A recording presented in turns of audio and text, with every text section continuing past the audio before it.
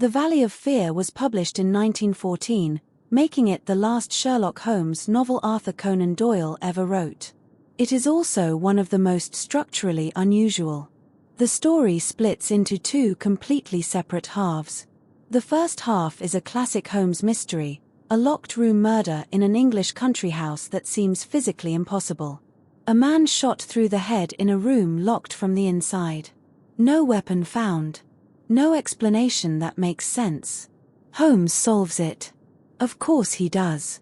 But the second half abandons England entirely and travels back decades, to the coalfields of Pennsylvania and a secret society called the Molly Maguires that ruled those valleys through fear and violence. The connection between a country house murder in England and a coal mining community in 1870s America is the heart of this story, and it is more surprising than almost anything else in the Holmes canon. This is also one of the few Holmes stories where Moriarty casts a shadow over everything, present but unseen, his influence felt in every scene without him ever appearing directly. Here is the complete original text. Part 1. The Tragedy of Birlstone. Chapter 1. The Warning. "I'm inclined to think," said I. "I should do so," Sherlock Holmes remarked impatiently. "I believe that I am one of the most long-suffering of mortals. But I'll admit that I was annoyed at the sardonic interruption. "Really, Holmes," said I severely, "you are a little trying at times." He was too much absorbed with his own thoughts to give any immediate answer to my remonstrance. He leaned upon his hand, with his untasted breakfast before him, and he stared at the slip of paper which he had just drawn from its envelope. Then he took the envelope itself, held it up to the light, and very carefully studied both the exterior and the flap. "It is Porlock's writing," said he thoughtfully. "I can hardly doubt that it is Porlock's writing, though I have seen it only twice before. The Greek E, with a peculiar top flourish, is distinctive. But if it is Porlock, then it must be something of the very first importance." He was speaking to himself rather than to me, but my vexation disappeared in the interest which the words awakened. "Who then is Porlock?" I asked. "Porlock, Watson, is a nom de plume, a mere identification mark, but behind it lies a shifty and evasive personality. In a former letter he frankly informed me that the name was not his own, and defied me ever to trace him among the teeming millions of this great city. Porlock is important, not for himself, but for the great man with whom he is in touch. Picture to yourself the pilot-fish with the shark, the jackal with the lion. Anything that is insignificant in companionship with that is formidable. Not only formidable, Watson, but sinister. In the highest degree sinister. That is where he comes within my purview. You have heard me speak of Professor Moriarty, the famous scientific criminal, as famous among crooks as— "My blushes, Watson," Holmes murmured in a deprecating voice. "I was about to say, as he is unknown to the public." "A touch, a distinct touch," cried Holmes. "You are developing a certain unexpected vein of porky humour, Watson, against which I must learn to guard myself. But in calling Moriarty a criminal you are uttering a libel in the eyes of the law, and there lie the glory and the wonder of it. The greatest schemer of all time, the organizer of every devilry, the controlling brain of the underworld, a brain which might have made or marred the destiny of nations. That's the man. But so aloof is he from general suspicion, so immune from criticism, so admirable in his management and self-effacement, that for those very words that you have uttered he could hale you to a court and emerge you with your heart's pension as a solatium for his wounded character. Is he not the celebrated author of The Dynamics of an Asteroid, a book which ascends to such rarefied heights of pure mathematics that it is said that there was no man in the scientific press capable of criticizing it? Is this a man to traduce? Foul-mouthed doctor and slandered professor? Such would be your respective roles. That's genius, Watson, But if I am spared by lesser men, our day will surely come." "May I be there to see!" I exclaimed devoutly. "But you were speaking of this man Porlock." "Ah, yes. The so-called Porlock is a link in the chain some little way from its great attachment. Porlock is not quite a sound link between ourselves. He is the only flaw in that chain so far as I have been able to test it." "But no chain is stronger than its weakest link." "Exactly, my dear Watson. Hence the extreme importance of Porlock."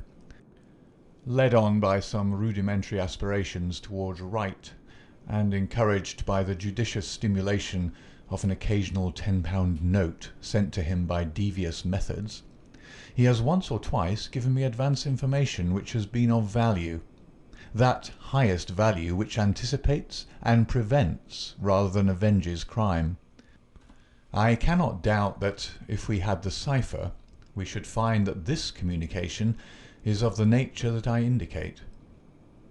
Again Holmes flattened out the paper upon his unused plate.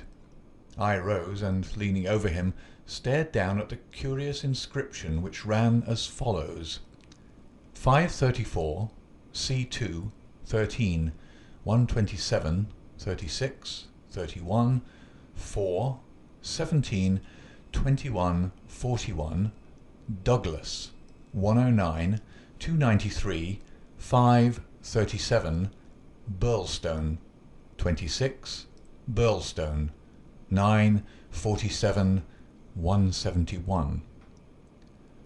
"What do you make of it, Holmes?" "It is obviously an attempt to convey secret information." "But what is the use of a cipher message without the cipher?" "In this instance, none at all." "Why do you say 'in this instance'?" "Because there are many ciphers which I would read as easily as I do the Apocrypha of the Agony column. Such crude devices amuse the intelligence without fatiguing it. But this is different. It is clearly a reference to the words in a page of some book. Until I am told which page and which book, I am powerless." "But why Douglas and Birlstone?" "Clearly because those are words which were not contained in the page in question." "Then why has he not indicated the book?" "Your native shrewdness, my dear Watson, that innate cunning which is the delight of your friends, would surely prevent you from enclosing cipher and message in the same envelope. Should it miscarry, you are undone. As it is, both have to go wrong before any harm comes from it. Our second post is now overdue, and I shall be surprised if it does not bring us either a further letter of explanation, or, as is more probable, the very volume to which these figures refer." Holmes's calculation was fulfilled within a very few minutes by the appearance of Billy the page, with the very letter which we were expecting. "The same writing," remarked Holmes, as he opened the envelope, "and actually signed," he added in an exultant voice as he unfolded the epistle. "Come, we are getting on, Watson." His brow clouded, however, as he glanced over the contents. "Dear me, this is very disappointing. I fear, Watson, that all our expectations come to nothing. I trust that the man Porlock will come to no harm. Dear Mr. Holmes," he says, "I will go no further in this matter. It is too dangerous. He suspects me. I can see that he suspects me. He came to me quite unexpectedly after I had actually addressed this envelope with the intention of sending you the key to the cipher. I was able to cover it up. If he had seen it, it would have gone hard with me, but I read suspicion in his eyes. Please burn the cipher message, which can now be of no use to you. Fred Porlock." Holmes sat for some little time, twisting this letter between his fingers and frowning as he stared into the fire. "After all," he said at last, "there may be nothing in it. It may be only his guilty conscience. Knowing himself to be a traitor, he may have read the accusation in the other's eyes." "The other being, I presume, Professor Moriarty?" "No less. When any of that party talk about 'he,' you know whom they mean. There is one predominant 'he' for all of them." "But what can he do?" That's a large question. When you have one of the first brains of Europe up against you, and all the powers of darkness at his back, there are infinite possibilities. Anyhow, friend Porlock is evidently scared out of his senses. Kindly compare the writing in the note to that upon its envelope, which was done, he tells us, before this ill-omened visit. The one is clear and firm, the other hardly legible. Why did he write it at all? Why did he not simply drop it? Because he feared I would make some inquiry after him in that case, and possibly bring trouble on him. No doubt, said I. Of course. I had picked up the original cipher message and was bending my brows over it. It's pretty maddening to think that an important secret may lie here on this slip of paper, and that it is beyond human power to penetrate it.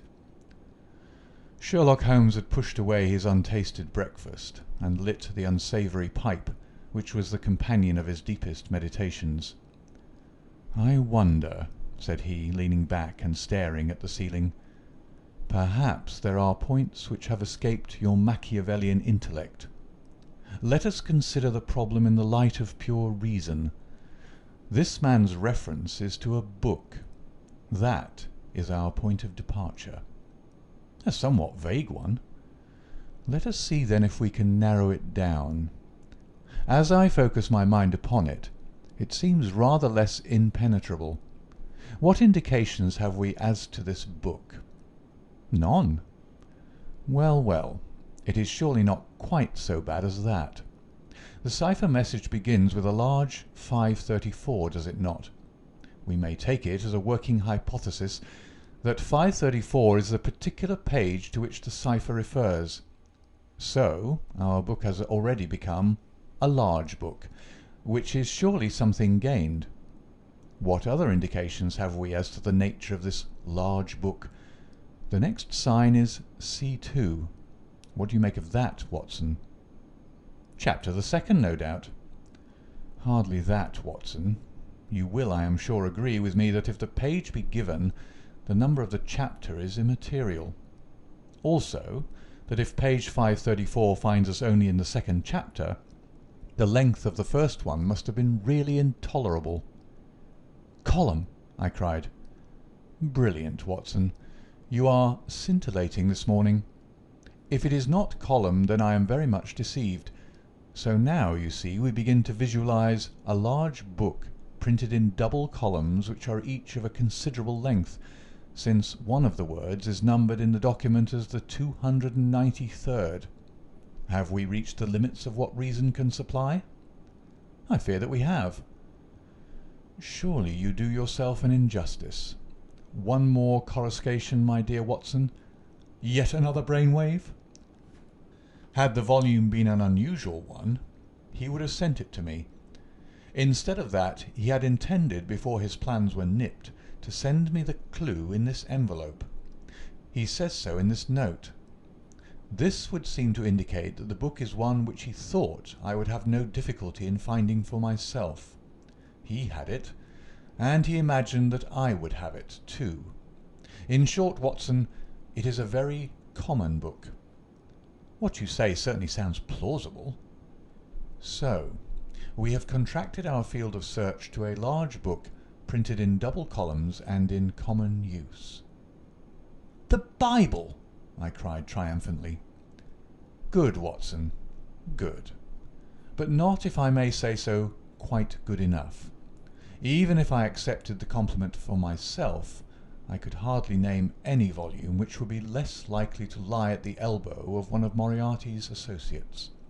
Besides, the editions of Holy Writ are so numerous that he could hardly suppose that two copies would have the same pagination. This is clearly a book which is standardized. He knows for certain that his page 534 will exactly agree with my page 534. But very few books would correspond with that. Exactly. Therein lies our salvation. Our search is narrowed down to standardized books which anyone may be supposed to possess. Bradshaw! There are difficulties, Watson. The vocabulary of Bradshaw is nervous and terse, but limited. The selection of words would hardly lend itself to the sending of general messages. We will eliminate Bradshaw. The dictionary is, I fear, inadmissible for the same reason. What, then, is left? An almanac. Excellent, Watson. I am very much mistaken if you have not touched the spot. An almanac. Let us consider the claims of Whitaker's almanac. It is in common use. It has the requisite number of pages. It is in double column. Though reserved in its earlier vocabulary, it becomes, if I remember right, quite garrulous towards the end. He picked the volume from his desk. Here is page 534, column 2, a substantial block of print dealing, I perceive, with the trade and resources of British India. Jot down the words, Watson. Number 13 is Mahratta. Not, I fear, a very auspicious beginning. Number 127 is government, which at least makes sense, though somewhat irrelevant to ourselves and Professor Moriarty. Now, let us try again. What does the Mahratta government do? Alas, the next word is pig's bristles. We are undone, my good Watson. It is finished. He had spoken in jesting vein, but the twitching of his bushy eyebrows bespoke his disappointment and irritation. I sat helpless and unhappy, staring into the fire. A long silence was broken by a sudden exclamation from Holmes, who dashed at a cupboard from which he emerged with a second yellow-covered volume in his hand. "We pay the price, Watson, for being too up-to-date," he cried. "We are before our time and suffer the usual penalties. Being the 7th of January, we have very properly laid in the new almanac. It is more than likely that Porlock took his message from the old one. No doubt he would have told us so had his letter of explanation been written. Now, let us see what page 534 has in store for us. Number 13 is there, which is much more promising. Number 127 is. There is. Holmes's eyes were gleaming with excitement, and his thin, nervous fingers twitched as he counted the words. Danger! Ha ha! Capital!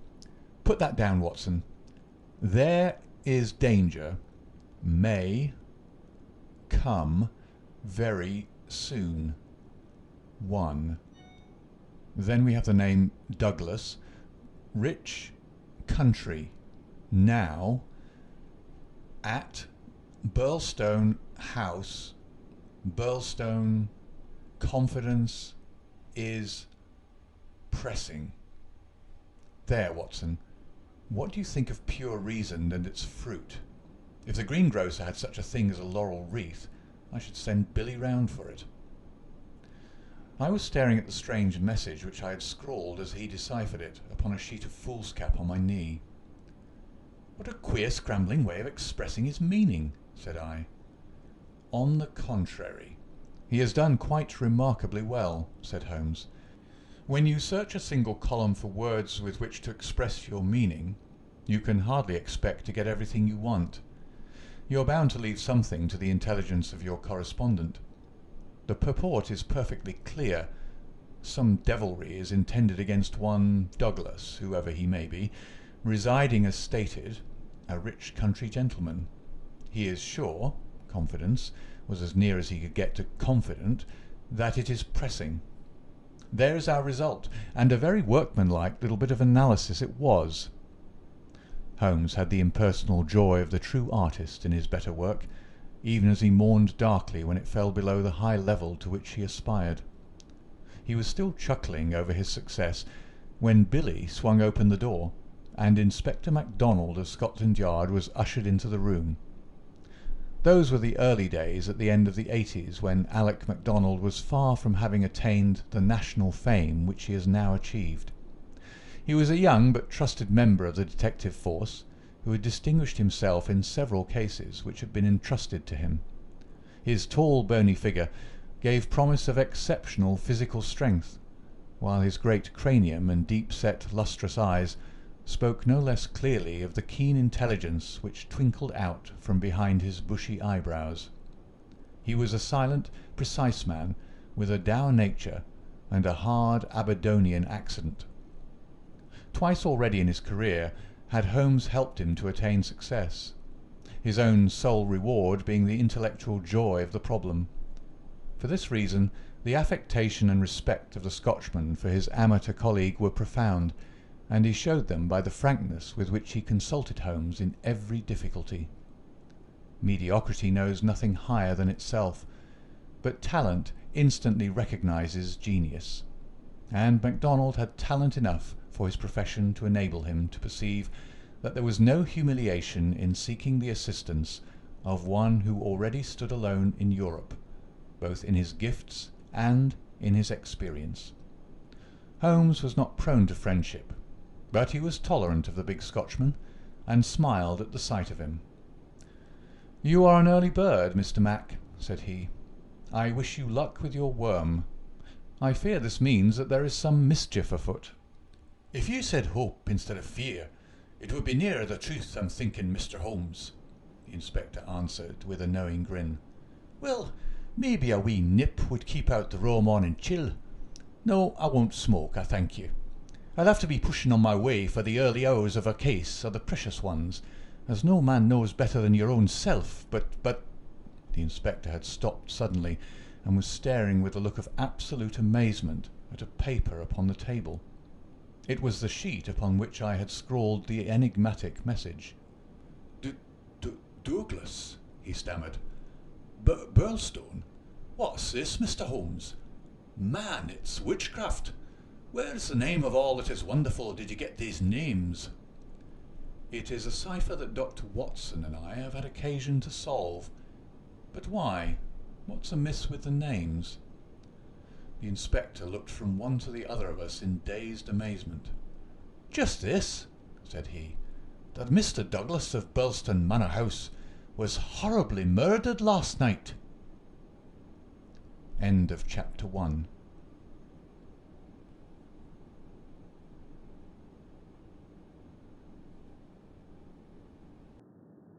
Next, Sherlock Holmes Discourses. The plot presses forward. Chapter 2. Sherlock Holmes Discourses. It was one of those dramatic moments for which my friend existed. It would be an overstatement to say that he was shocked or even excited by the amazing announcement. Without having a tinge of cruelty in his singular composition, he was undoubtedly callous from long overstimulation. Yet, if his emotions were dulled, his intellectual perceptions were exceedingly active. There was no trace, then, of the horror which I had myself felt at this curt declaration, but his face showed rather the quiet and interested composure of the chemist who sees the crystals falling into position from his oversaturated solution. "Remarkable," said he. "Remarkable. You don't seem surprised." "Interested, Mr. Mac, but hardly surprised. Why should I be surprised? I receive an anonymous communication from a quarter which I know to be important, warning me that danger threatens a certain person. Within an hour I learn that this danger has actually materialized, and that the person is dead. I am interested, but as you observe, I am not surprised." In a few short sentences he explained to the inspector the facts about the letter and the cipher. MacDonald sat with his chin on his hands, and his great sandy eyebrows bunched into a yellow tangle. "I was going down to Birlstone this morning," said he. "I'd come to ask you if you cared to come with me, you and your friend here, but from what you say, we might perhaps be doing better work in London." "I rather think not," said Holmes. "Hang it all, Mr. Holmes," cried the inspector. "The papers will be full of the Birlstone mystery in a day or two, but where's the mystery if there's a man in London who prophesied the crime before ever it occurred? We've only to lay our hands on that man, and the rest will follow." "No doubt, Mr. Mac, but how do you propose to lay your hands on the so-called Porlock?" MacDonald turned over the letter which Holmes had handed him. "Posted in Camberwell. That doesn't help us much. Name, you say, is assumed. Not much to go on, certainly. Didn't you say that you sent him money?" "Twice." "And how?" In notes to Camberwell Post Office. Did you ever trouble to see who called for them? No. The inspector looked surprised and a little shocked. Why not? Because I always keep faith. I had promised when he first wrote that I would not try to trace him. You think there's someone behind him? I know there is. This professor that I've heard you mention? Exactly. Inspector MacDonald smiled, and his eyelid quivered as he glanced towards me. I won't conceal from you, Mr. Holmes, that we think in the CID that you have a wee bit of a bee in your bonnet over this professor. I made some inquiries myself about the matter. He seems to be a very respectable, learned and talented sort of man. I'm glad you've got so far as to recognise the talent. Man, you can't but recognise it after I heard your view. I made it my business to see him. I had a chat with him on eclipses. How the talk got that way I canna think, but he had out a reflector lantern and a globe, and he made it all clear in a minute. He lent me a book, but I don't mind saying that it was a bit above my head, though I had a good Aberdeen upbringing. He'd have made a grand minister with his thin face and grey hair and solemn-like way of talking. When he put his hand on my shoulder, as we were parting, it was like a father's blessing before you go out into the cold, cruel world. Holmes chuckled and rubbed his hands. "Great," he said. "Great.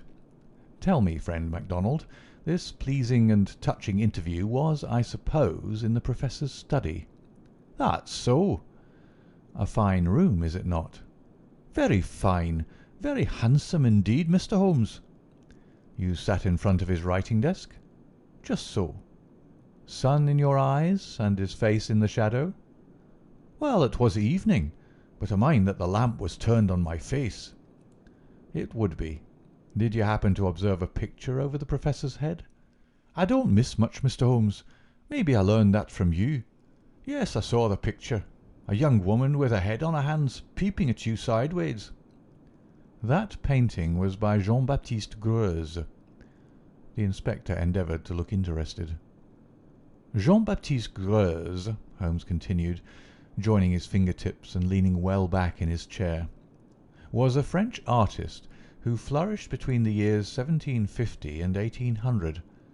I allude, of course, to his working career. Modern criticism has more than endorsed the high opinion formed of him by his contemporaries." The inspector's eyes grew abstracted. "Hadn't we better—" he said. "We are doing so," Holmes interrupted. "All that I'm saying has a very direct and vital bearing upon what you have called the Birlstone mystery. In fact, it may in a sense be called the very centre of it." MacDonald smiled feebly and looked appealingly to me. "Your thoughts move a bit too quick for me, Mr. Holmes. You leave out a link or two, and I can't get over the gap. What in the whole wide world can be the connection between this dead painting man and the affair at Birlstone?" "All knowledge comes useful to the detective," remarked Holmes.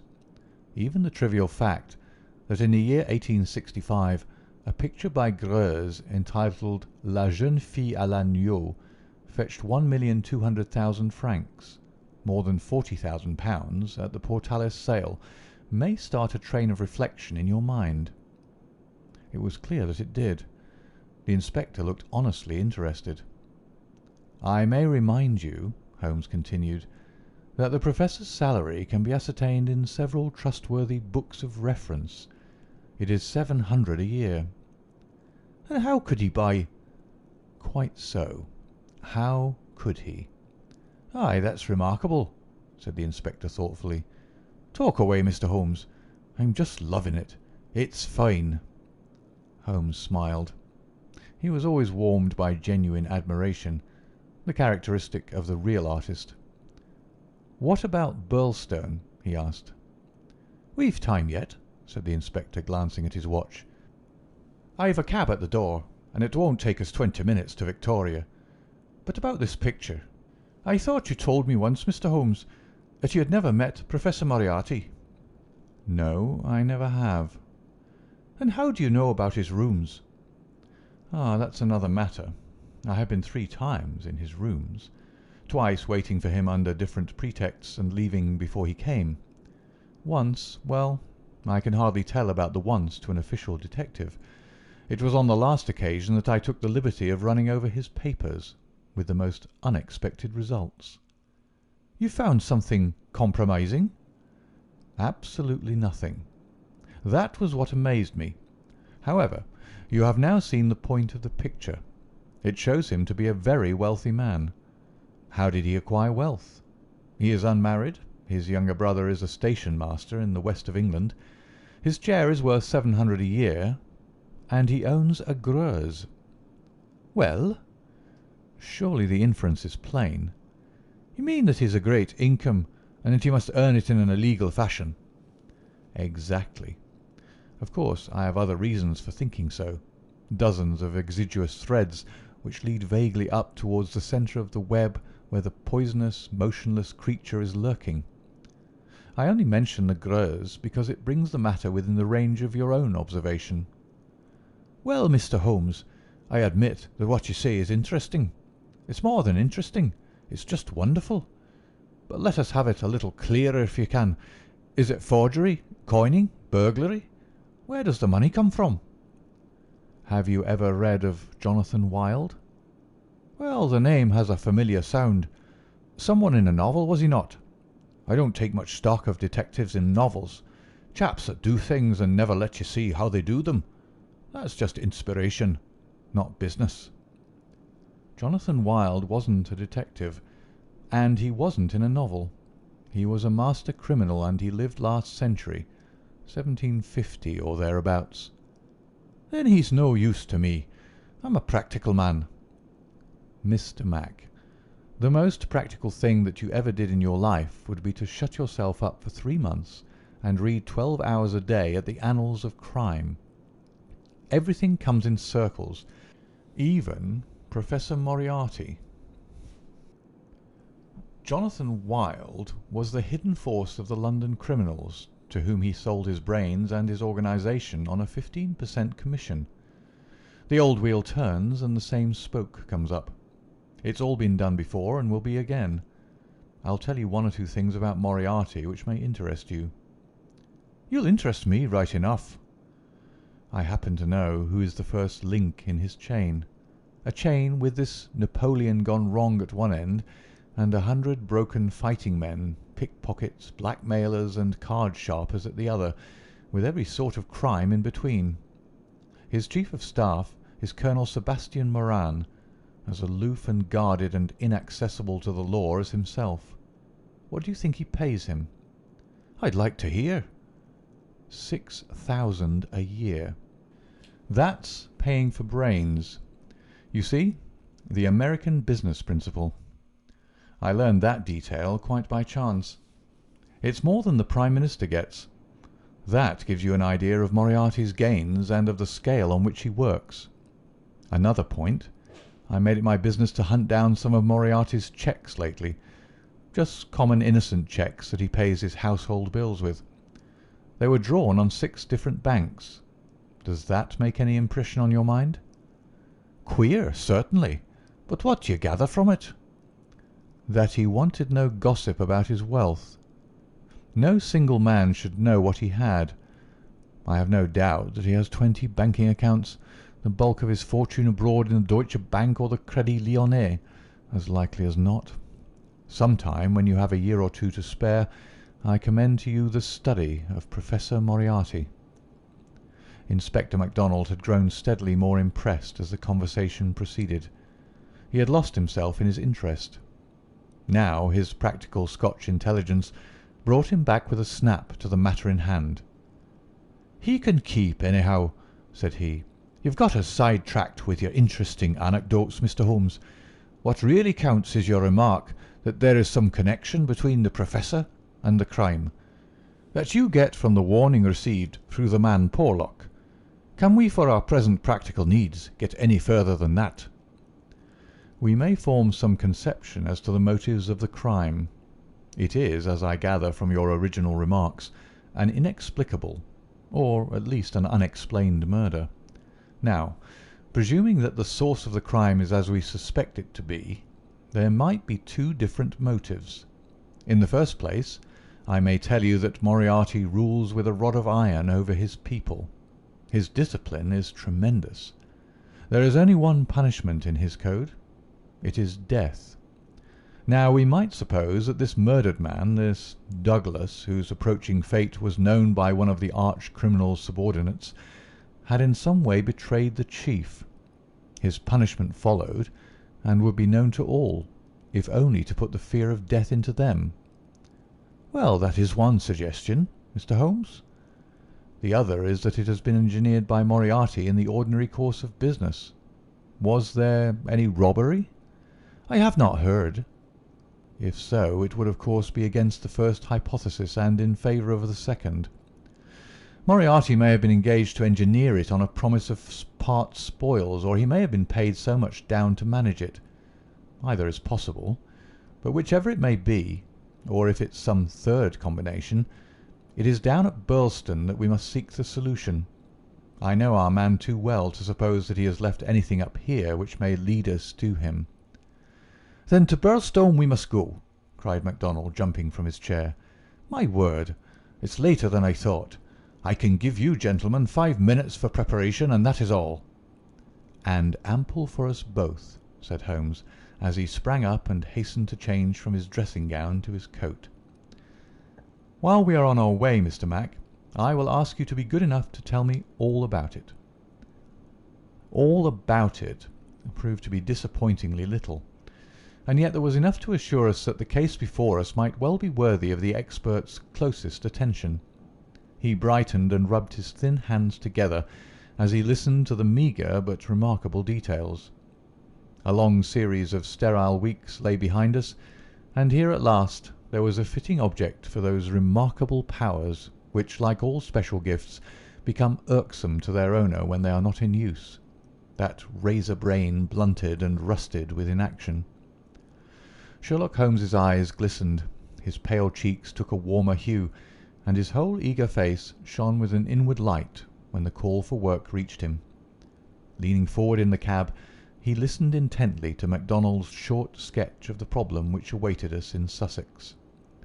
The inspector was himself dependent, as he explained to us, upon a scribbled account forwarded to him by the milk train in the early hours of the morning. White Mason, the local officer, was a personal friend, and hence MacDonald had been notified much more promptly than is usual at Scotland Yard when provincials need their assistance. It is a very cold scent upon which the metropolitan expert is generally asked to run. "Dear Inspector MacDonald," said the letter which he read to us, "official requisition for your services is in separate envelope. This is for your private eye. Wire me what train in the morning you can get for Birlstone, and I will meet it, or have it met if I am too occupied. This case is a snorter. Don't waste a moment in getting started. If you can bring Mr. Holmes, please do so, for he will find something after his own heart. We would think the whole had been fixed up for theatrical effect if there wasn't a dead man in the middle of it. My word, it is a snorter." "Your friend seems to be no fool," remarked Holmes. "No, sir. White Mason is a very live man, if I'm any judge." "Well, have you anything more?" "Only that he'll give us every detail when we meet." "Then how did you get at Mr. Douglas and the fact that he had been horribly murdered?" "That was in the enclosed official report. It didn't say horrible. That's not a recognised official term. It gave the name John Douglas. It mentioned that his injuries had been in the head from the discharge of a shotgun. It also mentioned the hour of the alarm, which was close on to midnight last night. It added that the case was undoubtedly one of murder, but that no arrest had been made, and that the case was one which presented some very perplexing and extraordinary features. That's absolutely all we have at present, Mr. Holmes." "Then, with your permission, we will leave it at that, Mr. Mac." The temptation to form premature theories upon insufficient data is the bane of our profession. I can see only two things for certain at present: a great brain in London and a dead man in Sussex. It's the chain between that we are going to trace. End of chapter 2.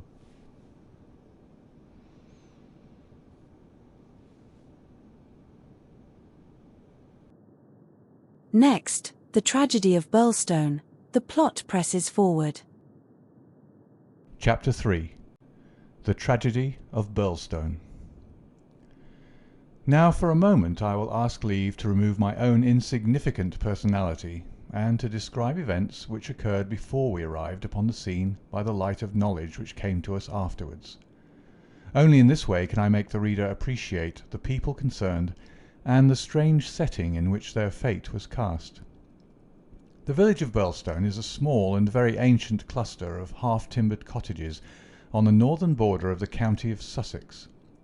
For centuries it had remained unchanged, but within the last few years its picturesque appearance and situation have attracted a number of well-to-do residents whose villas peep out from the woods around.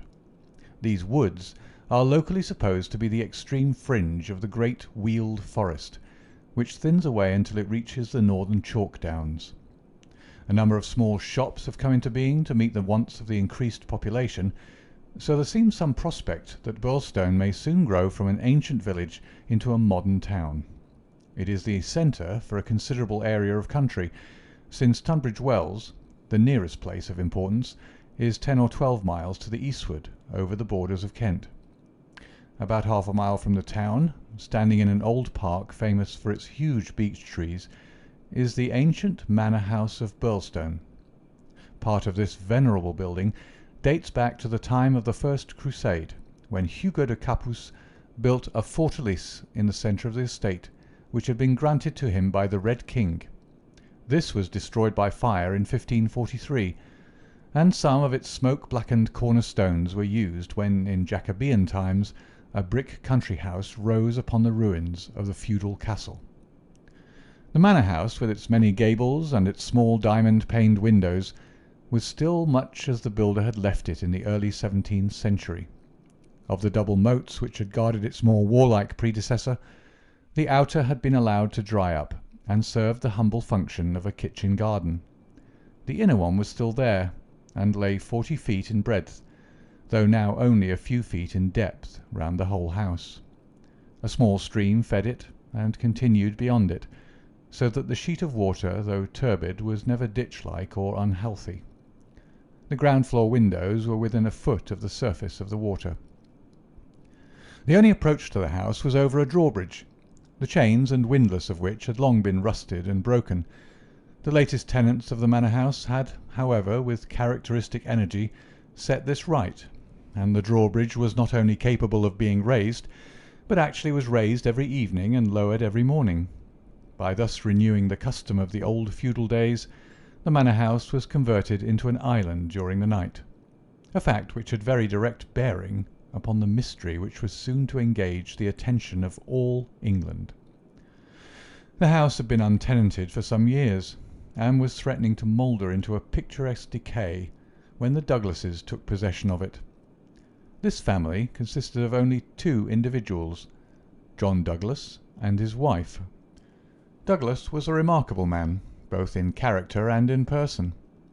In age he may have been about 50, with a strong-jawed, rugged face, a grizzling moustache, peculiarly keen grey eyes, and a wiry, vigorous figure which had lost nothing of the strength and activity of youth.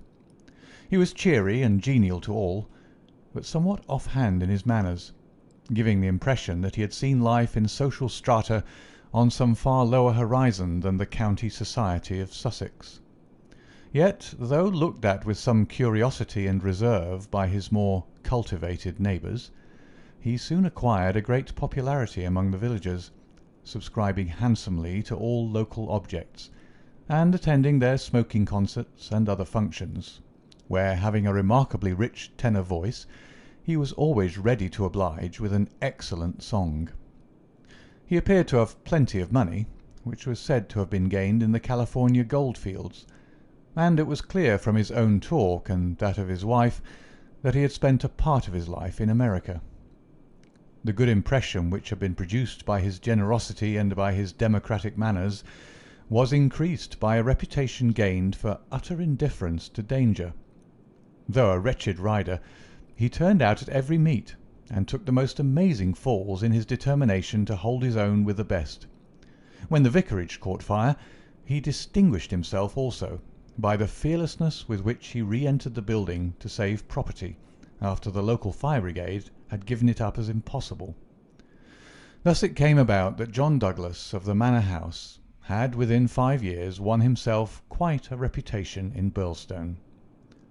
His wife, too, was popular with those who had made her acquaintance, though after the English fashion, the callers upon a stranger who settled in the county without introductions were few and far between.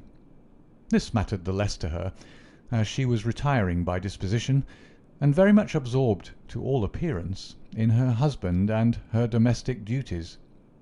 It was known that she was an English lady who had met Mr. Douglas in London, he being at the time a widower. She was a beautiful woman, tall, dark, and slender, some 20 years younger than her husband, a disparity which seemed in no wise to mar the contentment of their family life. It was remarked sometimes, however, by those who knew them best, that the confidence between the two did not appear to be complete, since the wife was either very reticent about her husband's past life, or else, as seemed more likely, was imperfectly informed about it.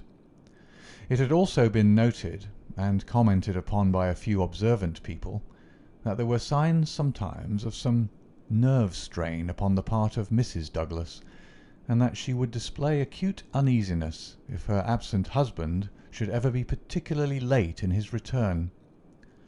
On a quiet countryside where all gossip is welcome, this weakness of the lady of the manor house did not pass without remark, and it bulked large upon people's memory when the events arose which gave it a very special significance. There was yet another individual whose residence under that roof was, it is true, only an intermittent one, but whose presence at the time of the strange happenings which will now be narrated brought his name prominently before the public. This was Cecil James Barker of Hales Lodge, Hampstead. Cecil Barker's tall, loose-jointed figure was a familiar one in the main street of Birlstone village, for he was a frequent and welcome visitor at the manor house. He was the more noticed as being the only friend of the past unknown life of Mr. Douglas, who was ever seen in his new English surroundings. Barker was himself an undoubted Englishman, but by his remarks it was clear that he had first known Douglas in America, and had there lived on intimate terms with him. He appeared to be a man of considerable wealth, and was reputed to be a bachelor. In age he was rather younger than Douglas, 45 at the most, a tall, straight, broad-chested fellow with a clean-shaved, prize-fighter face, thick, strong, black eyebrows, and a pair of masterful black eyes, which might, even without the aid of his very capable hands, clear a way for him through a hostile crowd. He neither rode nor shot, but spent his days in wandering around the old village with his pipe in his mouth, or in driving with his host, or in his absence with his hostess, over the beautiful countryside. "An easy-going, free-handed gentleman," said Ames the butler, "but my word, I had rather not be the man that crossed him." He was cordial and intimate with Douglas, and he was no less friendly with his wife, a friendship which more than once seemed to cause some irritation to the husband, so that even the servants were able to perceive his annoyance. Such was the third person, who was one of the family when the catastrophe occurred. As to the other denizens of the old building, it will suffice, out of a large household, to mention the prim, respectable, and capable Ames, and Mrs. Allen, a buxom and cheerful person, who relieved the lady of some of her household cares. The other 6 servants in the house bear no relation to the events of the night of January 6th. It was at 11:45 that the first alarm reached the small local police station, in charge of Sergeant Wilson of the Sussex Constabulary. Cecil Barker, much excited, had rushed up to the door and pealed furiously upon the bell. A terrible tragedy had occurred at the manor house, and John Douglas had been murdered. That was the breathless burden of his message. He had hurried back to the house, followed within a few minutes by the police sergeant, who arrived at the scene of the crime a little after 12 o'clock, after taking prompt steps to warn the county authorities that something serious was afoot. On reaching the manor house, the sergeant had found the drawbridge down, the windows lighted up, and the whole household in a state of wild confusion and alarm. The white-faced servants were huddling together in the hall, with the frightened butler wringing his hands in the doorway. Only Cecil Barker seemed to be master of himself and his emotions. He had opened the door which was nearest to the entrance, and he had beckoned to the sergeant to follow him. At that moment there arrived Dr. Wood, a brisk and capable general practitioner from the village. The three men entered the fatal room together, while the horror-stricken butler followed at their heels, closing the door behind him to shut out the terrible scene from the maidservants. The dead man lay on his back, sprawling with outstretched limbs in the centre of the room. He was clad only in a pink dressing-gown which covered his night-clothes. There were carpet slippers on his bare feet. The doctor knelt beside him and held down the hand-lamp which had stood on the table. One glance at the victim was enough to show the healer that his presence could be dispensed with. The man had been horribly injured. Lying across his chest was a curious weapon, a shotgun with the barrel sawed off a foot in front of the triggers. It was clear that this had been fired at close range, and that he had received the whole charge in the face, blowing his head almost to pieces. The triggers had been wired together so as to make the simultaneous discharge more destructive. The country policemen were unnerved and troubled by the tremendous responsibility which had come so suddenly upon them. "We will touch nothing until my superiors arrive," he said in a hushed voice, staring in horror at the dreadful head. "Nothing has been touched up to now," said Cecil Barker. "I'll answer for that. You see it all exactly as I found it." "When was that?" The sergeant had drawn out his notebook. "It was just 11:30.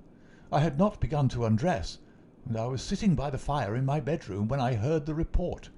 It was not very loud. It seemed to be muffled. I rushed down. I don't suppose it was 30 seconds before I was in the room." "Was the door open?" "Yes, it was open. Poor Douglas was lying as you see him. His bedroom candle was burning on the table. It was I who lit the lamp some minutes afterward." "Did you see no one?" "No, I heard Mrs. Douglas coming down the stair behind me, and I rushed out to prevent her from seeing this dreadful sight. Mrs. Allen, the housekeeper, came and took her away. Ames had arrived, and we ran back into the room once more." "But surely I've heard that the drawbridge is kept up all night." "Yes, it was up until I lowered it." "Then how could any murderer have got away? It is out of the question. Mr. Douglas must have shot himself."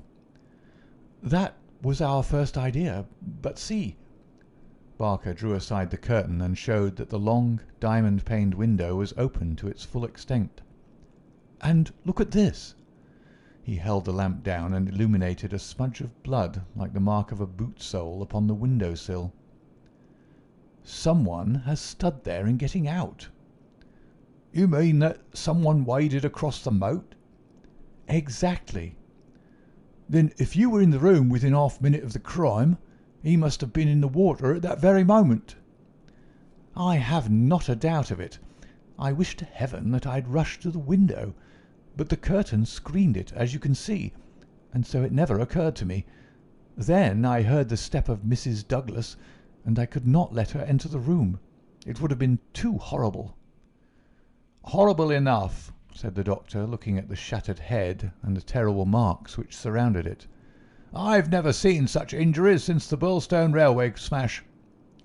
"But I say," remarked the police sergeant, whose slow, bucolic common sense was still pondering the open window, "it's all very well you saying that a man escaped by wading this moat, but why I ask you is, how did he ever get into the house at all if the bridge was up?" "Ah, that's the question," said Barker. "At what o'clock was it raised?" "It was nearly 6 o'clock," said Ames, the butler. "I've heard," said the sergeant, "that it was usually raised at sunset. That would be near 4:30 than 6 at this time of year." "Mrs. Douglas had visitors to tea," said Ames. "I couldn't raise it until they went. Then I wound it up myself." "Then it comes to this," said the sergeant. "If anyone came from outside, if they did, they must have got in across the bridge before 6 and been in the hiding ever since, until Mr. Douglas came into the room after 11. "That is so. Mr. Douglas went round the house every night, the last thing before he turned in to see that the lights were right. That brought him in here. The man was waiting and shot him. Then he got away through the window and left his gun behind him. That's how I read it, for nothing else will fit the facts." The sergeant picked up a card which lay beside the dead man on the floor. The initials V.V. and under them the number 341 were rudely scrawled in ink upon it. "What's this?" he asked, holding it up. Barker looked at it with curiosity. "I never noticed it before," he said. "The murderer must have left it behind him." "V.V. 341. I can make no sense of that." The sergeant kept turning it over in his big fingers. "What's V.V.? Somebody's initials, maybe. What have you got there, Dr. Wood?" It was a good-sized hammer which had been lying on the rug in front of the fireplace, a substantial workmanlike hammer. Cecil Barker pointed to a box of brass-headed nails upon the mantelpiece. "Mr. Douglas was altering the pictures yesterday," he said. "I saw him myself, standing upon that chair and fixing the big picture above it. That accounts for the hammer." "We'd best put it back on the rug where we found it," said the sergeant, scratching his puzzled head in his perplexity. "You'll want the best brains in the force to get to the bottom of this thing. It'll be a London job before it's finished." He raised the hand lamp and walked slowly round the room. "Hello," he cried excitedly, drawing the window curtain to one side. "What o'clock were these curtains drawn?"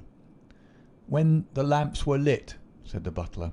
"It will be shortly after 4. "Someone had been hiding here, sure enough." He held down the light, and the marks of muddy boots were very visible in the corner. "I'm bound to say this bears out your theory, Mr. Barker. It looks as if the man got into the house after 4 when the curtains were drawn, and before 6 when the bridge was raised. He slipped into his room because it was the first that he saw. There was no other place where he could hide, so he popped in behind this curtain. That all seems clear enough. It is likely that his main idea was to burgle the house, but Mr. Douglas chanced to come upon him, so he murdered him and escaped." "That's how I read it," said Barker. "But I say, aren't we wasting precious time? Couldn't we start out and scout the country before the fellow gets away?" The sergeant considered for a moment. "There are no trains before 6 in the morning, so he can't get away by rail. If he goes by road with his legs all dripping, it's odds that someone will notice him. Anyhow, I can't leave here myself until I'm relieved, but I think none of you should go until we see more clearly how we all stand." The doctor had taken the lamp and was narrowly scrutinizing the body. "What's this mark?" he asked. "Could this have any connection with the crime?" The dead man's right arm was thrust out from his dressing gown and exposed as high as the elbow. About halfway up the forearm was a curious brown design, a triangle inside a circle, standing out in vivid relief upon the lard-coloured skin. "It's not tattooed," said the doctor, peering through his glasses. "I never saw anything like it. The man has been branded at some time, as they brand cattle. What is the meaning of this?" "I don't profess to know the meaning of it," said Cecil Barker, "but I have seen the mark on Douglas many times this last 10 years. "And so have I," said the butler. "Many a time when the master has rolled up his sleeves, I have noticed that very mark. I've often wondered what it could be." "Then it has nothing to do with the crime anyhow," said the sergeant. "But it's a rum thing all the same. Everything about this case is rum. Well, what is it now?" The butler had given an exclamation of astonishment and was pointing at the dead man's outstretched hand. "They've taken his wedding ring," he gasped. "What?" "Yes, indeed. Master always wore his plain gold wedding ring on the little finger of his left hand. That ring with the sword nugget on it was above it, and a twisted snake ring on the third finger. There's the nugget and there's the snake, but the wedding ring is gone." "He's right," said Barker. "Do you tell me," said the sergeant, "that the wedding ring was below the other?" "Always." "Then the murderer, or whoever it was, first took off this ring you call the nugget ring, then the wedding ring, and afterwards put the nugget ring back again." "That is so." The worthy country policeman shook his head. "Seems to me the sooner we get London onto this case, the better," said he. "White Mason is a smart man. No local job has ever been too much for White Mason. It won't be long now before he's here to help us. But I expect we'll have to look to London before we're through. Anyhow, I'm not ashamed to say that it's a deal too thick for the likes of me." End of chapter 3.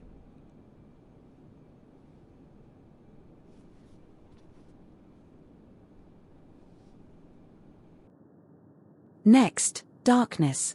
The plot presses forward. Chapter 4. Darkness. At 3 in the morning, the chief Sussex detective, obeying the urgent call from Sergeant Wilson of Birlstone, arrived from headquarters in a light dog-cart behind a breathless trotter. By the 5:40 train in the morning, he had sent his message to Scotland Yard, and he was at the Birlstone station at 12 o'clock to welcome us. White Mason was a quiet, comfortable-looking person in a loose tweed suit, with a clean-shaved, ruddy face, a stoutish body, and powerful bandy legs, adorned with gaiters, looking like a small farmer, a retired gamekeeper, or anything upon earth except a very favourable specimen of the provincial criminal officer. "A real downright snorter, Mr. MacDonald," he kept repeating. "We'll have the pressmen down like flies when they understand it. I'm hoping we will get our work done before they get poking their noses into it and messing up all the trails. There's been nothing like this that I can remember. There are some bits that will come home to you, Mr. Holmes, or I'm mistaken. And you also, Dr. Watson, for the medicos will have a word to say before we finish. Your room is at the Westville Arms. There's no other place, but I hear that it is clean and good. The man will carry your bags. This way, gentlemen, if you please." He was a very bustling and genial person, this Sussex detective. In 10 minutes we had all found our quarters. In 10 more we were seated in the parlour of the inn, and being treated to a rapid sketch of those events which have been outlined in the previous chapter. MacDonald made an occasional note, while Holmes sat absorbed with the expression of surprised and reverent admiration with which the botanist surveys the rare and precious bloom. "Remarkable," he said, when the story was unfolded. "Most remarkable. I can hardly recall any case where the features have been more peculiar." "I thought you would say so, Mr. Holmes," said White Mason in great delight. "We're well up with the times in Sussex. I've told you now how matters were up to the time when I took over from Sergeant Wilson between 3 and 4 this morning. My word, I made the old mare go, but I need not have been in such a hurry as it turned out, for there was nothing immediate that I could do. Sergeant Wilson had all the facts. I checked them and considered them, and maybe added a few of my own." "What were they?" asked Holmes eagerly. "Well, I first had the hammer examined, and there was Dr. Wood there to help me. We found no signs of violence upon it. I was hoping that if Mr. Douglas defended himself with the hammer, he might have left his mark upon the murderer before he dropped it on the mat. But there was no stain." "That, of course, proves nothing at all," remarked Inspector MacDonald. "There has been many a hammer murder, and no trace on the hammer." "Quite so. It doesn't prove it wasn't used. But there might have been stains, and that would have helped us. As a matter of fact, there were none. Then I examined the gun. They were buckshot cartridges, and, as Sergeant Wilson pointed out, the triggers were wired together so that if you pulled on the hinder one, both barrels were discharged. Whoever fixed that up had made up his mind that he was going to take no chances of missing his man. The sword gun was not more than 2 feet long. One could carry it easily under one's coat. There was no complete maker's name, but the printed letters P-E-N were on the fluting between the barrels, and the rest of the name had been cut off by the saw. A big P with a flourish above it, E and N smaller? Asked Holmes. Exactly. Pennsylvania Small Arms Company, well-known American firm, said Holmes. White Mason gazed at my friend as the little village practitioner looks at the Harley Street specialist, who by a word can solve the difficulties that perplex him. That is very helpful, Mr. Holmes. No doubt you're right. Wonderful, wonderful. Do you carry the names of all the gunmakers in the world in your memory? Holmes dismissed the subject with a wave. No doubt it is an American shotgun, White Mason continued. I seem to have read that a sawed-off shotgun is a weapon used in some parts of America. Apart from the name upon the barrel, the idea had occurred to me. There is some evidence, then, that this man who entered the house and killed its master was an American. MacDonald shook his head. Man, you're surely travelling over fast, said he. I've heard no evidence yet that any stranger was ever in the house at all. The open window, the blood on the sill, the queer card, the marks of boots in the corner, the gun. Nothing there that could have been arranged. Mr. Douglas was an American who had lived long in America. So had Mr. Barker. You don't need to import an American from outside in order to account for American doings. Ames, the butler. What about him? Is he reliable? 10 years with Sir Charles Chandos, as solid as a rock. He's been with Douglas ever since he took the manor house 5 years ago. He's never seen a gun of this sort in the house. The gun was made to conceal. That's why the barrels were sawed. It would fit into any box. How could he swear there was no such gun in the house? Well, anyhow, he had never seen one. MacDonald shook his obstinate Scotch head. I'm not convinced yet that there was ever anyone in the house, said he. I'm asking you to consider. His accent became more Aberdonian as he lost himself in his argument. I'm asking you to consider what it involves if you suppose that his gun is ever brought into the house, and that all these strange things were done by a person from outside. Oh, man, it's just inconceivable. It's clean against common sense. I put it to you, Mr. Holmes, judging it by what we've heard. Well, state your case, Mr. Mac, said Holmes in his most judicial style.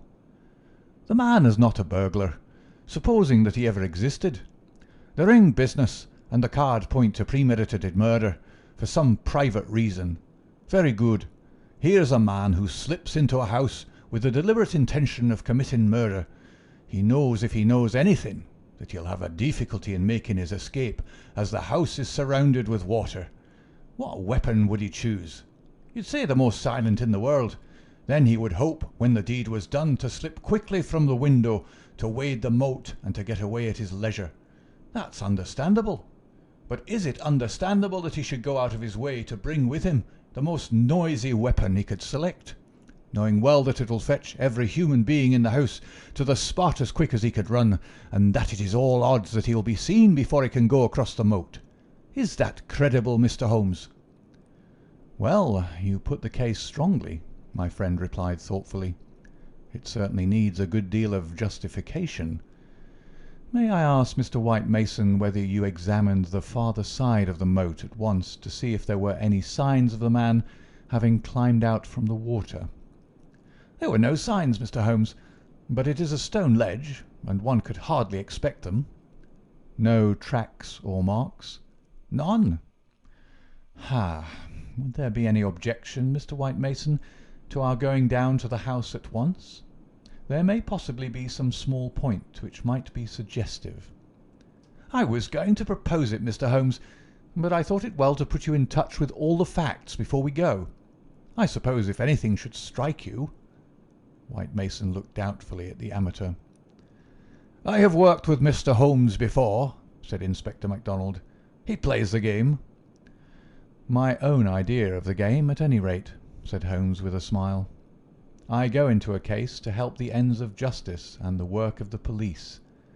If I've ever separated myself from the official force, it is because they have first separated themselves from me. I have no wish ever to score at their expense.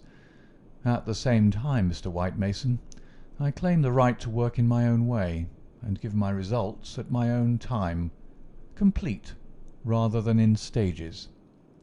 I'm sure we are honoured by your presence, and to show you all we know, said White Mason cordially. Come along, Dr. Watson, and when the time comes we'll all hope for a place in your book. We walked down the quaint village street, with a row of pollarded elms on each side of it. Just beyond were two ancient stone pillars, weather-stained and lichen-blotched, bearing upon their summits a shapeless something which had once been the rampant lion of Capus of Birlstone. A short walk along the winding drive, with such sward and oaks around it as one only sees in rural England, then a sudden turn, and the long, low Jacobean house of dingy, liver-coloured brick lay before us, with an old-fashioned garden of cut yews on each side of it. As we approached it, there was the wooden drawbridge, and the beautiful broad moat, as still and luminous as quicksilver in the cold winter sunshine. 3 centuries had flowed past the old manor house, centuries of births and of homecomings, of country dances and of the meetings of fox hunters. Strange that now in its old age this dark business should have cast its shadow upon the venerable walls. And yet those strange peaked roofs and quaint overhung gables were a fitting covering to grim and terrible intrigue. As I looked at the deep-set windows, and the long sweep of the dull-coloured water-lapped front, I felt that no more fitting scene could be set for such a tragedy. "That's the window," said White Mason. "That one on the immediate right of the drawbridge. It's open just as it was found last night." "It looks rather narrow for a man to pass." "Well, it wasn't a fat man, anyhow. We don't need your deductions, Mr. Holmes, to tell us that. But you or I could squeeze through all right." Holmes walked to the edge of the moat and looked across. Then he examined the stone ledge and the grass border beyond it. "I've had a good look, Mr. Holmes," said White Mason. "There's nothing there, no sign that anyone has landed. But why should he leave any sign?" "Exactly. Why should he? Is the water always turbid?" "Generally about this colour. The stream brings down the clay." "How deep is it?" "About 2 feet at each side and 3 in the middle." "So we can put aside all idea of the man having been drowned in crossing." "No, a child could not be drowned in it." We walked across the drawbridge, and were admitted by a quaint, gnarled, dried-up person who was the butler Ames. The poor old fellow was white and quivering from the shock. The village sergeant, a tall, formal, melancholy man, still held his vigil in the room of fate. The doctor had departed. "Anything fresh, Sergeant Wilson?" asked White Mason. "No, sir." "Then you can go home. You've had enough. We can send for you if we want you. The butler had better wait outside. Tell him to warn Mr. Cecil Barker, Mrs. Douglas, and the housekeeper that we may want a word with them presently. Now, gentlemen, perhaps you'll allow me to give you the views I've formed first, and then you'll be able to arrive at your own." He impressed me, this country specialist. He had a solid grip of fact and a cool, clear, common-sense brain, which should take him some way in his profession. Holmes listened to him intently, with no sign of that impatience which the official exponent too often produced. "Is it suicide or is it murder? That's our first question, gentlemen, is it not? If it was suicide, then we have to believe that this man began by taking off his wedding ring and concealing it, that he then came down here in his dressing gown, trampled mud into a corner behind the curtain in order to give the idea someone had waited for him, opened the window, put blood on the—" "We can surely dismiss that," said MacDonald. "So I think. Suicide is out of the question. Then a murder has been done. What we have to determine is whether it was done by someone outside or inside the house." "Well, let's hear the argument." "There are considerable difficulties both ways, and yet one or the other it must be. We will suppose first that some person or persons inside the house did the crime. They got this man down here at a time when everything was still, and yet no one was asleep. They then did the deed with the queerest and noisiest weapon in the world, so as to tell everyone what had happened. A weapon that was never seen in the house before. That does not seem a very likely start, does it? No, it does not. Well then, everyone is agreed that after the alarm was given, only a minute at the most had passed before the whole household, not Mr. Cecil Barker alone, though he claims to have been the first, but Ames and all of them were on the spot. You tell me that in that time the guilty person managed to make footmarks in the corner, open the window, mark the sill with blood, taking the wedding ring off the dead man's finger, and all the rest of it. It's impossible. You put it very clearly, said Holmes. I am inclined to agree with you. Well then, we're driven back to the theory that it was done by someone from outside.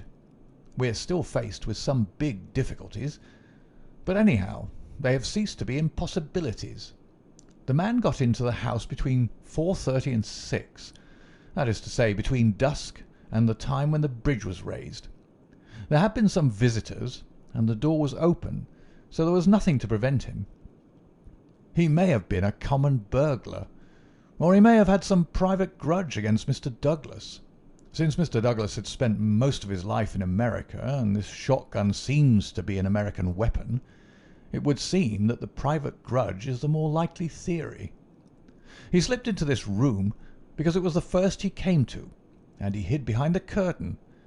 There he remained until 11:30 at night. At that time Mr. Douglas entered the room. It was a short interview, if there were any interview at all, for Mrs. Douglas declares that her husband had not left her more than a few minutes when she heard the shot. The candle shows that, said Holmes. Exactly. The candle, which was a new one, is not burned more than half an inch. He must have placed it on the table before he was attacked. Otherwise, of course, it would have fallen when he fell. This shows that he was not attacked the instant that he entered the room. When Mr. Barker arrived, the candle was lit and the lamp was out. That's all clear enough. Well now, we can reconstruct things on those lines. Mr. Douglas enters the room. He puts down the candle. A man appears from behind the curtain. He's armed with this gun. He demands the wedding ring. Heaven only knows why, but so it must have been. Mr. Douglas gave it up, then either in cold blood or in the course of a struggle, Douglas may have gripped the hammer that was found upon the mat. He shot Douglas in this horrible way. He dropped his gun, and also, it would seem, this queer card, VV 341, whatever that may mean, and he made his escape through the window and across the moat at the very moment when Cecil Barker was discovering the crime. How's that, Mr. Holmes? Very interesting, but just a little unconvincing. Man, it would be absolute nonsense if it wasn't that anything else is even worse, cried MacDonald. Somebody killed the man, and whoever it was, I could clearly prove to you that he should have done it some other way. What does he mean by allowing his retreat to be cut off like that? What does he mean by using a shotgun when silence was his one chance of escape? Come, Mr. Holmes, it's up to you to give us a lead, since you say Mr. White Mason's theory is unconvincing. Holmes had sat intently observant during this long discussion, missing no word that was said, with his keen eyes darting to right and to left, and his forehead wrinkled with speculation. "I should like a few more facts before I get so far as a theory, Mr. Mac," said he, kneeling down beside the body. "Dear me, these injuries are really appalling. Can we have the butler in for a moment? Ames, I understand that you have often seen this very unusual mark, a branded triangle inside a circle upon Mr. Douglas's forearm." "Frequently, sir." "You never heard any speculation as to what it meant?" "No, sir." "It must have caused great pain when it was inflicted. It is undoubtedly a burn. Now, I observe, Ames, that there is a small piece of plaster at the angle of Mr. Douglas's jaw. Did you observe that in life?" Yes, sir. He cut himself in shaving yesterday morning. Did you ever know him to cut himself in shaving before? Not for a very long time, sir. Suggestive, said Holmes. It may, of course, be a mere coincidence, or it may point to some nervousness which would indicate that he had reason to apprehend danger. Had you noticed anything unusual in his conduct yesterday, Ames? It struck me, sir, that he was a little restless and excited, sir. Ha! The attack may not have been entirely unexpected. We do seem to make a little progress, do we not? Perhaps you would rather do the questioning, Mr. Mac. No, Mr. Holmes. It's in better hands than mine. Well, then, we will pass to this card. VV 341. It is rough cardboard. Have you any of the sort in this house? I don't think so. Holmes walked across to the desk and dabbed a little ink from each bottle onto the blotting paper. It was not printed in this room, he said. This is black ink, and the other purplish. It was done by a thick pen, and these are fine. No, it was done elsewhere, I should say. Can you make anything of the inscription, Ames? No, sir, nothing. What do you think, Mr. Mac? It gives me the impression of a secret society of some sort, the same with his badge upon the forearm. That's my idea too, said White Mason. Well, we can adopt it as a working hypothesis and then see how far our difficulties disappear. An agent from such a society makes his way into the house, waits for Mr. Douglas, blows his head nearly off with his weapon, and escapes by wading the moat, after leaving a card beside the dead man, which will, when mentioned in the papers, tell other members of the society that vengeance has been done. That all hangs together. But why this gun of all weapons? Exactly. And why the missing ring? Quite so. And why no arrest? It's past 2 now. I take it for granted that since dawn every constable within 40 miles has been looking out for a wet stranger. That is so, Mr. Holmes. Well, unless he has a burrow close by, or a change of clothes ready, they can hardly miss him. And yet they have missed him up to now. Holmes had gone to the window and was examining with his lens the blood mark on the sill. It is clearly the tread of a shoe. It is remarkably broad. A splay foot, one would say. Curious, because so far as one can trace any footmark in this mud-stained corner, one would say it was a more shapely sole. However, they are certainly very indistinct. What's this under the side table? Mr. Douglas' dumbbells, said Ames. Dumbbell? There's only one. Where's the other? I don't know, Mr. Holmes. There may have been only one. I've not noticed them for months. One dumbbell, Holmes said seriously, but his remarks were interrupted by a sharp knock at the door. A tall, sunburned, capable-looking, clean-shaved man looked in at us. I had no difficulty in guessing that it was the Cecil Barker of whom I had heard. His masterful eyes travelled quickly with a questioning glance from face to face. "Sorry to interrupt your consultation," said he, "but you should hear the latest news." "An arrest?" "No such luck. But they've found his bicycle. The fellow left his bicycle behind him. Come and have a look. It is within 100 yards of the hall door." We found 3 or 4 grooms and idlers standing in the drive, inspecting a bicycle which had been drawn out from a clump of evergreens in which it had been concealed. It was a well-used Rudge Whitworth, splashed as from a considerable journey. There was a saddle-bag with a spanner and oil can, but no clue as to the owner. "It would be a grand help to the police," said the inspector, "if these things were numbered and registered, but we must be thankful for what we've got. If we can't find where he went to, at least we're likely to get where he came from. But what in the name of all that is wonderful made the fellow leave it behind, and how in the world has he got away without it? We don't seem to get a gleam of light in the case, Mr. Holmes." "Don't we?" my friend answered thoughtfully. "I wonder." End of chapter 4.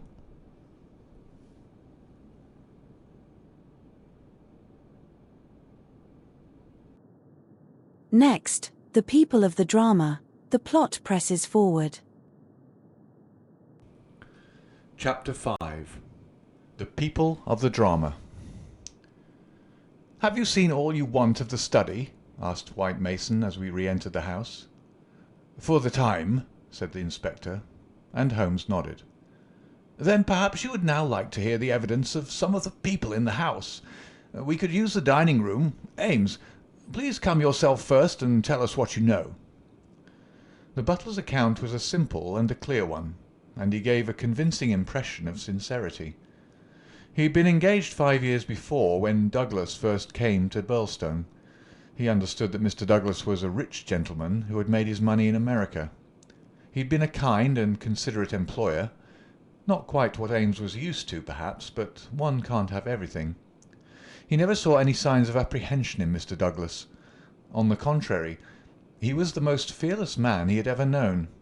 He ordered the drawbridge to be pulled up every night, because it was the ancient custom of the old house, and he liked to keep the old ways up. Mr. Douglas seldom went to London or left the village, but on the day before the crime he had been shopping at Tunbridge Wells. He, Ames, had observed some restlessness and excitement on the part of Mr. Douglas that day, for he had seemed impatient and irritable, which was unusual with him. He had not gone to bed that night, but was in the pantry at the back of the house, putting away the silver, when he heard the bell ring violently. He heard no shot, but it was hardly possible he would, as the pantry and kitchens were at the very back of the house, and there were several closed doors and a long passage between. The housekeeper had come out of her room, attracted by the violent ringing of the bell. They had gone to the front of the house together. As they reached the bottom of the stairs, he had seen Mrs. Douglas coming down it. No, she was not hurrying it. It did not seem to him that she was particularly agitated. Just as she reached the bottom of the stair, Mr. Barker had rushed out of the study. He had stopped Mrs. Douglas and begged her to go back. "For God's sake, go back to your room," he cried. "Poor Jack is dead. You can do nothing. For God's sake, go back." After some persuasion upon the stairs, Mrs. Douglas had gone back. She did not scream. She made no outcry whatever. Mrs. Allen, the housekeeper, had taken her upstairs and stayed with her in the bedroom. Ames and Mr. Barker had then returned to the study, where they had found everything exactly as the police had seen it. The candle was not lit at that time, but the lamp was burning. They had looked out of the window, but the night was very dark, and nothing could be seen or heard. They had then rushed out into the hall, where Ames had turned the windlass which lowered the drawbridge. Mr. Barker had then hurried off to get the police. Such, in its essentials, was the evidence of the butler. The account of Mrs. Allen, the housekeeper, was, so far as it went, a corroboration of that of her fellow servant. The housekeeper's room was rather nearer to the front of the house than the pantry in which Ames had been working. She was preparing to go to bed when the loud ringing of the bell had attracted her attention. She was a little hard of hearing. Perhaps that was why she had not heard the shot. But in any case the study was a long way off. She remembered hearing some sound which she imagined to be the slamming of a door. That was a good deal earlier, half an hour at least before the ringing of the bell. When Mr. Ames ran to the front, she went with him. She saw Mr. Barker, very pale and excited, come out of the study. He intercepted Mrs. Douglas, who was coming down the stairs. He entreated her to go back, and she answered him, but what she said could not be heard. "Take her up! Stay with her!" he had said to Mrs. Allen. She had therefore taken her to the bedroom and endeavoured to soothe her. She was greatly excited, trembling all over, but made no other attempt to go downstairs. She just sat in her dressing-gown by her bedroom fire, with her head sunk in her hands. Mrs. Allen stayed with her most of the night. As to the other servants, they had all gone to bed, and the alarm did not reach them until just before the police arrived.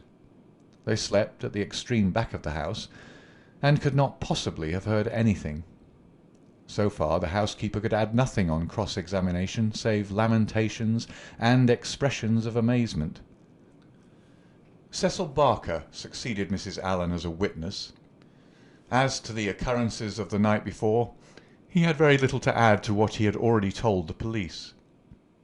Personally, he was convinced that the murderer had escaped by the window. The bloodstain was conclusive, in his opinion, on that point. Besides, as the bridge was up, there was no other possible way of escaping. He could not explain what had become of the assassin, or why he had not taken his bicycle, if it were indeed his. He could not possibly have been drowned in the moat, which was at no place more than 3 feet deep. In his own mind he had a very definite theory about the murder. Douglas was a reticent man, and there were some chapters in his life of which he never spoke. He had emigrated to America when he was a very young man. He had prospered well, and Barker had first met him in California, where they had become partners in a successful mining claim at a place called Benito Canyon. They had done very well, but Douglas had suddenly sold out and started for England. He was a widower at that time. Barker had afterwards realized his money and come to live in London. Thus they had renewed their friendship. Douglas had given him the impression that some danger was hanging over his head, and he had always looked upon his sudden departure from California, and also his renting a house in so quiet a place in England, as being connected with this peril. He imagined that some secret society, some implacable organization, was on Douglas's track, which would never rest until it killed him. Some remarks of his had given him this idea, though he had never told him what the society was, nor how he had come to offend it. He could only suppose that the legend upon the placard had some reference to this secret society. "How long were you with Douglas in California?" asked Inspector MacDonald.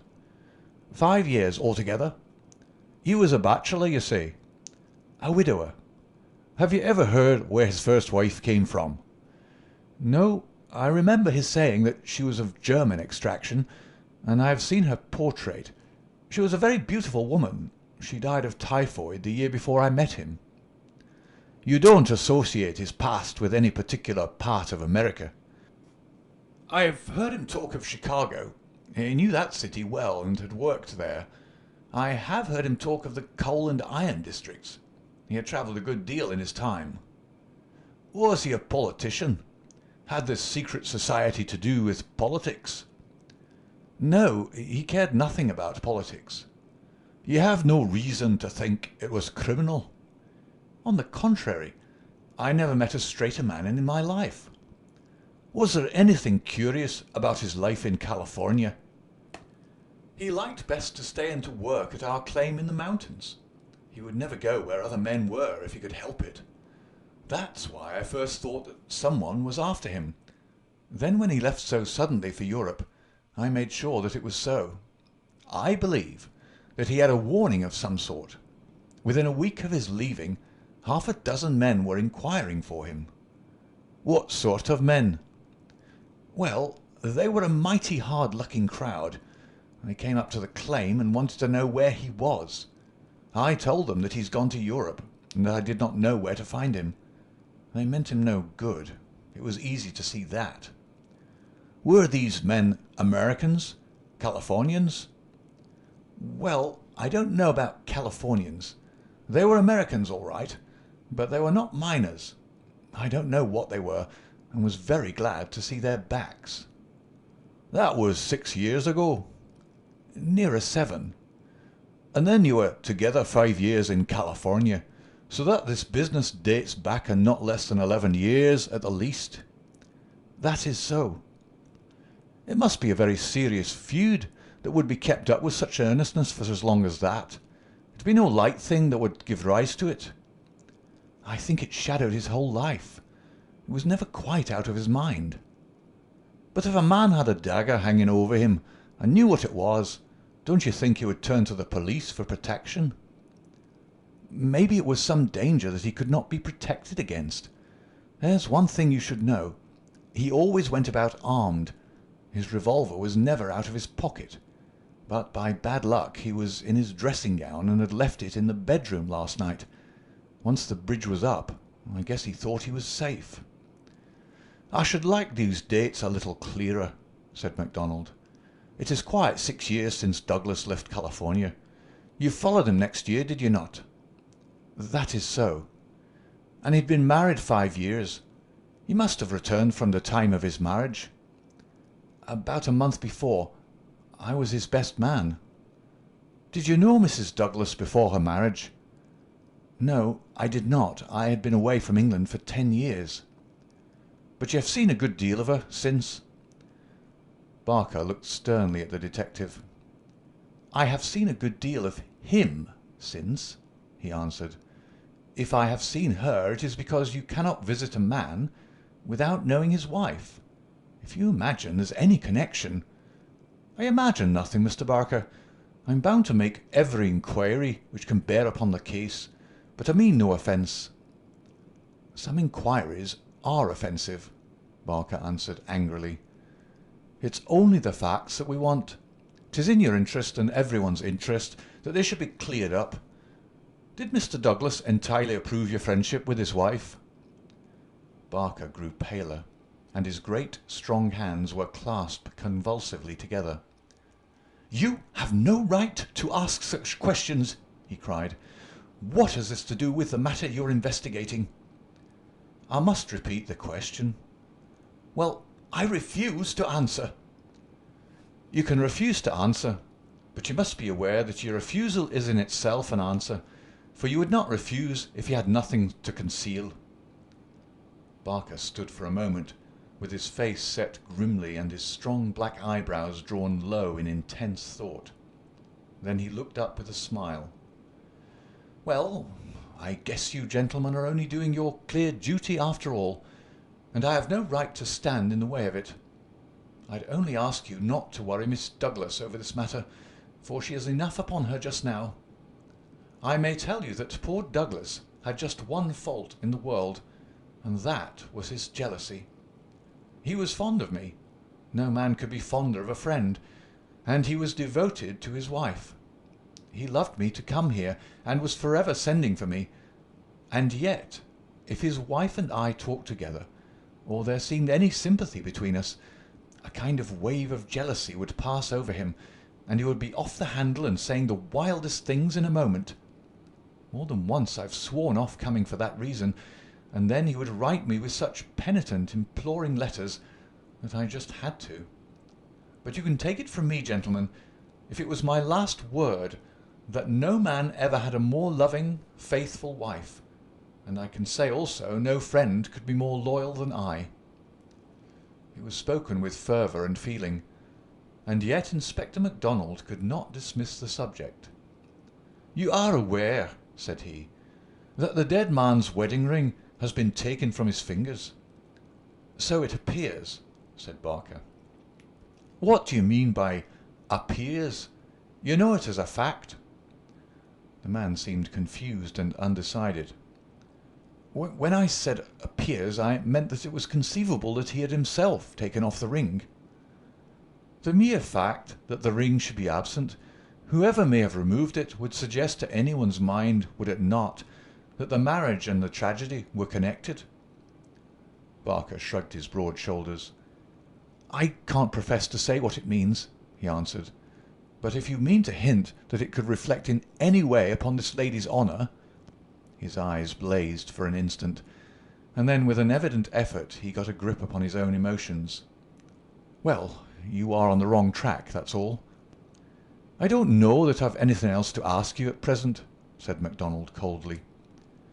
"There was one small point," remarked Sherlock Holmes. "When you entered the room, there was only a candle lighted on the table, was there not?" "Yes, that was so." "By its light you saw that some terrible incident had occurred?" "Exactly." "You at once rang for help?" "Yes."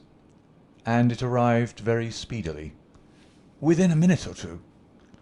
"And yet when they arrived they found that the candle was out and that the lamp had been lighted. That seems very remarkable." Again Barker showed some signs of indecision. "I don't see that it was remarkable, Mr. Holmes," he answered after a pause. "The candle threw a very bad light. My first thought was to get a better one. My lamp was on the table, so I lit it." "And blew out the candle?" "Exactly. Holmes asked no further question, and Barker, with a deliberate look from one to the other of us, which had, as it seemed to me, something of defiance in it, turned and left the room. Inspector MacDonald had sent up a note to the effect that he would wait upon Mrs. Douglas in her room, but she had replied that she would meet us in the dining-room. She entered now, a tall and beautiful woman of 30, reserved and self-possessed to a remarkable degree, very different from the tragic and distracted figure I had pictured. It is true that her face was pale and drawn, like that of one who had endured a great shock, but her manner was composed, and the finely moulded hand which she rested upon the edge of the table was as steady as my own. Her sad appealing eyes travelled from one to the other of us with a curiously inquisitive expression. That questioning gaze transformed itself suddenly into abrupt speech. "Have you found anything out yet?" she asked. Was it my imagination that there was an undertone of fear rather than of hope in the question? "We have taken every possible step, Mrs. Douglas," said the inspector. "You may rest assured that nothing will be neglected." "Spare no money," she said in a dead, even tone. "It is my desire that every possible effort should be made."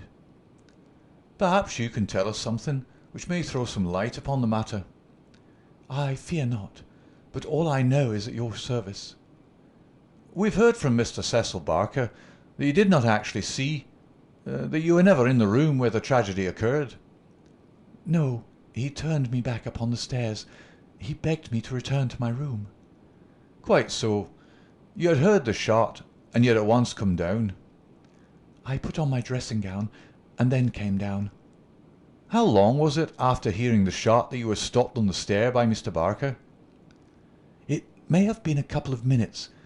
It is so hard to reckon time at such a moment. He implored me not to go on. He assured me that I could do nothing. Then Mrs. Allen, the housekeeper, led me upstairs again. It was all like some dreadful dream." "Can you give us any idea how long your husband had been downstairs before you heard the shot?" "No, I cannot say. He went from his dressing-room, and I did not hear him go. He did the round of the house every night, for he was nervous of fire. It is the only thing that I have ever known him nervous of." "That is just the point which I want to come to, Mrs. Douglas. You have known your husband only in England, have you not?" "Yes, we have been married 5 years." "Have you heard him speak of anything which occurred in America, and might bring some danger upon him?" Mrs. Douglas thought earnestly before she answered. "Yes," she said at last. "I have always felt that there was a danger hanging over him. He refused to discuss it with me. It was not from want of confidence in me.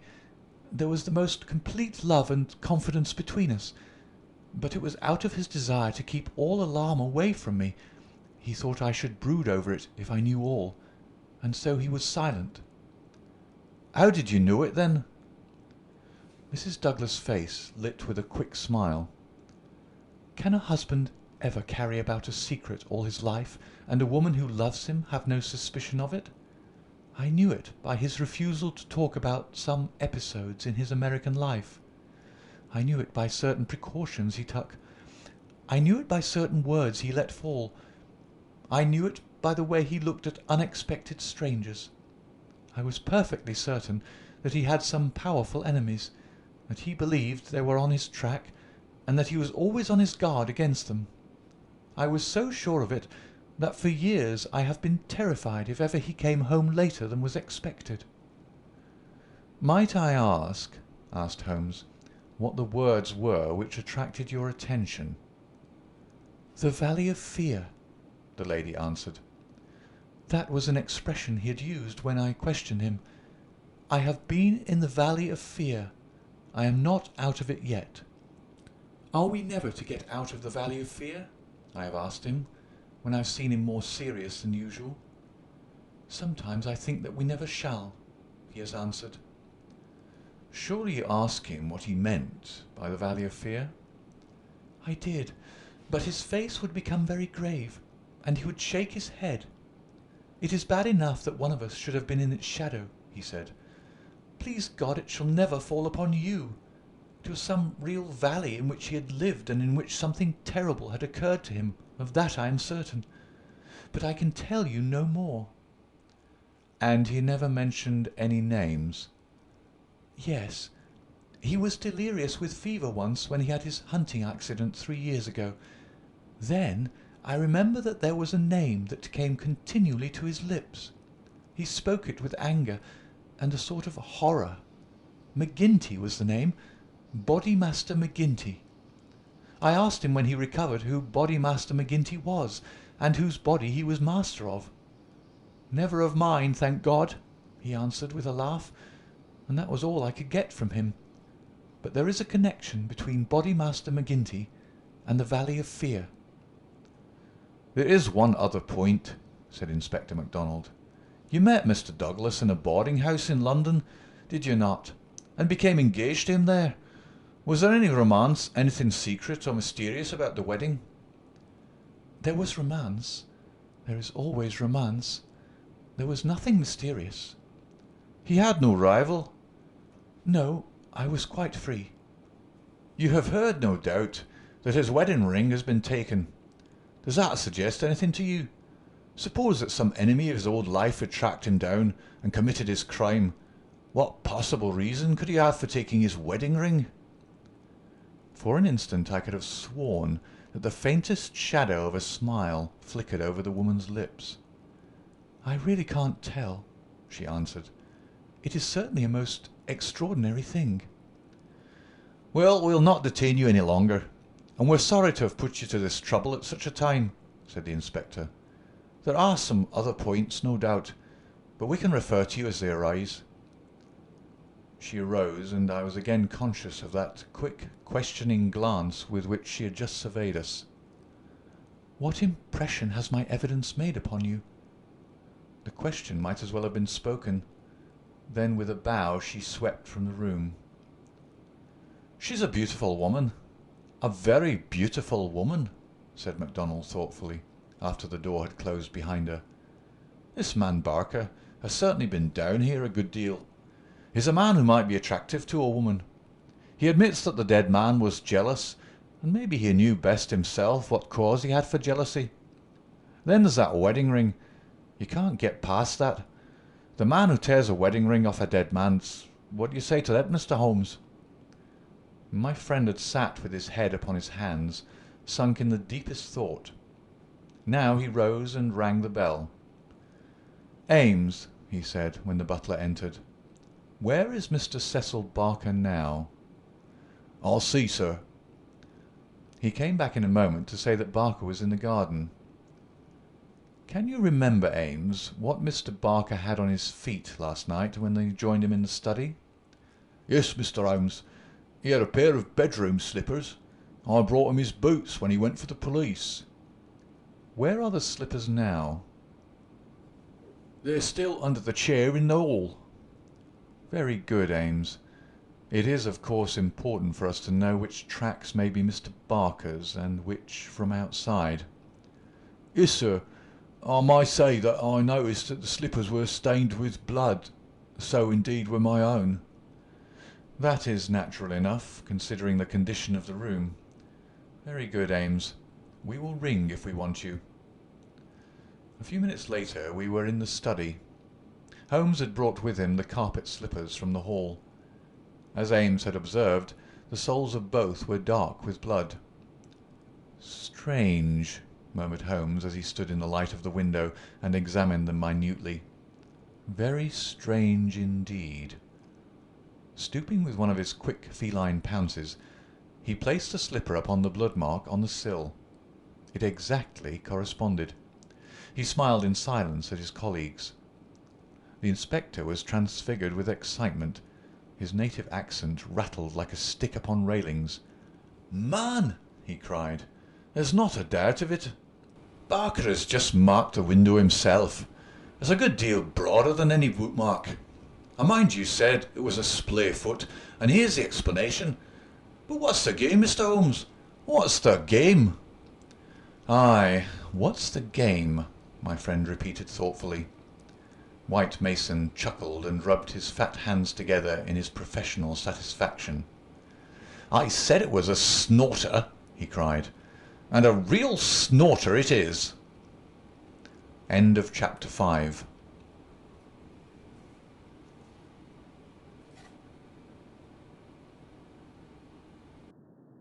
Next, A Dawning Light. The plot presses forward. Chapter 6. A Dawning Light. The three detectives had many matters of detail into which to inquire, so I returned alone to our modest quarters at the village inn. But before doing so I took a stroll in the curious old-world garden which flanked the house. Rows of very ancient yew trees cut into strange designs girded it around. Inside was a beautiful stretch of lawn with an old sundial in the middle, the whole effect so soothing and restful that it was welcome to my somewhat jangled nerves. In that deeply peaceful atmosphere one could forget, or remember only as some fantastic nightmare, that darkened study with the sprawling, blood-stained figure on the floor. And yet, as I strolled round it and tried to steep my soul in its gentle balm, a strange incident occurred which brought me back to the tragedy and left a sinister impression in my mind. I have said that a decoration of yew trees circled the garden. At the end farthest from the house they thickened into a continuous hedge. On the other side of this hedge, concealed from the eyes of anyone approaching from the direction of the house, there was a stone seat. As I approached the spot I was aware of voices, some remark in the deep tones of a man answered by a little ripple of feminine laughter. An instant later I had come round the end of the hedge, and my eyes lit upon Mrs. Douglas and the man Barker before they were aware of my presence. Her appearance gave me a shock. In the dining-room she had been demure and discreet. Now all pretence of grief had passed away from her. Her eyes shone with the joy of living, and her face still quivered with amusement at some remark of her companion. He sat forward, his hands clasped and his forearms on his knees, with an answering smile upon his bold, handsome face. In an instant, but it was just one instant too late, they resumed their solemn masks as my figure came into view. A hurried word or two passed between them, and then Barker rose and came towards me. "Excuse me, sir," said he, "but am I addressing Dr. Watson?" I bowed with a coldness which showed, I dare say, very plainly the impression which had been produced upon my mind. "We thought that it was probably you, as your friendship with Mr. Sherlock Holmes is so well known. Would you mind coming over and speaking to Mrs. Douglas for one instant?" I followed him with a dour face. Very clearly I could see in my mind's eye that shattered figure on the floor. Here within a few hours of the tragedy were his wife and his nearest friend laughing together behind a bush in the garden which had been his. I greeted the lady with reserve. I had grieved with her grief in the dining-room. Now I met her appealing gaze with an unresponsive eye. "I fear that you think me callous and hard-hearted," said she. I shrugged my shoulders. "It is no business of mine," said I. "Perhaps some day you will do me justice, if you only realized—" "There's no need why Dr. Watson should realize," said Barker quickly. "As he has himself said, it is no possible business of his." "Exactly," said I, "and so I will beg leave to resume my walk." "One moment, Dr. Watson," cried the woman in a pleading voice. "There is one question which you can answer with more authority than anyone else in the world, and it may make a very great difference to me. You know Mr. Holmes and his relations with the police better than anyone else can. Supposing that a matter were brought confidentially to his knowledge, is it absolutely necessary that he should pass it on to the detectives?" "Yes, that's it," said Barker eagerly. "Is he on his own, or is he entirely in with them?" "I really don't know that I should be justified in discussing that point." "I beg, I implore that you will, Dr. Watson. I assure you that you will be helping us, helping me greatly, if you will guide us on that point." There was such a ring of sincerity in the woman's voice that for the instant I forgot all about her levity and was moved only to do her will. "Mr. Holmes is an independent investigator," I said. "He is his own master, and would act as his own judgment directed. At the same time, he would naturally feel loyalty towards the officials who were working on the same case, and he would not conceal from them anything which would help them in bringing a criminal to justice. Beyond this, I can say nothing, and I would refer you to Mr. Holmes himself if you wanted fuller information." So saying, I raised my hat and went upon my way, leaving them still seated behind that concealing hedge. I looked back as I rounded the far end of it, and saw that they were still talking very earnestly together, and as they were gazing after me, it was clear that it was our interview that was the subject of their debate. "I wish none of their confidences," said Holmes, when I reported to him what had occurred. He had spent the whole afternoon at the manor house in consultation with his 2 colleagues, and returned about 5 with a ravenous appetite for a high tea which I had ordered for him. "No confidences, Watson, for they are mighty awkward if it comes to an arrest for conspiracy and murder." "You think it'll come to that?" He was in his most cheerful and debonair humour. "My dear Watson, when I have exterminated that 4th egg, I shall be ready to put you in touch with the whole situation. I don't say that we have fathomed it, far from it, but when we have traced the missing dumbbell—" "The dumbbell?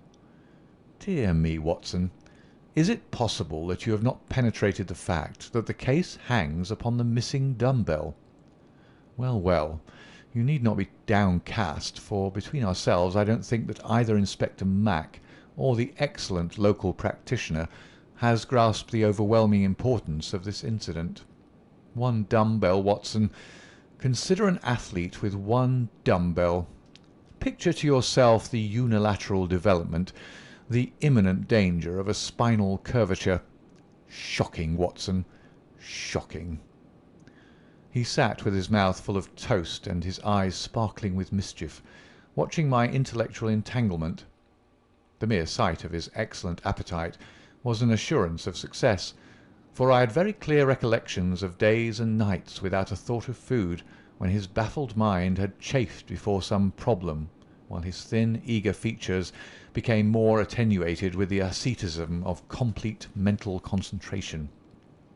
Finally, he lit his pipe, and sitting in the ingle nook of the old village inn, he talked slowly and at random about his case, rather as one who thinks aloud than as one who makes a considered statement.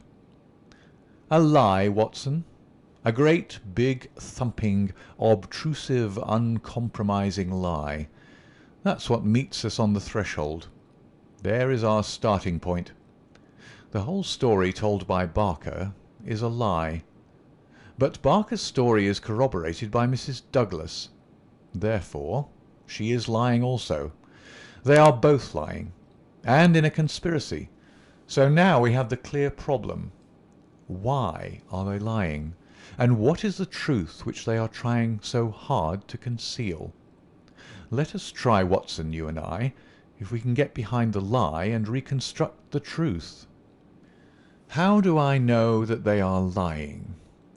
Because it is a clumsy fabrication which simply could not be true. Consider. According to the story given to us, the assassin had less than a minute after the murder had been committed to take that ring, which was under another ring from the dead man's finger, to replace the other ring, a thing which he would surely never have done, and to put that singular card beside his victim. I say that this was obviously impossible. You may argue, but I have too much respect for your judgment, Watson, to think that you will do so, that the ring may have been taken before the man was killed. The fact that the candle had been lit only a short time shows that there had been no lengthy interview. Was Douglas, from what we hear of his fearless character, a man who would be likely to give up his wedding ring at such short notice? Or could we conceive of his giving it up at all? No, no, Watson. The assassin was alone with the dead man for some time with the lamp lit. Of that I have no doubt at all. But the gunshot was apparently the cause of death. Therefore, the shot must have been fired some time earlier than we are told. But there could be no mistake about such a matter as that. We are in the presence, therefore, of a deliberate conspiracy upon the part of the two people who heard the gunshot, of the man Barker, and of the woman Douglas. When on the top of this I am able to show that the blood mark on the windowsill was deliberately placed there by Barker, in order to give a false clue to the police, you will admit that the case grows dark against him. Now, we have to ask ourselves at what hour the murder actually did occur. Up to 10:30, the servants were moving about the house, so it was certainly not before that time. At 11:15 they had all gone to their rooms with the exception of Ames, who was in the pantry. I have been trying some experiments after you left us this afternoon, and I find that no noise which MacDonald can make in the study can penetrate to me in the pantry when the doors are all shut. It is otherwise, however, from the housekeeper's room. It is not so far down the corridor, and from it I could vaguely hear a voice when it was very loudly raised. The sound from a shotgun is to some extent muffled when the discharge is at very close range, as it undoubtedly was in this instance. It would not be very loud, and yet in the silence of the night it should have easily penetrated to Mrs. Allen's room. She is, as she has told us, somewhat deaf, but none the less she mentioned in her evidence that she did hear something like a door slamming half an hour before the alarm was given. Half an hour before the alarm was given would be 11:15. I have no doubt that what she heard was the report of the gun, and that this was the real instant of the murder. If this is so, we have now to determine what Barker and Mrs. Douglas, presuming that they are not the actual murderers, could have been doing from 11:15, when the sound of the shot brought them down, until 11:15, when they rang the bell and summoned the servants. What were they doing, and why did they not instantly give the alarm?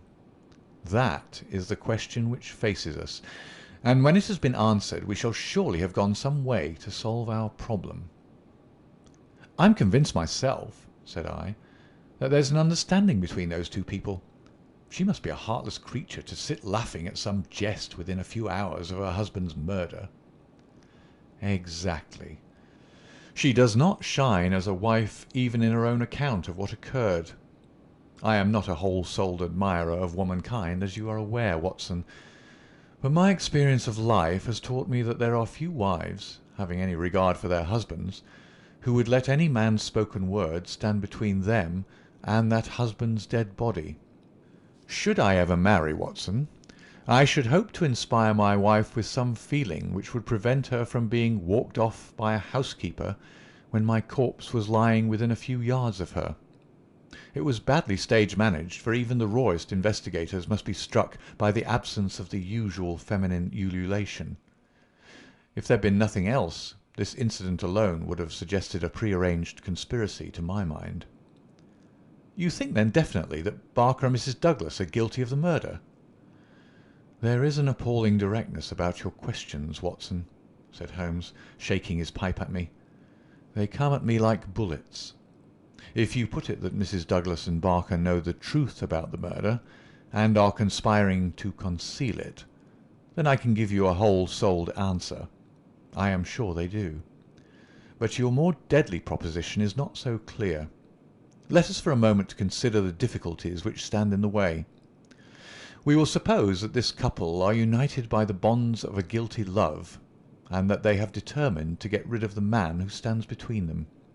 It is a large supposition, for discreet inquiry among servants and others has failed to corroborate it in any way. On the contrary, there is a good deal of evidence that the Douglases were very attached to each other." "That, I am sure, cannot be true," said I, thinking of the beautiful smiling face in the garden. "Well, at least they gave that impression. However, we will suppose that they are an extraordinarily astute couple, who deceive everyone upon this point, and conspire to murder the husband.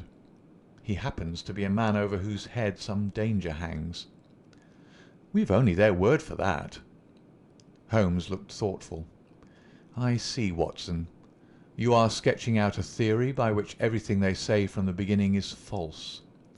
According to your idea, there was never any hidden menace or secret society or valley of fear, or boss Mac Somebody or anything else. Well, that is a good sweeping generalization. Let us see what that brings to us. They invent this theory to account for the crime. They then play up to the idea by leaving this bicycle in the park as proof of the existence of some outsider. The stain on the windowsill conveys the same idea. So does the card on the body, which might have been prepared in the house. That all fits into your hypothesis, Watson. But now we come on the nasty, angular, uncompromising bits which won't slip into their places. Why a cut-off shotgun of all weapons, and an American one at that? How could they be so sure that the sound of it would not bring someone on to them? It's a mere chance, is it, that Mrs. Allen did not start out to inquire for the slamming door? Why did your guilty couple do all this, Watson? I confess I can't explain it. Then again, if a woman and her lover conspire to murder a husband, are they going to advertise their guilt by ostentatiously removing his wedding ring after his death? Does that strike you as very probable, Watson? No, it doesn't. And once again, if the thought of leaving a bicycle concealed outside had occurred to you, would it really have seemed worth doing when the dullest detective would naturally say this is an obvious blind, as the bicycle is the first thing which the fugitive needed in order to make his escape? I can conceive of no explanation. And yet there should be no combination of events for which the wit of man cannot conceive an explanation. Simply as a mental exercise, without any assertion that it is true, let me indicate a possible line of thought. It is, I admit, mere imagination, but how often is imagination the mother of truth? We'll suppose that there was a guilty secret, a really shameful secret, in the life of this man Douglas. This leads to his murder by someone who is, we will suppose, an avenger, someone from outside. This avenger, for some reason, which I confess I am still at a loss to explain, took the dead man's wedding ring. The vendetta might conceivably date back to the man's first marriage, and the ring be taken for some such reason. Before this avenger got away, Barker and the wife had reached the room. The assassin convinced them that any attempt to arrest him would lead to the publication of some hideous scandal. They were converted to this idea, and preferred to let him go. For this purpose they probably lowered the bridge, which can be done quite noiselessly, and then raised it again. He made his escape, and for some reason thought that he could do so more safely on foot than on the bicycle. He therefore left his machine where it would not be discovered until he had got safely away. So far we are within the bounds of possibility, are we not? Well, it's possible, no doubt, said I with some reserve. We have to remember, Watson, that whatever occurred is certainly something very extraordinary. Well now, to continue our supposititious case, the couple, not necessarily a guilty couple, realize after the murderer is gone that they have placed themselves in a position in which it may be difficult for them to prove that they did not themselves either do the deed or connive at it. They rapidly and rather clumsily met the situation. The mark was put by Barker's blood-stained slipper upon the windowsill to suggest how the fugitive got away. They obviously were the two who must have heard the sound of the gun, so they gave the alarm exactly as they would have done, but a good half-hour after the event. And how do you propose to prove all this? Well, if there was an outsider, he may be traced and taken. That would be the most effective of all proofs. But if not, well, the resources of science are far from being exhausted. I think that an evening alone in that study would help me much. An evening alone? I propose to go up there presently. I have arranged it with the estimable Ames, who is by no means whole-hearted about Barker. I shall sit in that room and see if its atmosphere brings me inspiration. I am a believer in the genius loci. You smile, friend Watson. Well, we shall see. By the way, you have that big umbrella of yours, have you not? It is here. Well, I'll borrow that if I may. Certainly, but what a wretched weapon. If there's a danger... Nothing serious, my dear Watson, or I should certainly ask for your assistance. But I'll take the umbrella. At present I'm only awaiting the return of our colleagues from Tunbridge Wells, where they are at present engaged in trying for a likely owner of the bicycle. It was nightfall before Inspector MacDonald and White Mason came back from their expedition, and they arrived exultant, reporting a great advance in our investigation. "Man, I'll admit that I had my doubts if there was ever an outsider," said MacDonald. "But that's all past now. We've had the bicycle identified, and we have a description of our man, so that's a long step on our journey." "It sounds to me like the beginning of the end," said Holmes.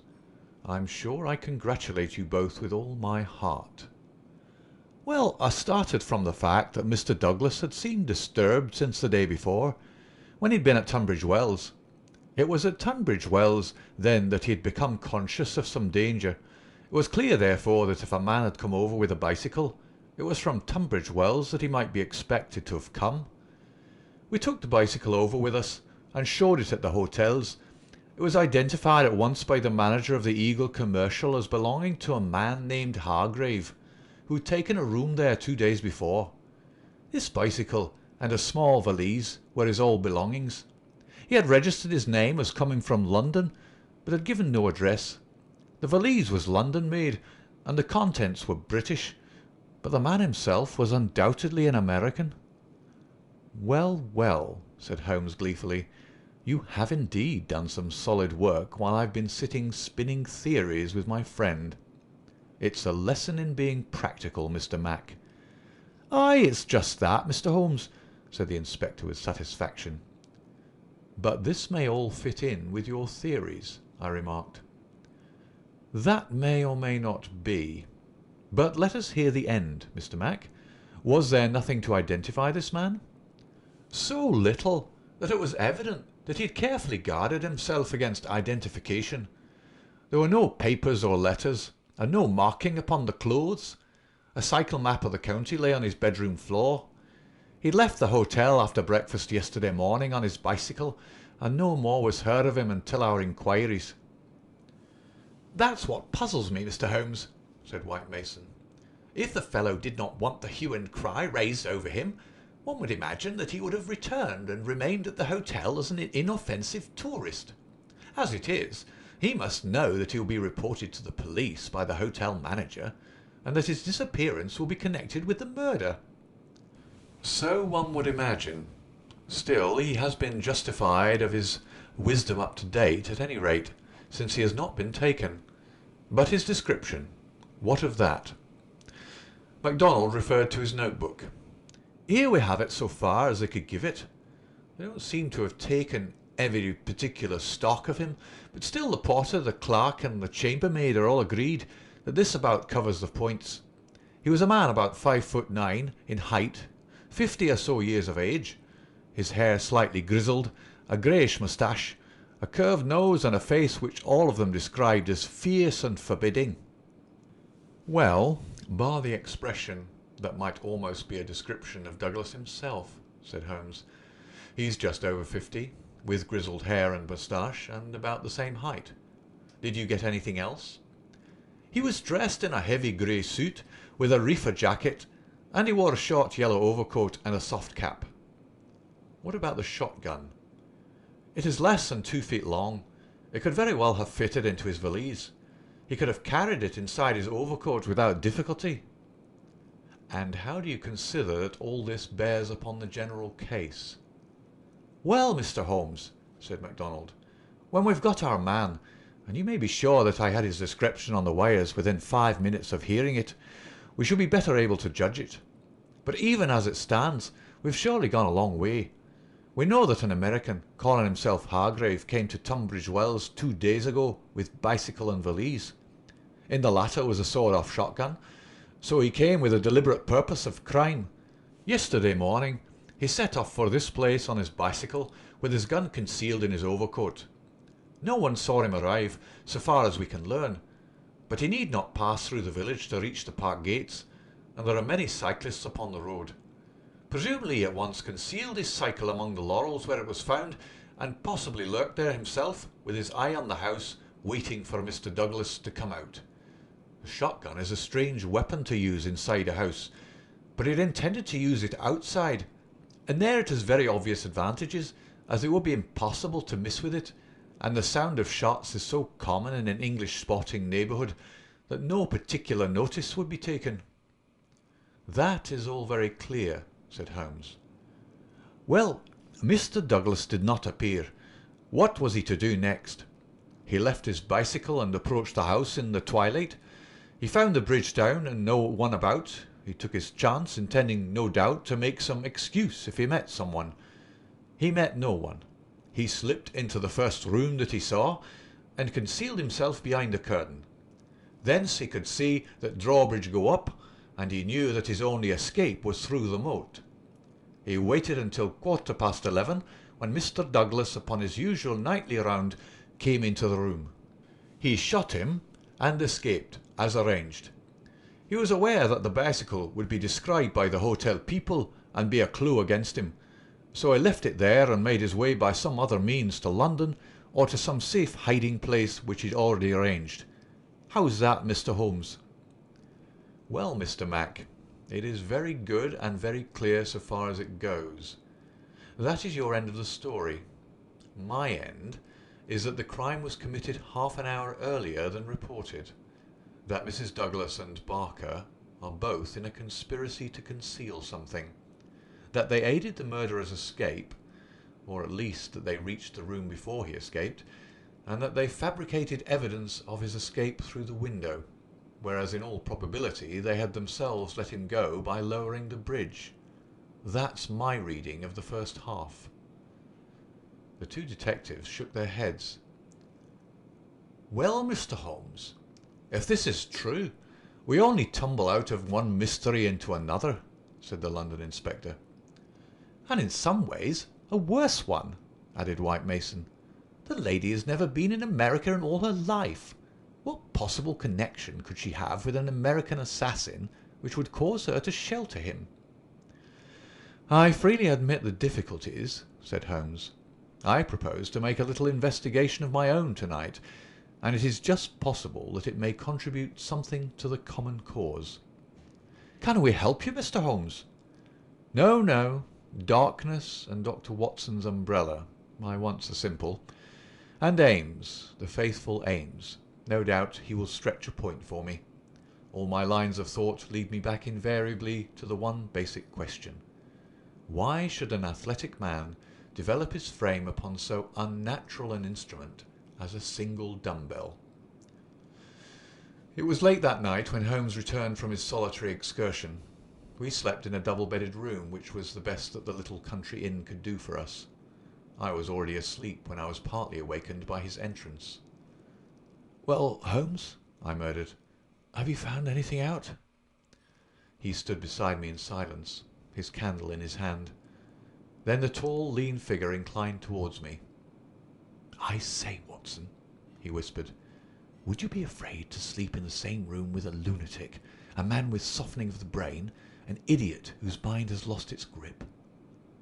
"Not in the least," I answered in astonishment. "Ah, that's lucky," he said, and not another word would he utter that night. End of chapter 6.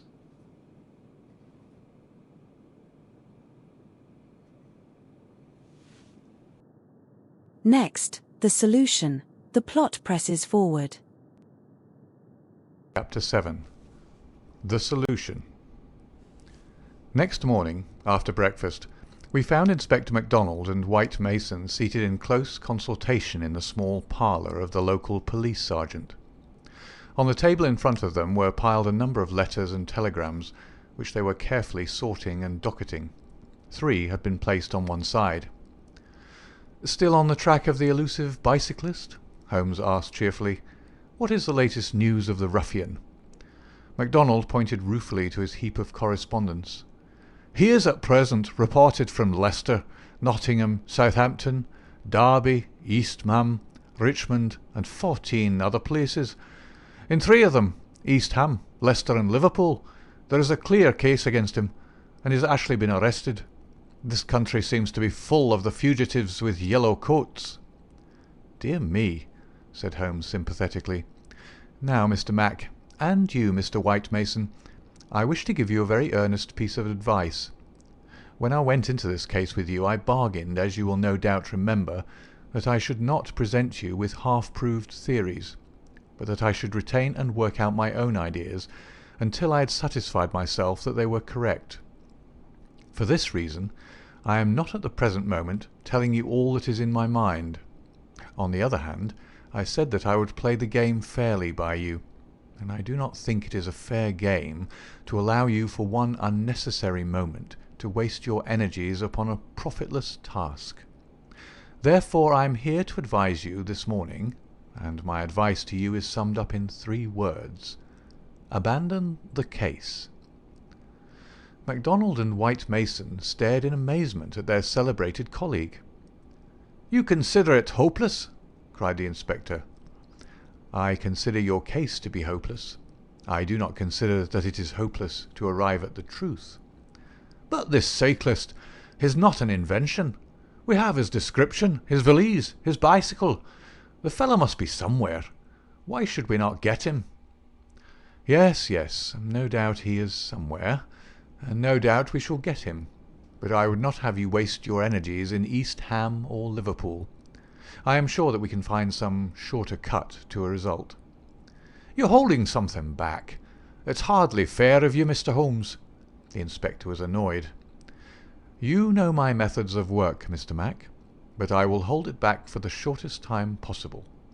I only wish to verify my details in one way, which can very readily be done, and then I make my bow and return to London, leaving my results entirely at your service. I owe you too much to act otherwise, for in all my experience I cannot recall any more singular and interesting study." "This is clean beyond me, Mr. Holmes. We saw you when we returned from Tunbridge Wells last night, and you are in general agreement with our results. What has happened since then to give you a completely new idea of the case?" "Well, since you ask me, I spent, as I told you that I would, some hours last night at the Manor House." "Well, what happened?" I can only give you a very general answer to that for the moment. By the way, I have been reading a short but clear and interesting account of the old building, purchasable at the modest sum of 1 penny from the local tobacconist. Here Holmes drew a small tract, embellished with a rude engraving of the ancient manor house, from his waistcoat pocket. "It immensely adds to the zest of an investigation, my dear Mr. Mac, when one is in conscious sympathy with the historical atmosphere of one's surroundings. Don't look so impatient, for I assure you that even so bald an account as this raises some sort of picture of the past in one's mind. Permit me to give you an example. Erected in the 5th year of the reign of James I, and standing upon the site of a much older building, the manor house of Birlstone presents one of the finest surviving examples of the moated Jacobean residence." "You're making fools of us, Mr. Holmes." "Tut, tut, Mr. Mac. The first sign of temper I have detected in you. Well, I won't read it verbatim, since you feel so strongly upon the subject, but when I tell you that there is some account of the taking of the place by a parliamentary colonel in 1644, of the concealment of Charles for several days in the course of the Civil War, and finally of a visit there by the 2nd George, you will admit that there are various associations of interest connected with this ancient house." "I don't doubt it, Mr. Holmes, but that is no business of ours." "Is it not? Is it not? Breadth of view, my dear Mr. Mac, is one of the essentials of our profession. The interplay of ideas and the oblique uses of knowledge are often of extraordinary interest. You will excuse these remarks from one who, though a mere connoisseur of crime, is still rather older and perhaps more experienced than yourself." "I'm the first to admit that," said the detective heartily. "You get to your point, I admit, but you have such a deuced round-the-corner way of doing it." "Well, well, I'll drop past history and get down to present-day facts. I called last night, as I have already said, at the manor house. I did not see either Barker or Mrs. Douglas. I saw no necessity to disturb them, but I was pleased to hear that the lady was not visibly pining, and that she had partaken of an excellent dinner. My visit was specially made to the good Mr. Ames, with whom I exchanged some amiabilities which culminated in his allowing me, without reference to anyone else, to sit alone for a time in the study. "What? With that?" I ejaculated. "No, no, everything is now in order. You gave permission for that, Mr. Mac. As I am informed, the room was in its normal state, and in it I passed an instructive quarter of an hour." "What were you doing?" "Well, not to make a mystery of so simple a matter, I was looking for the missing dumbbell. It has always bulked rather large in my estimate of the case. I ended by finding it." "Where?" "Ah, there we come to the edge of the unexplored. Let me go a little further, a very little further, and I will promise that you shall share everything that I know." "Well, we're bound to take you on your own terms," said the inspector. "But when it comes to telling us to abandon the case, why in the name of goodness should we abandon the case?" "For the simple reason, my dear Mr. Mac, that you have not got the first idea what it is that you are investigating." "We are investigating the murder of Mr. John Douglas of Birlstone Manor." "Yes, yes, so you are. But don't trouble to trace the mysterious gentleman upon the bicycle. I assure you that it won't help." "Then what do you suggest we do?"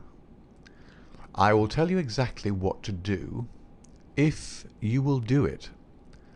"Well, I'm bound to say, I've always found you had reason behind all your queer ways. I'll do what you advise." "And you, Mr. White Mason?"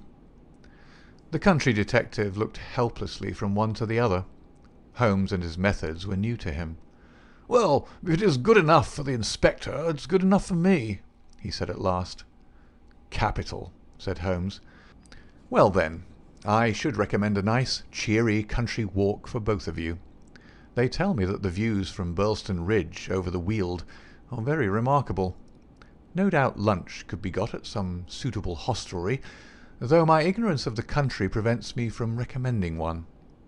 In the evening, tired but happy—" "Man, this is getting past a joke," cried MacDonald, rising angrily from his chair. "Well, well, spend the day as you like," said Holmes, patting him cheerfully upon the shoulder. "Do what you like, and go where you will. But meet me here before dusk without fail. Without fail, Mr. Mac." "That sounds more like sanity." "All of it was excellent advice, but I don't insist so long as you are here when I need you. But now, before we part, I want you to write a note to Mr. Barker." "Well?" "I'll dictate it if you like. Ready?" "Dear Sir, it has struck me that it is our duty to drain the moat, in the hope that we might find some—" "It's impossible," said the inspector. "I've made inquiry." "Tut, tut, my dear sir. Please do what I ask you." "Well, go on." "In the hope that we might find something which may bear upon our investigation. I have made arrangements, and the workmen will be at work early tomorrow morning, diverting the stream." "Impossible." "Diverting the stream, so I thought it best to explain matters beforehand. Now, sign that and send it by hand about 4 o'clock. At that hour we shall meet again in this room. Until then we may each do what we like, for I can assure you that this inquiry has come to a definite pause." Evening was drawing in when we reassembled. Holmes was very serious in his manner, myself curious, and the detectives obviously critical and annoyed. "Well, gentlemen," said my friend gravely, "I am asking you now to put everything to the test with me, and you will judge for yourselves whether the observations I have made justify the conclusions to which I have come. It is a chill evening, and I do not know how long our expedition may last, so I beg that you will wear your warmest coats. It is of the first importance that we should be in our places before it grows dark, so with your permission we shall get started at once." We passed along the outer bounds of the Manor House Park until we came to a place where there was a gap in the rails which fenced it. Through this we slipped, and then, in the gathering gloom, we followed Holmes until we had reached a shrubbery which lies nearby, opposite to the main door and the drawbridge. The latter had not been raised. Holmes crouched down behind a screen of laurels, and we all three followed his example. "Well, what are we to do now?" asked MacDonald with some gruffness. "Possess our souls in patience, and make as little noise as possible," Holmes answered. "What are we here for at all? I really think you might treat us with some more frankness." Holmes laughed. "Watson insists that I am the dramatist in real life," said he. "Some touch of the artist wells up within me, and calls insistently for a well-staged performance.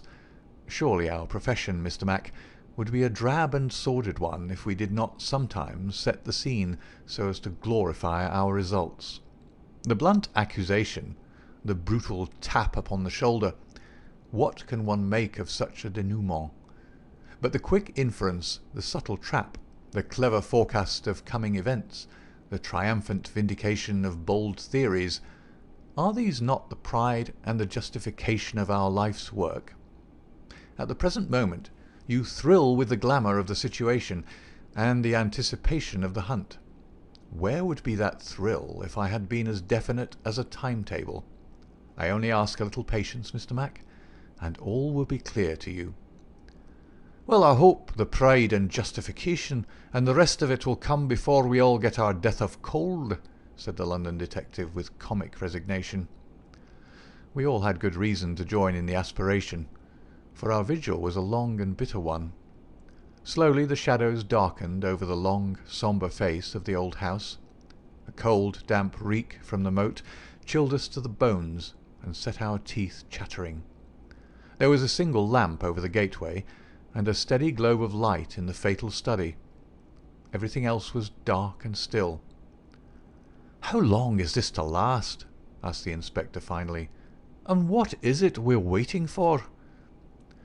"I have no more notion than you how long it is to last," Holmes answered with some asperity. "If criminals would always schedule their movements like railway trains, it would certainly be more convenient for all of us. As to what it is well, that's what we're watching for." As he spoke, the bright yellow light in the study was obscured by somebody passing to and fro before it. The laurels among which we lay were immediately opposite the window, and not more than 100 feet from it. Presently it was thrown open with a whining of hinges, and we could dimly see the dark outline of a man's head and shoulders looking out into the gloom. For some minutes he peered forth in furtive, stealthy fashion, as one who wishes to be assured that he is unobserved. Then he leaned forward, and in the intense silence we were aware of the soft lapping of agitated water. He seemed to be stirring up the moat with something which he held in his hand. Then suddenly he hauled something in as a fisherman lands a fish, some large round object which obscured the light as it was dragged through the open casement. "Now!" cried Holmes. "Now!" We were all upon our feet, staggering after him with our stiffened limbs, while he ran swiftly across the bridge and rang violently at the bell. There was the rasping of bolts from the other side, and the amazed Ames stood in the entrance. Holmes brushed him aside without a word, and, followed by all of us, rushed into the room which had been occupied by the man whom we had been watching. The oil lamp on the table represented the glow which we had seen from outside. It was now in the hand of Cecil Barker, who held it towards us as we entered. Its light shone upon his strong, resolute, clean-shaved face and his menacing eyes. "What the devil is the meaning of all this?" he cried. "What are you after, anyhow?" Holmes took a swift glance around, and then pounced upon a sodden bundle tied together with cord, which lay where it had been thrust under the writing-table. "This is what we are after, Mr. Barker. This bundle, weighted with a dumbbell which you have just raised from the bottom of the moat." Barker stared at Holmes with amazement in his face. "How in thunder came you to know anything about it?" he asked. "Simply that I put it there." "You put it there? You?" "Perhaps I should have said replaced it there," said Holmes. "You will remember, Inspector MacDonald, that I was somewhat struck by the absence of a dumbbell. I drew your attention to it, but with the pressure of other events you had hardly the time to give it the consideration which would have enabled you to draw deductions from it. When water is near and a weight is missing, it is not a very far-fetched supposition that something has been sunk in the water. The idea was at least worth testing, so with the help of Ames, who admitted me to the room, and the crook of Dr. Watson's umbrella, I was able last night to fish up and inspect this bundle. It was of the first importance, however, that we should be able to prove who placed it there. This we accomplished by the very obvious device of announcing that the moat would be dried tomorrow, which had of course the effect that whoever had hidden the bundle would most certainly withdraw it the moment that darkness enabled him to do so. We have no less than 4 witnesses as to who it was who took advantage of the opportunity, and so, Mr. Barker, I think the word lies now with you." Sherlock Holmes put the sopping bundle upon the table beside the lamp, and undid the cord which bound it. From within he extracted a dumbbell, which he tossed down to its fellow in the corner. Next he drew forth a pair of boots. "American, as you perceive," he remarked, pointing to the toes. Then he laid upon the table a long, deadly, sheathed knife. Finally he unravelled a bundle of clothing comprising a complete set of underclothes, socks, a grey tweed suit, and a short yellow overcoat. "The clothes are commonplace," remarked Holmes, "save only the overcoat, which is full of suggestive touches." He held it tenderly towards the light. "Here, as you perceive, is the inner pocket prolonged into the lining in such a fashion as to give ample space for the truncated fowling piece. The tailor's tab is on the back. Neil Outfitter, Vermissa, USA.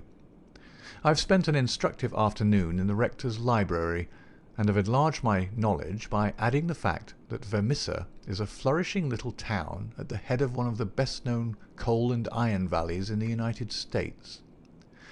I have some recollection, Mr. Barker, that you associated the coal districts with Mr. Douglas's first wife, and it would surely not be too far-fetched an inference that the V.V. upon the card by the dead body might stand for Vermissa Valley, or that this very valley, which sends forth emissaries of murder, may be that valley of fear which we have heard. So much is fairly clear. And now, Mr. Barker, I seem to be standing rather in the way of your explanation." It was a sight to see Cecil Barker's expressive face during this exposition of the great detective. Anger, amazement, consternation, and indecision swept over it in turn. Finally he took refuge in a somewhat acrid irony. "You know such a lot, Mr. Holmes. Perhaps you had better tell us some more," he sneered. "I have no doubt that I could tell you a great deal more, Mr. Barker, but it would come with a better grace from you." "Oh, you think so, do you? Well, all I can say is that if there's any secret here, it's not my secret, and I am not the man to give it away." "Well, if you take that line, Mr. Barker," said the inspector quietly, "we must just keep you in sight until we have the warrant and can hold you." "You can do what you damn please about that," said Barker defiantly. The proceedings seemed to have come to a definite end, so far as he was concerned, for one had only to look at that granite face to realize that no peine forte or dure would ever force him to plead against his will. The deadlock was broken, however, by a woman's voice. Mrs. Douglas had been standing listening at the half-open door, and now she entered the room. "You have done enough for now, Cecil," said she. "Whatever comes of it in the future, you have done enough." "Enough and more than enough," remarked Sherlock Holmes gravely. "I have every sympathy with you, madam, and should strongly urge you to have some confidence in the common sense of our jurisdiction, and to take the police voluntarily into your complete confidence. It may be that I am myself at fault for not following up the hint which you conveyed to me through my friend Dr. Watson, but at that time I had every reason to believe that you were directly concerned in the crime. Now I am assured that this is not so. At the same time, there is much that is unexplained, and I should strongly recommend that you ask Mr. Douglas to tell us his own story." Mrs. Douglas gave a cry of astonishment at Holmes's words. The detectives and I must have echoed it, when we were aware of a man who seemed to have emerged from the wall, who advanced now from the gloom of the corner in which he had appeared. Mrs. Douglas turned, and in an instant her arms were round him. Barker had seized his outstretched hand. "It's best this way, Jack," his wife repeated. "I'm sure that it is best." "Indeed, yes, Mr. Douglas," said Sherlock Holmes. "I am sure that you will find it best." The man stood blinking at us, with the dazed look of one who comes from the dark into the light. It was a remarkable face, bold grey eyes, a strong, short-clipped, grizzled moustache, a square projecting chin, and a humorous mouth. He took a good look at us all, and then, to my amazement, he advanced to me and handed me a bundle of paper. "I've heard of you," said he in a voice which was not quite English and not quite American, but was altogether mellow and pleasing. "You are the historian of this bunch. Well, Dr. Watson, you've never had such a story as that pass through your hands before, and I'll lay my last dollar on that. Tell it your own way, but there are the facts, and you can't miss the public so long as you have those. I've been cooped up 2 days, and I've spent the daylight hours, as much daylight as I could get in that rat trap, in putting the thing into words. You're welcome to them, you and your public. There's the story of the Valley of Fear." "That's the past, Mr. Douglas," said Sherlock Holmes quietly. "What we desire now is to hear your story of the present." "You'll have it, sir," said Douglas. "May I smoke as I talk?" "Well, thank you, Mr. Holmes. You're a smoker yourself, if I remember right, and you'll guess what it is to be sitting for 2 days with tobacco in your pocket and afraid that the smell will give you away." He leaned against the mantelpiece and sucked at the cigar which Holmes had handed him. "I've heard of you, Mr. Holmes. I never guessed that I would meet you. But before you're through with that," he nodded at my papers, "you will say I've brought you something fresh." Inspector MacDonald had been staring at the newcomer with the greatest amazement. "Well, this fairly beats me," he cried at last. "If you're Mr. John Douglas of Birlstone Manor, then whose death have we been investigating for these 2 days, and where in the world have you sprung from now? You seem to come out of the floor like a jack-in-a-box." "Ah, Mr. Mac," said Holmes, shaking a reproving forefinger, "you would not read that excellent local compilation which described the concealment of King Charles. People did not hide in those days without excellent hiding-places, and the hiding-place that had once been used may be used again. I had persuaded myself that we should find Mr. Douglas under this roof." "And how long have you been playing this trick upon us, Mr. Holmes?" said the inspector angrily. "How long have you allowed us to waste ourselves upon a search that you knew to be an absurd one?" "Not 1 instant, my dear Mr. Mac. Only last night did I form my views of the case. As they could not be put to the proof until this evening, I invited you and your colleagues to take a holiday for the day. Pray, what more could I do? When I found the suit of clothes in the moat, it at once became apparent to me that the body we had found could not have been the body of Mr. John Douglas at all, but must be that of the bicyclist from Tunbridge Wells. No other conclusion was possible. Therefore I had to determine where Mr. John Douglas himself could be, and the balance of probability was that, with the connivance of his wife and his friend, he was concealed in a house which had such conveniences for a fugitive, and awaiting quieter times when he could make his final escape. "Well, you've figured it out about right," said Douglas approvingly. I thought I'd dodge your British law, for I was not sure how I stood under it. And also I saw my chance to throw these hounds once for all off my track. Mind you, from first to last I've done nothing to be ashamed of, and nothing that I would not do again. But you'll judge that for yourselves when I tell you my story. Never mind warning me, Inspector. I'm ready to stand pat upon the truth. I'm not going to begin at the beginning, that's all there. He indicated my bundle of papers. And a mighty queer yarn you'll find it. It all comes down to this, that there are some men that have good cause to hate me and would give their last dollar to know that they had got to me. So long as I'm alive and they are alive, there is no safety in this world for me. They hunted me from Chicago to California, then they chased me out of America. But when I married and settled down in this quiet spot, I thought my last years were going to be peaceable. I never explained to my wife how things were. Why should I pull her into it? She would never have a quiet moment again, but would always be imagining trouble. I fancy she knew something, for I may have dropped a word here or a word there. But until yesterday, after you gentlemen had seen her, she never knew the rights of the matter. She told you all she knew, and so did Barker here. For on the night when this thing happened, there was mighty little time for explanations. She knows everything now, and I would have been a wiser man if I had told her sooner. But it was a hard question, dear. He took her hand for an instant in his own, and I acted for the best. Well, gentlemen, the day before these happenings I was over in Tunbridge Wells, and I got a glimpse of a man in the street. It was only a glimpse, but I have a quick eye for these things, and I never doubted who it was. It was the worst enemy I had among them all, one who has been after me like a hungry wolf after a caribou all these years.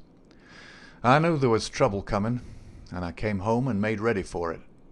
I guess I'd fight through it all right on my own. My luck was a proverb in the States about '76. I never doubted that it would be with me still. I was on my guard all that next day and never went out into the park. It's as well, or he'd have had the drop on me with that buckshot gun of his before ever I could draw on him.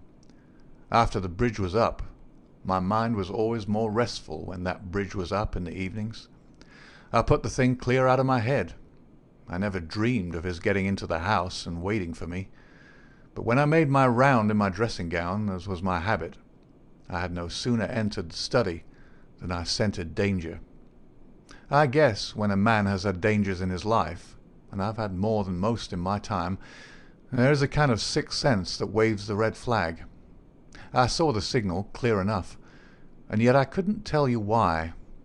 Next instant I spotted a boot under the window curtain, and then I saw why plain enough. I'd just the one candle that was in my hand, but there was a good light from the hall lamp through the open door. I put down the candle and jumped for a hammer that I'd left on the mantel. At the same moment he sprang at me. I saw the glint of a knife, and I lashed at him with the hammer. I got him somewhere, for the knife tinkled down on the floor. He dodged around the table as quick as an eel, and a moment later he'd got his gun from under his coat. I heard him cock it, but I'd got hold of it before he could fire. I had it by the barrel, and we wrestled for it all ends up for a minute or more. It was death to the man that lost his grip. He never lost his grip, but he got it butt downward for a moment too long. Maybe it was I that pulled the trigger. Maybe we just jolted it off between us. Anyhow, he got both barrels in the face. And there I was, staring down at all that was left of Ted Baldwin. I'd recognized him in the township, and again when he sprang for me. But his own mother wouldn't recognize him as I saw him then. I'm used to rough work, but I fairly turned sick at the sight of him. I was hanging on the side of the table when Barker came hurrying down. I heard my wife coming, and I ran to the door and stopped her. It was no sight for a woman. I promised I'd come to her soon. I said a word or two to Barker. He took it all in at a glance, and we waited for the rest to come along. But there was no sign of them.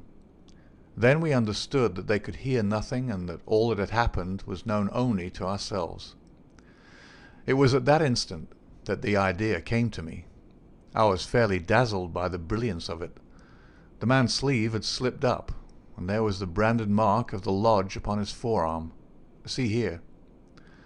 The man whom we had known as Douglas turned up his own coat and cuff to show a brown triangle within a circle, exactly like that which we'd seen upon the dead man. It was the sight of that which started me on it. I seemed to see it all clear at a glance. There were his height and hair and figure about the same as my own.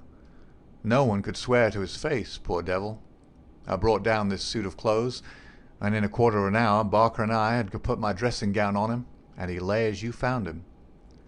We tied all things into a bundle, and I weighted them with the only weight I could find, and put them through the window. The card he'd meant to lay upon my body was lying beside his own. My rings were put on his finger, but when it came to the wedding ring, he held out his muscular hand. You can see for yourselves that I had struck the limit. I have not moved it since the day I was married, and it would have taken a file to get it off. I don't know anyhow that I should have cared to part with it, but if I'd wanted to, I couldn't. So we just had to leave that detail to take care of itself. On the other hand, I brought a bit of plaster down and put it where I'm wearing one myself at this instant. You slipped up there, Mr. Holmes, clever as you are, for if you had chanced to take off that plaster, you'd have found no cut underneath it. Well, that was the situation. If I could lie low for a while and then get away, where I could be joined by my widow, we should have a chance at last of living in peace for the rest of our lives. These devils would give me no rest so long as I was above ground, but if they saw in the papers that Baldwin had got his man, there would be an end of all my troubles. I hadn't much time to make it all clear to Barker and to my wife, but they understood enough to be able to help me. I knew all about this hiding place, so did Ames, but it never entered his head to connect it with the matter. I retired into it, and it was up to Barker to do the rest. I guess you can fill in for yourselves what he did. He opened the window and made the mark on the sill, to give an idea of how the murderer escaped. It was a tall order, that, but as the bridge was up, there was no other way. Then, when everything was fixed, he rang the bell for all he was worth. What happened afterward, you know. And so, gentlemen, you can do what you please, but I've told you the truth and the whole truth, so help me God. What I ask you now is, how do I stand by the English law? There was a silence which was broken by Sherlock Holmes. The English law is in the main a just law. You'll get no worse than your deserts from that, Mr. Douglas. But I would ask you, how did this man know that you lived here, or how to get into your house, or where to hide to get you? I know nothing of this. Holmes's face was very white and grave. The story is not over yet, I fear, said he. You may find worse dangers than the English law, or even than your enemies from America. I see trouble before you, Mr. Douglas. You'll take my advice and still be on your guard. And now, my long-suffering readers, I'll ask you to come away with me for a time, far from the Sussex manor house of Birlstone, and far also from the year of grace in which we made our eventful journey, which ended with the strange story of the man who had been known as John Douglas. I wish you to journey back some 20 years in time, and westward some thousands of miles in space, that I may lay before you a singular and terrible narrative, so singular and so terrible that you may find it hard to believe that even as I tell it, even so did it occur. Do not think that I intrude one story before another is finished. As you read on, you will find that this is not so. And when I have detailed those distant events, and you have solved this mystery of the past, we shall meet once more in those rooms on Baker Street, where this, like so many other wonderful happenings, will find its end. End of Chapter 7 and Part 1 of The Valley of Fear.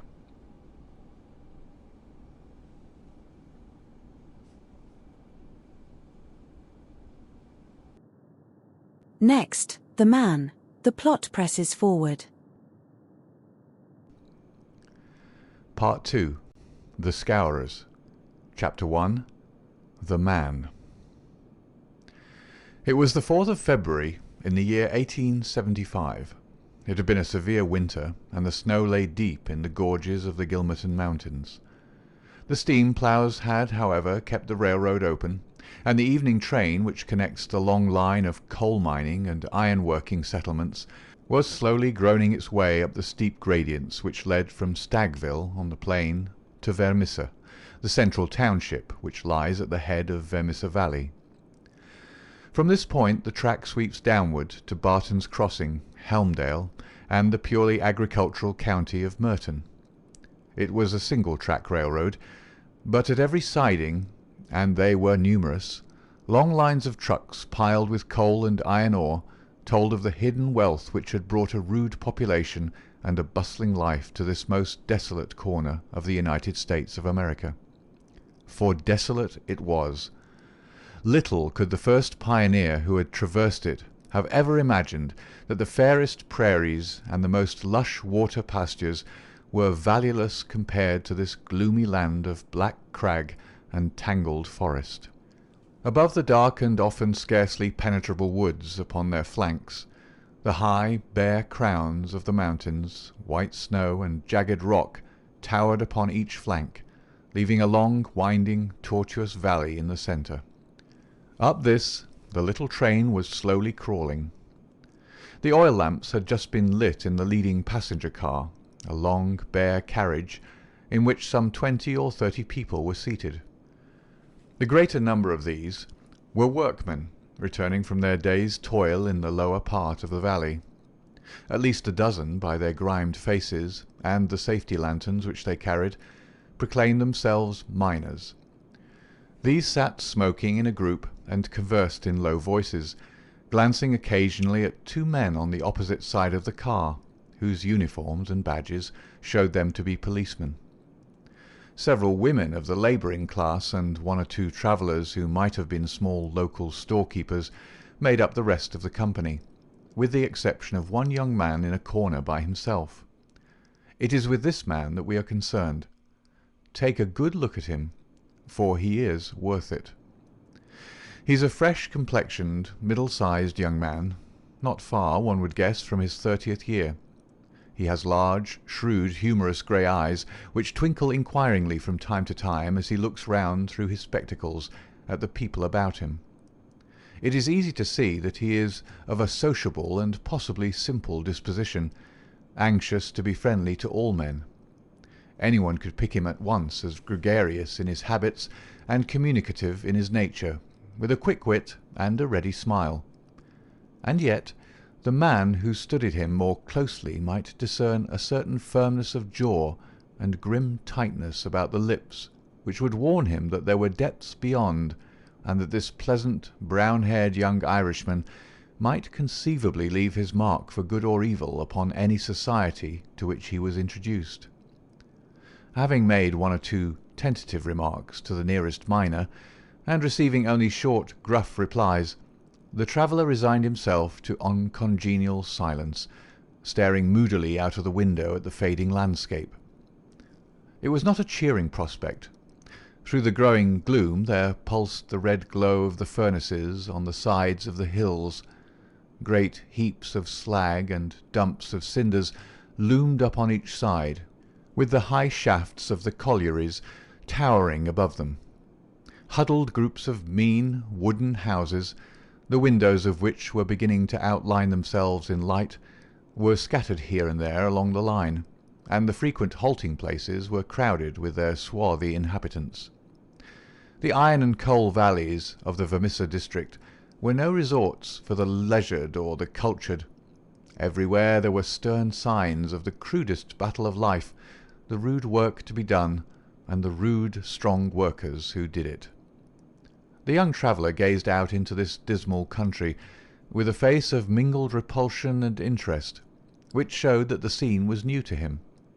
At intervals he drew from his pocket a bulky letter to which he referred, and on the margins of which he scribbled some notes. Once, from the back of his waist, he produced something which one would hardly have expected to find in the possession of so mild-mannered a man. It was a navy revolver of the largest size. As he turned it slantwise to the light, The glint upon the rims of the copper shells within the drum showed that it was fully loaded. He quickly restored it to his secret pocket, but not before it had been observed by a working man who had seated himself upon the adjoining bench.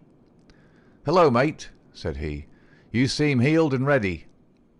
The young man smiled with an air of embarrassment. "Yes," said he, "we need them sometimes in the place I come from." "And where may that be?" "I'm last from Chicago." "A stranger in these parts?" "Yes." "You may find you need it here," said the workman. "Ah, is that so?" The young man seemed interested. "Have you heard nothing of doings hereabouts?" "Nothing out of the way." "Why, I thought the country was full of it. You'll hear quick enough. What made you come here?"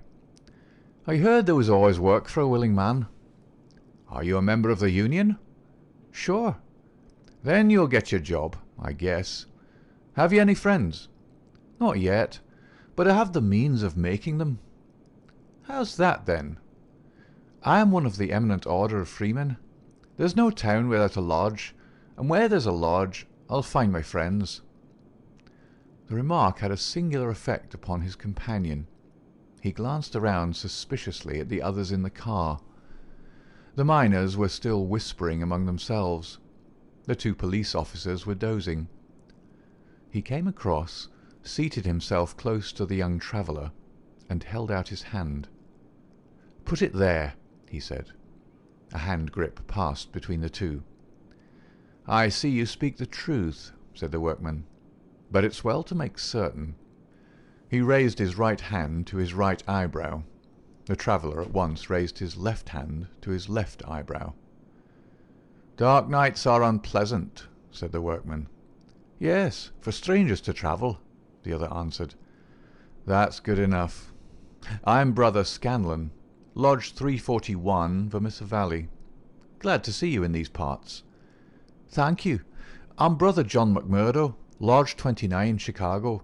Bodymaster J.H. Scott, but I'm in luck to meet a brother so early." "Well, there are plenty of us about.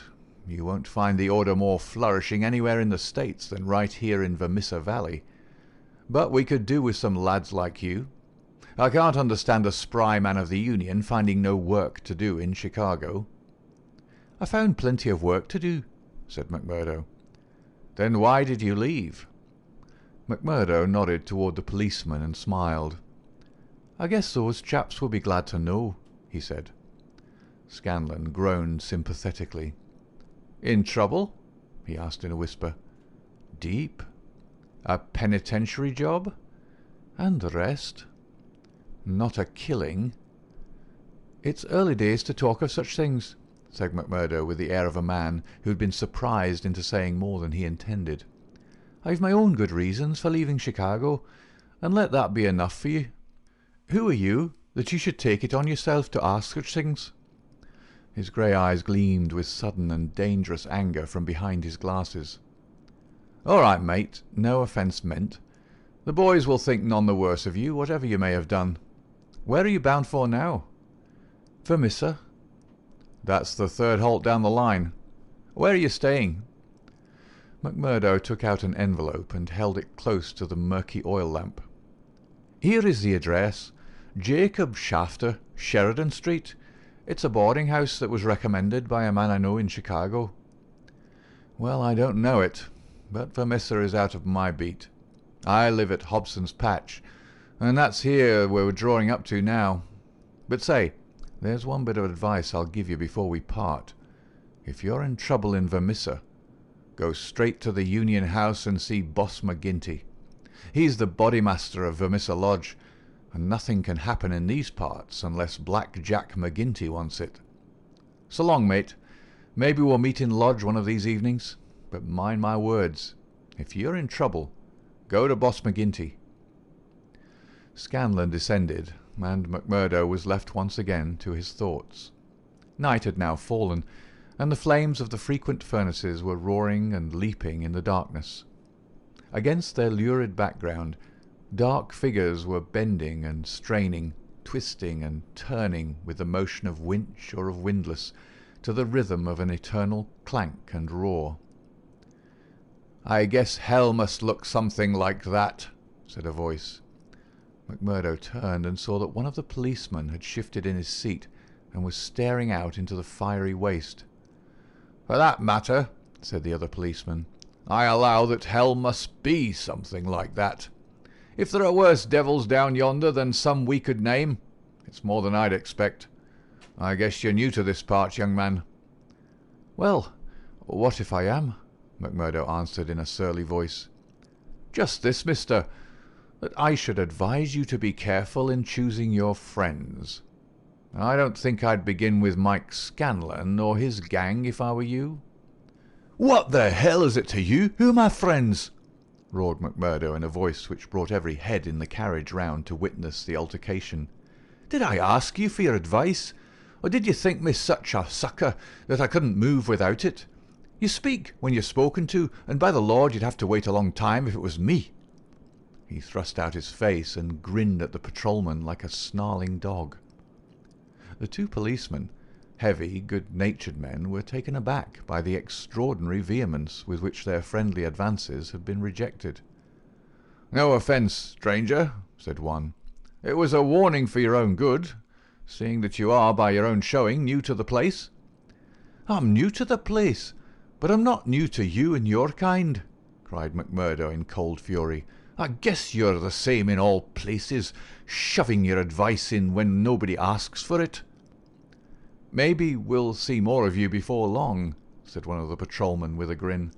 "You're a real hand-picked one, if I'm a judge." "I was thinking the same," remarked the other. "I guess we may meet again." "I'm not afraid of you, and don't you think it," cried McMurdo. "My name's Jack McMurdo, see? If you want me, you'll find me at Jacob's Shafters on Sheridan Street, Vermissa. So I'm not hiding from you, am I? Day or night, I dare to look the like of you in the face. Don't make any mistake about that." There was a murmur of sympathy and admiration from the miners at the dauntless demeanour of the newcomer, while the two policemen shrugged their shoulders and renewed a conversation between themselves. A few minutes later, the train ran into the ill-lit station, and there was a general clearing, for Vermissa was by far the largest town on the line.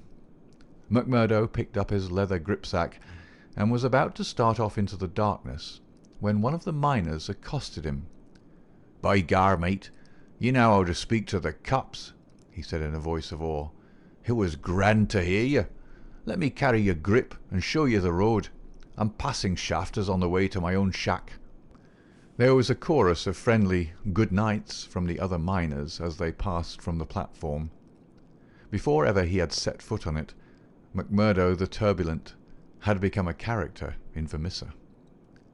The country had been a place of terror, but the town was in its way even more depressing. Down that long valley there was at least a certain gloomy grandeur in the huge fires and the clouds of drifting smoke, while the strength and industry of man found fitting monuments in the hills which he had spilled by the side of his monstrous excavations. But the town showed a dead level of mean ugliness and squalor.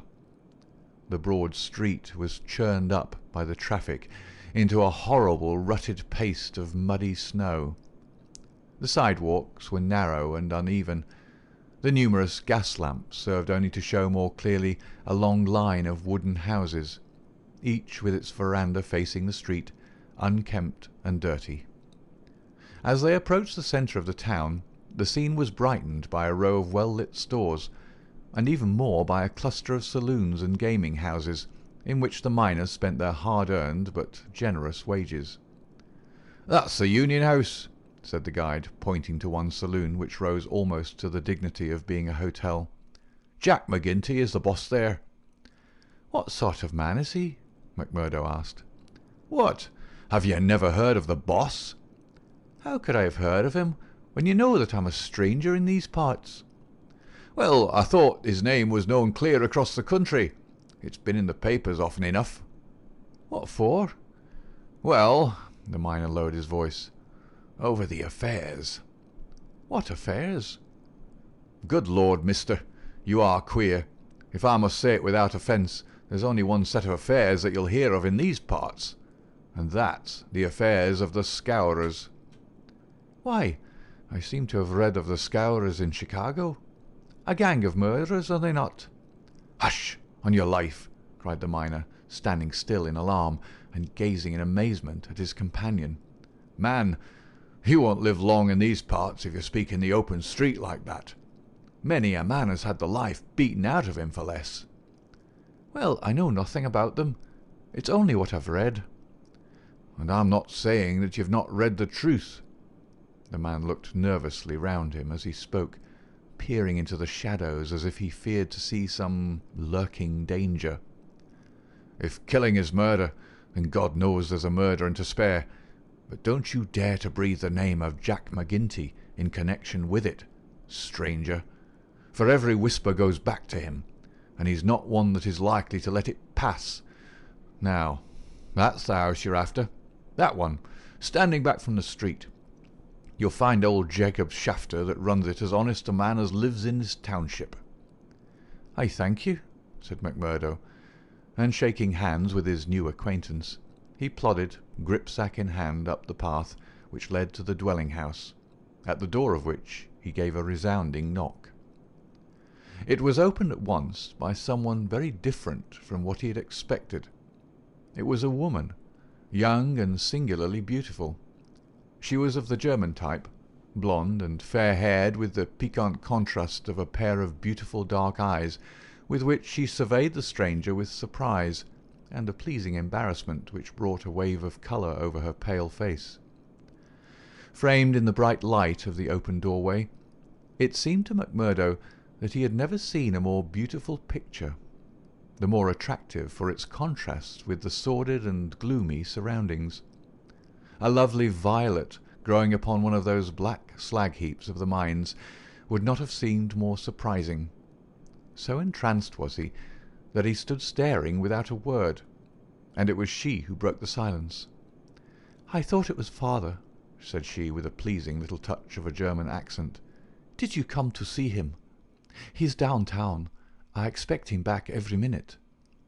McMurdo continued to gaze at her in open admiration until her eyes dropped in confusion before this masterful visitor. "No, miss," he said at last. "I'm in no hurry to see him. But your house was recommended to me for board. I thought it might suit me, and now I know it will." "You are quick to make up your mind," said she with a smile. "Anyone but a blind man could do as much," the other answered. She laughed at the compliment. "Come right in, sir," she said. "I'm Miss Ethel Shafter, Mr. Shafter's daughter. My mother's dead, and I run the house. You can sit down by the stove in the front room until father comes along. Ah, here he is, so you can fix things with him right away." A heavy, elderly man came plodding up the path. In a few words, McMurdo explained his business. A man of the name of Murphy had given him the address in Chicago. He, in turn, had had it from someone else. Old Shafter was quite ready. The stranger made no bones about terms, agreed at once to every condition, and was apparently fairly flush of money. For $7 a week paid in advance, he was to have board and lodging. So it was that McMurdo, the self-confessed fugitive from justice, took up his abode under the roof of the Shafters, the first step which was to lead to so long and dark a train of events, ending in a far distant land. End of Part 2, Chapter 1.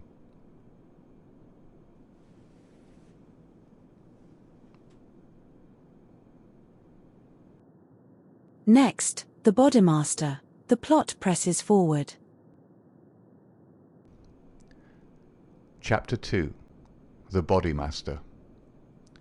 McMurdo was a man who made his mark quickly. Wherever he was, the folk around soon knew it. Within a week he had become infinitely the most important person at Shafter's. There were 10 or a dozen boarders there, but they were honest foremen or commonplace clerks from the stores, of a very different calibre from the young Irishman. Of an evening when they gathered together, his joke was always the readiest, his conversation the brightest, and his song the best. He was a born boon companion, with a magnetism which drew good humour from all around him. and yet he showed again and again, as he had shown in the railway carriage, a capacity for sudden, fierce anger, which compelled the respect and even the fear of those who met him. For the law, too, and all who were connected with it, he exhibited a bitter contempt which delighted some and alarmed others of his fellow boarders. From the first he made it evident, by his open admiration, that the daughter of the house had won his heart from the instant that he had set eyes upon her beauty and her grace. He was no backward suitor. On the second day he told her that he loved her, and from then onward he repeated the same story, with an absolute disregard of what she might say to discourage him. "Someone else," he would cry. "Well, the worse luck for someone else. Let him look out for himself. Am I to lose my life's chance and all my heart's desire for someone else? You can keep on saying no, Etty. The day will come when you'll say yes, and I'm young enough to wait." He was a dangerous suitor, with his glib Irish tongue and his pretty coaxing ways. There was about him also that glamour of experience and of mystery which attracts a woman's interest, and finally her love. He could talk of the sweet valleys of County Monaghan, from which he came, of the lovely distant island, the low hills and green meadows of which seemed the more beautiful when imagination viewed them from this place of grime and snow. Then he was versed in the life of the cities of the north, of Detroit and of the lumber camps of Michigan, and finally of Chicago, where he had worked in a planing mill. And afterwards came the hint of romance, the feeling that strange things had happened to him in that great city, so strange and so intimate that they might not be spoken of. He spoke wistfully of a sudden leaving, a breaking of old ties, a flight into a strange world, ending in this dreary valley, and Etty listened, her dark eyes gleaming with pity and with sympathy, those two qualities which may turn so rapidly and so naturally to love. McMurdo had obtained a temporary job as bookkeeper, for he was a well-educated man. This kept him out most of the day, and he had not found occasion yet to report himself to the head of the lodge of the Eminent Order of Freemen. He was reminded of his omission, however, by a visit one evening from Mike Scanlon, the fellow member whom he had met in the train. Scanlon, the small, sharp-faced, nervous, black-eyed man, seemed glad to see him once more. After a glass or two of whisky, he broached the subject of his visit. "Say, McMurdo," said he, "I remembered your address, so I made bold to call. I'm surprised that you've not reported to the Bodymaster. Why haven't you seen Boss McGinty yet?" "Well, I had to find a job. I've been busy." "You must find time for him, if you've none for anything else. Good Lord, man, you're a fool not to have been down to the Union House and registered your name the first morning after you came here. If you run against him, well, you mustn't, that's all." McMurdo showed mild surprise. "I've been a member of the lodge for over 2 years, Scanlon, but I've never heard that duties were so pressing as all that." "Maybe not in Chicago." "Well, it's the same society here." "Is it?" Scanlon looked at him long and fixedly. There was something sinister in his eyes. "Isn't it?" "You'll tell me that in a month's time. I hear you had a talk with the patrolman after I left the train." "How did you know that?" "Oh, it got about. Things do get about for good and for bad in this district." "Well, yes, I told the hounds what I thought of them." "By the Lord, you'll be a man after McGinty's heart." "What, does he hate the police too?" Scanlon burst out laughing. "You go and see him, my lad," said he as he took his leave. "It's not the police, but you that he'll hate if you don't. Now, take a friend's advice, and go at once." It chanced that on the same evening McMurdo had another more pressing interview which urged him in the same direction. It may have been that his attentions to Etty had been more evident than before, or that they had gradually obtruded themselves into the slow mind of his good German host. But, whatever the cause, the boarding-house keeper beckoned the young man into his private room and started on the subject without any circumlocution. "It seems to me, mister," said he, "that you are getting set on my Etty. Ain't that so, or am I wrong?" "Yes, that is so," the young man answered. "Well, I want to tell you right now that it ain't no manner of use. There's someone slipped in afore you." "She told me so." "Well, you can lay that she told you truth. But did she tell you who it was?" "No, I asked her, but she wouldn't tell." "I dare say not. The little baggage. Perhaps she did not wish to frighten you away." "Frighten?" McMurdo was on fire in a moment. "Ah, yes, my friend. You need not be ashamed to be frightened of him. It is Teddy Baldwin." "And who the devil is he?" "He is the boss of Scourers." "Scourers? I've heard of them before. It's Scourers here and Scourers there, and always in a whisper. What are you all afraid of? Who are the Scourers?" The boarding-house keeper instinctively sank his voice, as everyone did who talked about that terrible society. "The Scourers," said he, "are the eminent order of freemen." The young man stared. "Why, I'm a member of that order myself." "You? I would never have had you in my house if I'd known it. Not if you were to pay me $100 a week." "What's wrong with the order? It's for charity and good fellowship. The rules say so." "Maybe in some places. Not here." "What is it here?" "It's a murder society. That's what it is." McMurdo laughed incredulously. "How can you prove that?" he asked. "Prove it? Are there not 50 murders to prove it? What about Millman and von Schorst and the Nicholson family and old Mr. Hyam and little Billy James and the others? Prove it? Is there a man or a woman in this valley that does not know it?" "See here," said McMurdo earnestly, "I want you to take back what you said, or else make it good. One or the other you must do before I quit this room. Put yourself in my place. Here I am, a stranger in the town. I belong to a society that I know only as an innocent one.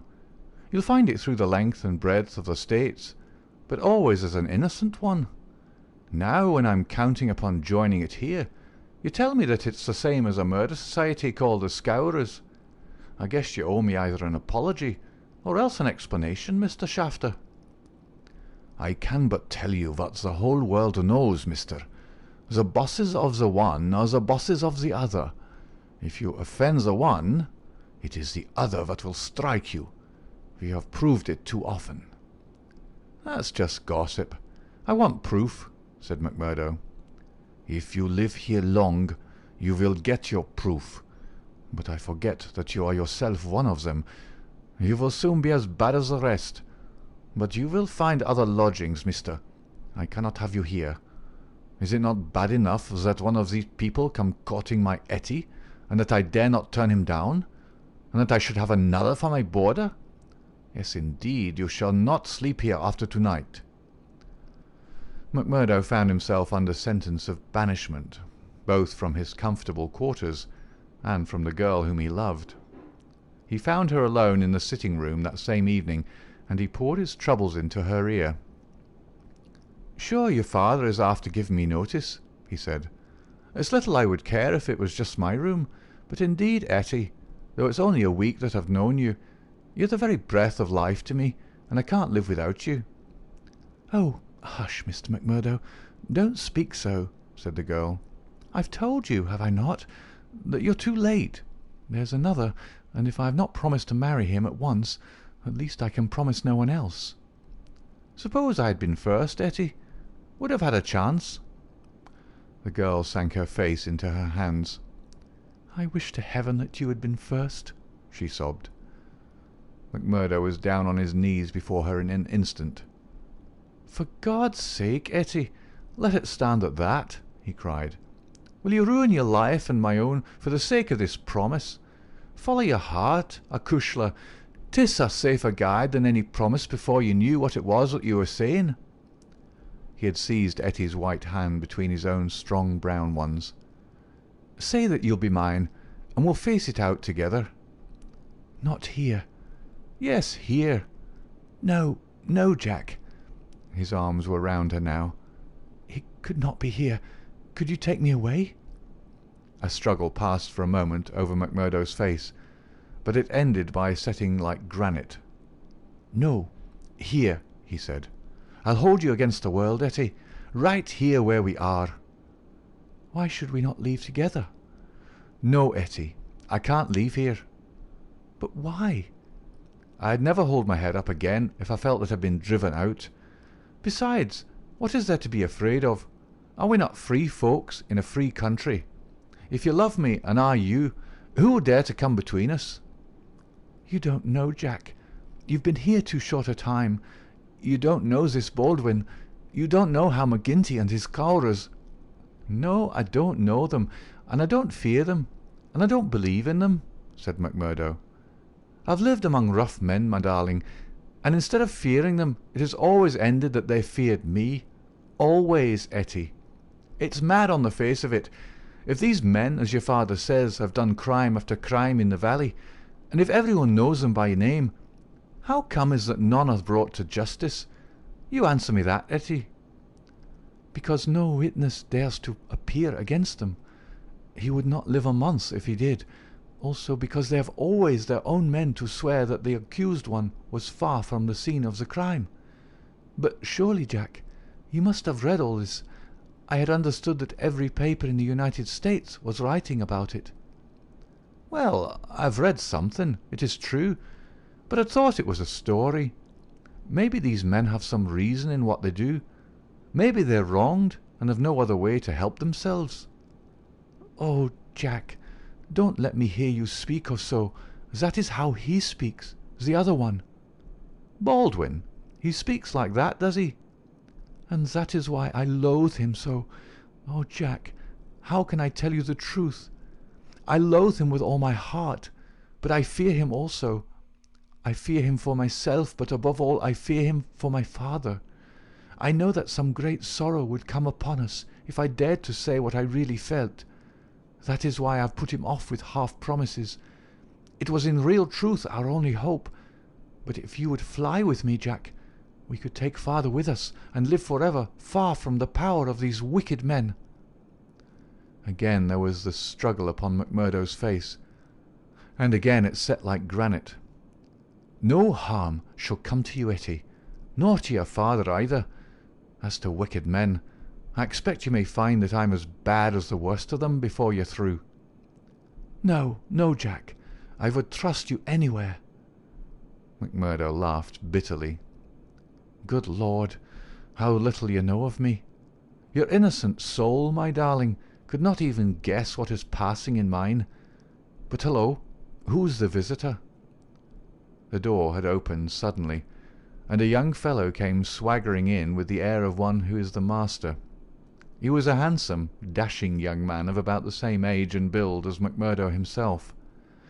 Under his broad-brimmed black felt hat, which he had not troubled to remove, a handsome face with fierce, domineering eyes and a curved hawk-bill of a nose looked savagely at the pair who sat by the stove. Etty had jumped to her feet, full of confusion and alarm. "I'm glad to see you, Mr. Baldwin," said she. "You're earlier than I thought. Come and sit down." Baldwin stood with his hands on his hips, looking at McMurdo. "Who is this?" he asked curtly. "It's a friend of mine, Mr. Baldwin. A new boarder here, Mr. McMurdo. May I introduce you to Mr. Baldwin?" The young men nodded in surly fashion to each other. "Maybe Miss Etty has told you how it is with us," said Baldwin. "I don't understand that there was any relation between you." "Didn't you? Well, you can understand it now. You can take it from me that this young lady is mine, and you'll find it a very fine evening for a walk." "Thank you. I'm in no humour for a walk." "Aren't you?" The man's savage eyes were blazing with anger. "Maybe you're in a humour for a fight, Mr. Boarder." "That I am," cried McMurdo, springing to his feet. "You never said a more welcome word." "For God's sake, Jack! Oh, for God's sake, Jack!" cried poor distracted Etty. "Oh, Jack, Jack, he'll hurt you." "Oh, it's Jack, is it?" said Baldwin with an oath. "You've come to that already, have you?"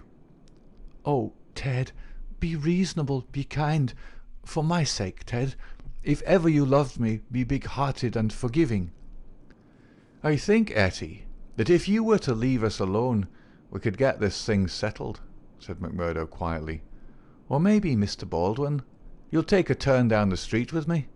It's a fine evening, and there's some open ground beyond the next block." "I'll get even with you without needing to dirty my hands," said his enemy. "You'll wish you'd never set foot in this house before I'm through with you." "No time like the present," cried McMurdo. "I'll choose my own time, mister. You can leave the time to me. See here." He suddenly rolled up his sleeve and showed upon his forearm a peculiar sign which appeared to have been branded there. It was a circle with a triangle within it. "Do you know what that means?" "I neither know nor care." "Well, you will know. I'll promise you that. You won't be much older, either. Perhaps Miss Etty can tell you something about it. As to you, Etty, you'll come back to me on your knees, do you hear, girl? On your knees, and then I'll tell you what your punishment may be. You've sowed, and by the Lord I'll see that you reap." He glanced at them both in fury. Then he turned upon his heel, and an instant later the outer door had banged behind him. For a few moments McMurdo and the girl stood in silence. Then she threw her arms around him. "Oh, Jack, how brave you were! But it is no use. You must fly. Tonight, Jack, tonight. It's your only hope. He will have your life. I read it in his horrible eyes. What chance have you against a dozen of them, with Boss McGinty and all the power of the lodge behind them?" McMurdo disengaged her hands, kissed her, and gently pushed her back into a chair. "There, acushla, there. Don't be disturbed or fear for me. I'm a free man myself. I'm after telling your father about it. Maybe I am no better than the others, so don't make a saint of me. Perhaps you hate me too now that I've told you so much." "Hate you, Jack? While life lasts, I could never do that. I've heard that there is no harm in being a freeman anywhere but here, so why should I think the worse of you for that? But if you are a freeman, Jack, why would you not go down and make a friend of Boss McGinty? Oh, hurry, Jack, hurry. Get your word in first, or the hounds will be on your trail." "I was thinking the same thing," said McMurdo. "I'll go right now and fix it. You can tell your father that I'll sleep here tonight and find some other quarters in the morning." The bar of McGinty's saloon was crowded as usual, for it was the favourite loafing place of all the rougher elements of the town. The man was popular, for he had a rough, jovial disposition which formed a mask, covering a great deal which lay behind it. But apart from this popularity, the fear in which he was held throughout the township, and indeed down the whole 30 miles of the valley and past the mountains on each side of it, was enough in itself to fill his bar, for none could afford to neglect his goodwill. Besides those secret powers which it was universally believed that he exercised in so pitiless a fashion, he was a high public official, a municipal councillor, and a commissioner of roads, elected to the office through the votes of the ruffians who in turn expected to receive favours at his hands. Assessments and taxes were enormous. The public works were notoriously neglected. The accounts were slurred over by bribed auditors, and the decent citizen was terrorized into paying public blackmail, and holding his tongue lest some worse thing befall him.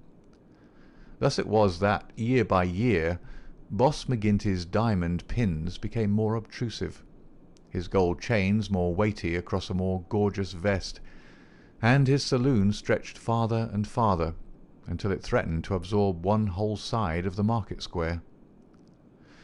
McMurdo pushed open the swinging door of the saloon, and made his way amid the crowd of men within, through an atmosphere blurred with tobacco smoke and heavy with the smell of spirits. The place was brilliantly lighted, and the huge heavily gilt mirrors upon every wall reflected and multiplied the garish illumination. There were several bartenders in their shirt sleeves, hard at work mixing drinks for the loungers who fringed the broad brass-trimmed counter. At the far end, with his body resting upon the bar, and a cigar stuck at an acute angle from the corner of his mouth, stood a tall, strong, heavily built man who could be none other than the famous McGinty himself. He was a black-maned giant, bearded to the cheekbones, and with a shock of raven hair which fell to his collar. His complexion was as swarthy as that of an Italian, and his eyes were of a strange, dead black, which, combined with a slight squint, gave them a particularly sinister appearance. All else in the man, his noble proportions, his fine features, and his frank bearing, fitted in with that jovial, man-to-man manner which he affected. Here, one would say, is a bluff, honest fellow, whose heart would be sound, however rude his outspoken words might seem. It was only when those dead, dark eyes, deep and remorseless, were turned upon a man that he shrank within himself, feeling that he was face to face with an infinite possibility of latent evil, with a strength and courage and cunning behind it which made it 1,000 times more deadly. Having had a good look at this man, McMurdo elbowed his way forward with his usual careless audacity, and pushed himself through the little group of courtiers who were fawning upon the powerful boss, laughing uproariously at the smallest of his jokes. The young stranger's bold grey eyes looked back fearlessly through their glasses at the deadly black ones which turned sharply upon him. "Well, young man, I can't call your face to mind." "I'm new here, Mr. McGinty." "You are not so new that you can't give a gentleman his proper title." "He's Councillor McGinty, young man," said a voice from the group. "I'm sorry, Councillor. I'm strange to the ways of the place, but I was advised to see you." "Well, you see me. This is all there is. What do you think of me?" "Well, it's early days. If your heart is as big as your body, and your soul as fine as your face, then I'd ask for nothing better," said McMurdo. "By gar, you've got an Irish tongue in your head anyhow," cried the saloon-keeper, not quite certain whether to humour this audacious visitor or to stand upon his dignity. "So you are good enough to pass my appearance?" "Sure," said McMurdo. "And you were told to see me?" "I was." "And who told you?" "Brother Scanlon, of Lodge 341, Vermissa. I drink your health, Councillor, and to our better acquaintance." He raised a glass with which he had been served to his lips, and elevated his little finger as he drank it. McGinty, who had been watching him narrowly, raised his thick black eyebrows. "Oh, it's like that, is it?" said he. "I'll have to look a bit closer into this, Mr. McMurdo."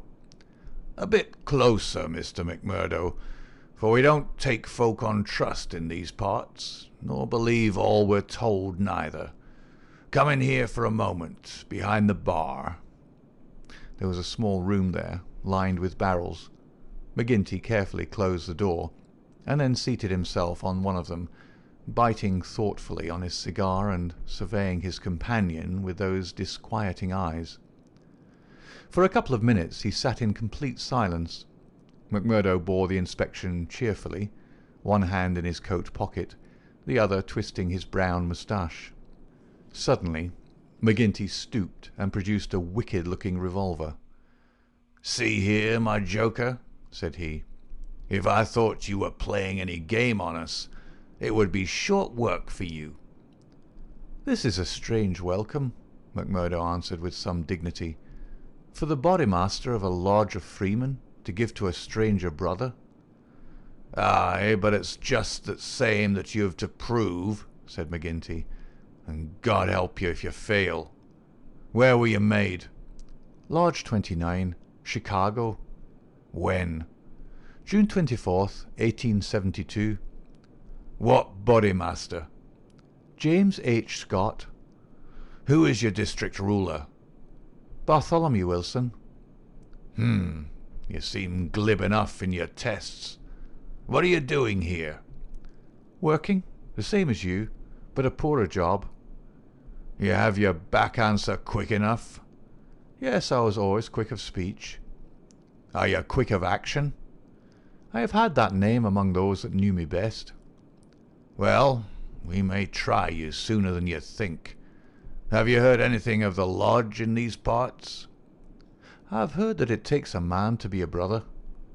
True for you, Mr. McMurdo. Why did you leave Chicago? I'm damned if I'll tell you that. McGinty opened his eyes. He was not used to being answered in such fashion, and it amused him. Why won't you tell me? Because no brother may tell another a lie.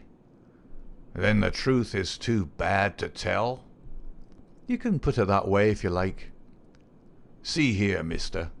You can't expect me as Bodymaster to pass into the lodge a man for whose past he can't answer. McMurdo looked puzzled. Then he took a worn newspaper cutting from an inner pocket. You wouldn't squeal on a fellow, said he. I'll wipe my hand across your face if you say such words to me, cried McGinty hotly. You're right, counsellor, said McMurdo meekly. I should apologize.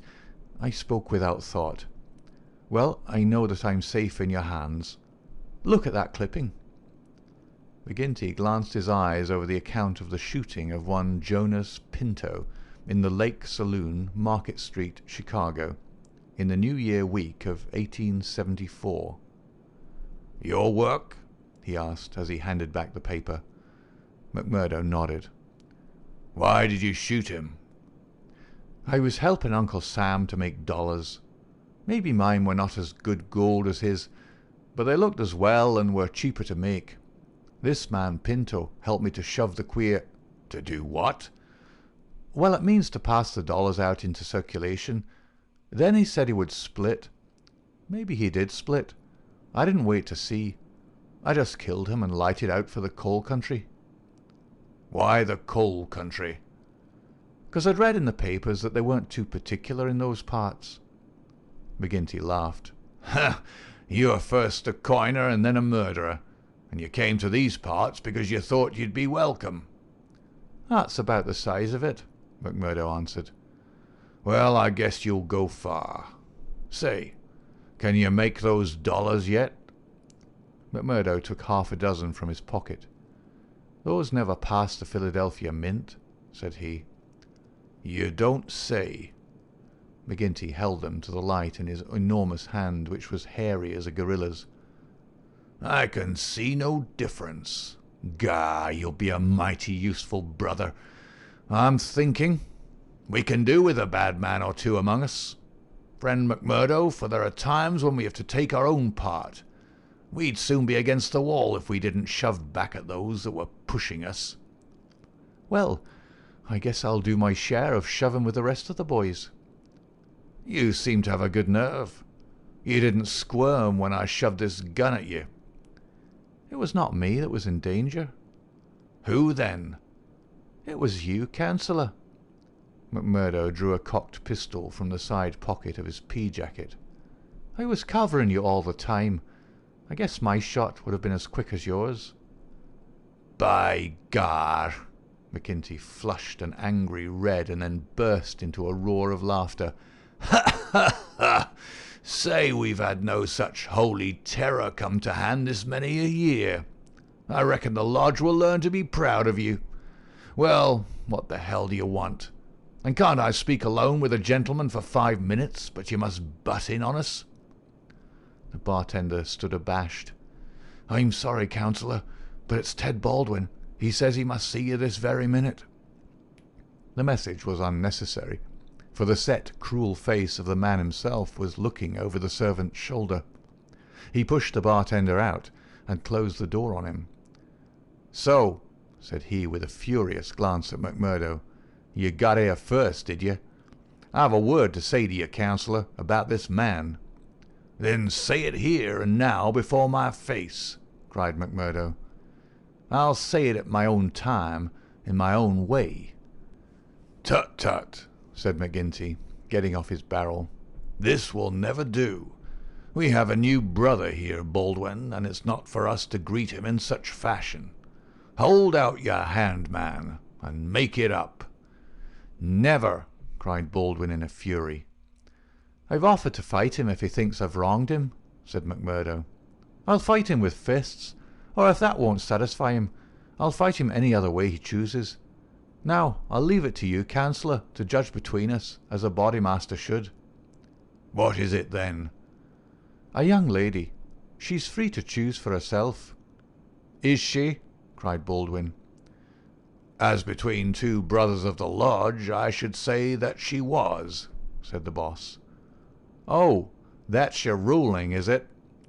"Yes, it is, Ted Baldwin," said McGinty, with a wicked stare.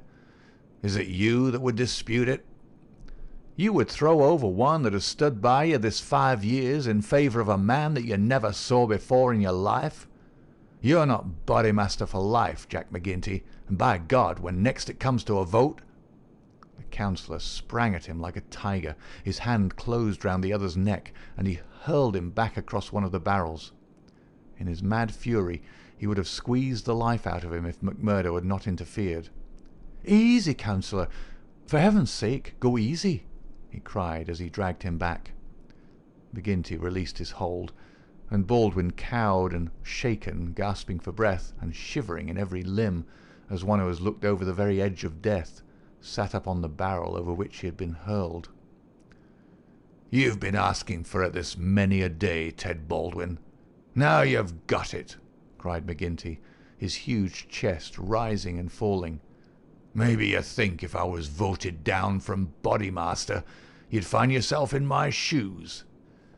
It's for the lodge to say that, but so long as I'm the chief, I'll have no man lift his voice against me or my rulings." "I have nothing against you," mumbled Baldwin, feeling his throat. "Well then," cried the other, relapsing in a moment into a bluff joviality, "we're all good friends again, and there's an end of the matter." He took a bottle of champagne down from the shelf and twisted out the cork. "See now," he continued as he filled 3 high glasses, "let us drink the quarrelling toast of the lodge. After that, as you know, there can be no bad blood between us. Now then, the left hand on the apple of my throat. I say to you, Ted Baldwin, what is the offence, sir?" "The clouds are heavy," answered Baldwin. "But they will forever brighten." "And this I swear." The men drank their glasses, and the same ceremony was performed between Baldwin and McMurdo. "There," cried McGinty, rubbing his hands. "That's the end of the black blood. You come under lodge discipline if it goes further, and that's a heavy hand in these parts, as Brother Baldwin knows, and as you will damn soon find out, Brother McMurdo, if you ask for trouble." "Faith, I'd be slow to do that," said McMurdo. He held out his hand to Baldwin. "I'm quick to quarrel, and quick to forgive. It's my hot Irish blood, they tell me, but it's over for me, and I bear no grudge." Baldwin had to take the proffered hand, for the baleful eye of the terrible boss was upon him. But his sullen face showed how little the words of the other had moved him. McGinty clapped them both on the shoulders. "Tut! These girls, he cried. "To think that the same petticoat should come between 2 of my boys. It's the devil's own luck. Well, it's the colleen inside of them that must settle the question, for it's outside the jurisdiction of a Bodymaster, and the Lord be praised for that. We have enough on us without the women as well. You'll have to be affiliated to Lodge 341, Brother McMurdo. We have our own ways and methods, different from Chicago. Saturday night is our meeting, and if you come then, we'll make you free forever of the Vermissa Valley." End of chapter 2.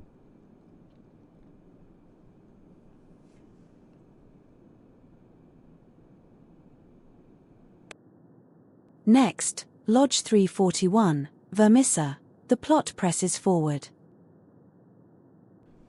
Chapter 3. Lodge 341, Vermissa.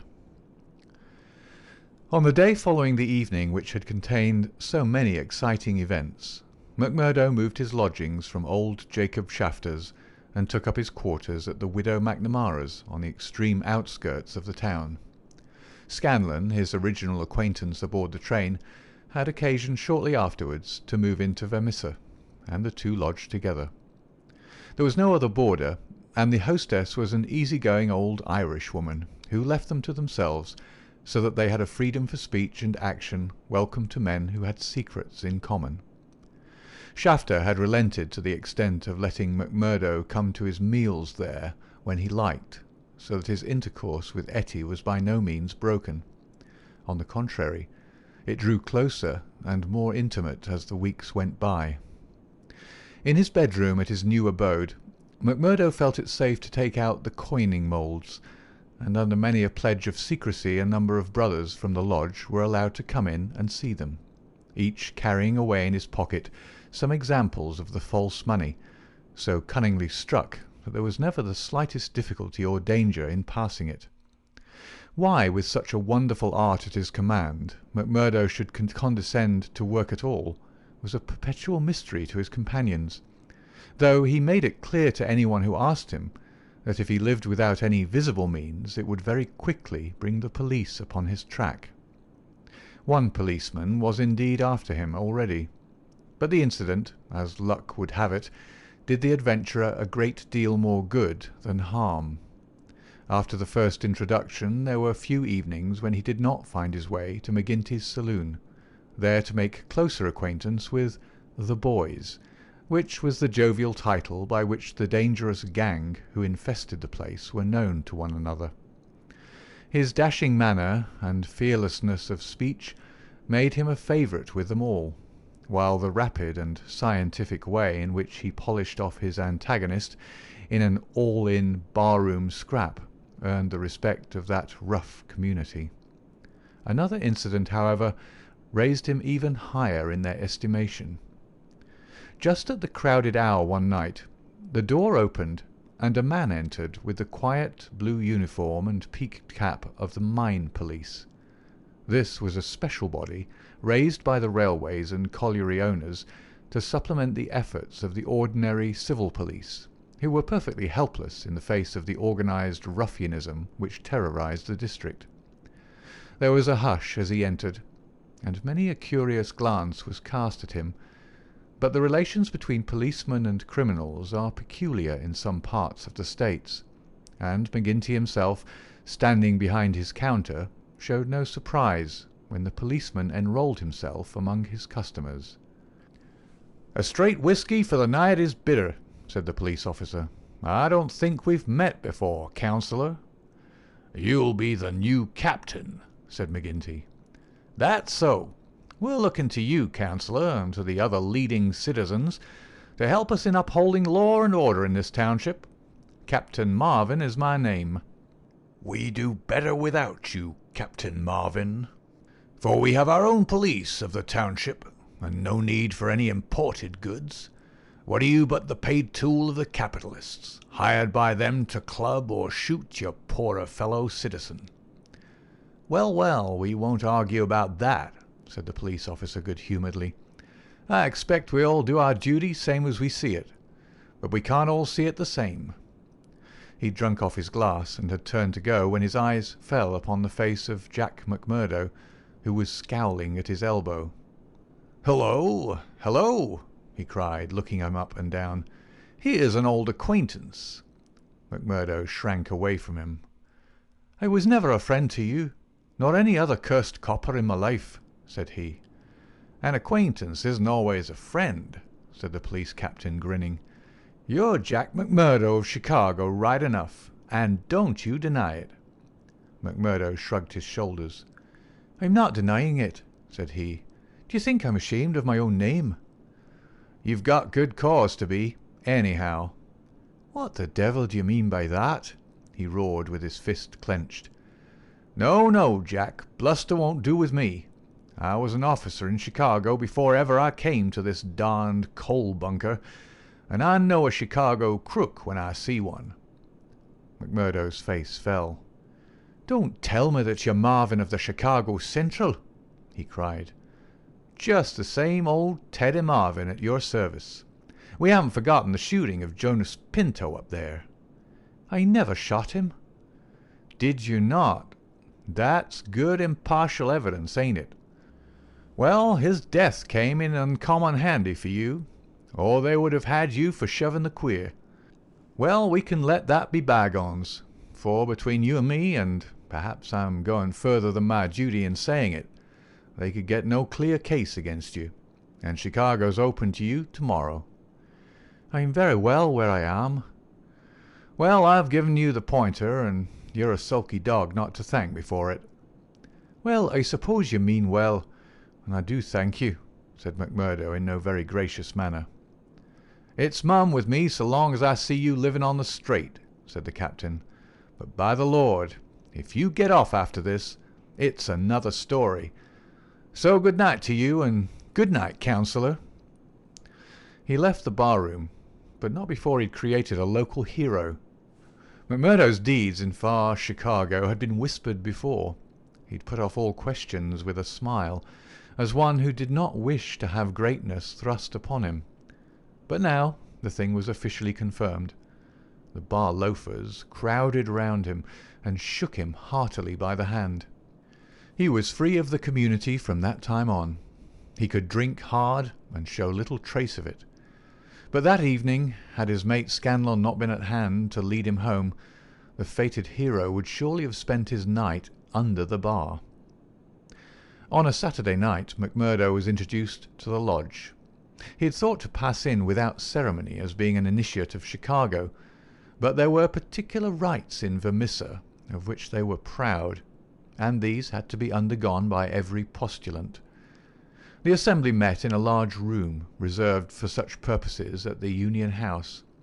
Some 60 members assembled at Vermissa, but that by no means represented the full strength of the organisation, for there were several other lodges in the valley, and others across the mountains on each side, who exchanged members when any serious business was afoot, so that a crime might be done by men who were strangers to the locality. Altogether, there were not less than 500 scattered over the coal district.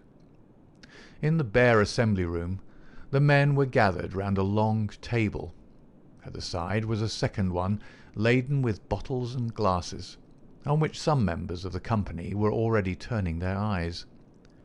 McGinty sat at the head, with a flat black velvet cap upon his shock of tangled black hair, and a coloured purple stole round his neck, so that he seemed to be a priest presiding over some diabolical ritual. To right and left of him were the higher lodge officials, the cruel, handsome face of Ted Baldwin among them. Each of these wore some scarf or medallion as emblem of his office. They were, for the most part, men of mature age, but the rest of the company consisted of young fellows from 18 to 25, the ready and capable agents who carried out the commands of their seniors. Among the older men were many whose features showed the tigerish, lawless souls within, but looking at the rank and file, it was difficult to believe that these eager and open-faced young fellows were in very truth a dangerous gang of murderers, whose minds had suffered such complete moral perversion that they took a horrible pride in their proficiency at the business, and looked with deepest respect at the men who had the reputation of making what they called a clean job. To their contorted natures it had become a spirited and chivalrous thing to volunteer for service against some man who had never injured them, and whom in many cases they had never seen in their lives. The crime committed, they quarrelled as to who had actually struck the fatal blow, and amused one another and the company by describing the cries and contortions of the murdered man.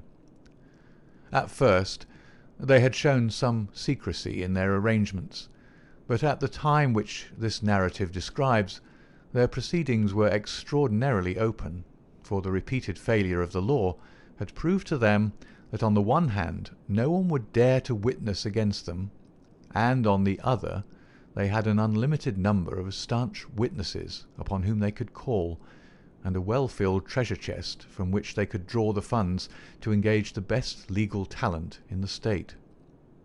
In 10 long years of outrage there had been no single conviction, and the only danger that ever threatened the Scourers lay in the victim himself, who, however outnumbered and taken by surprise, might and occasionally did leave his mark upon his assailants.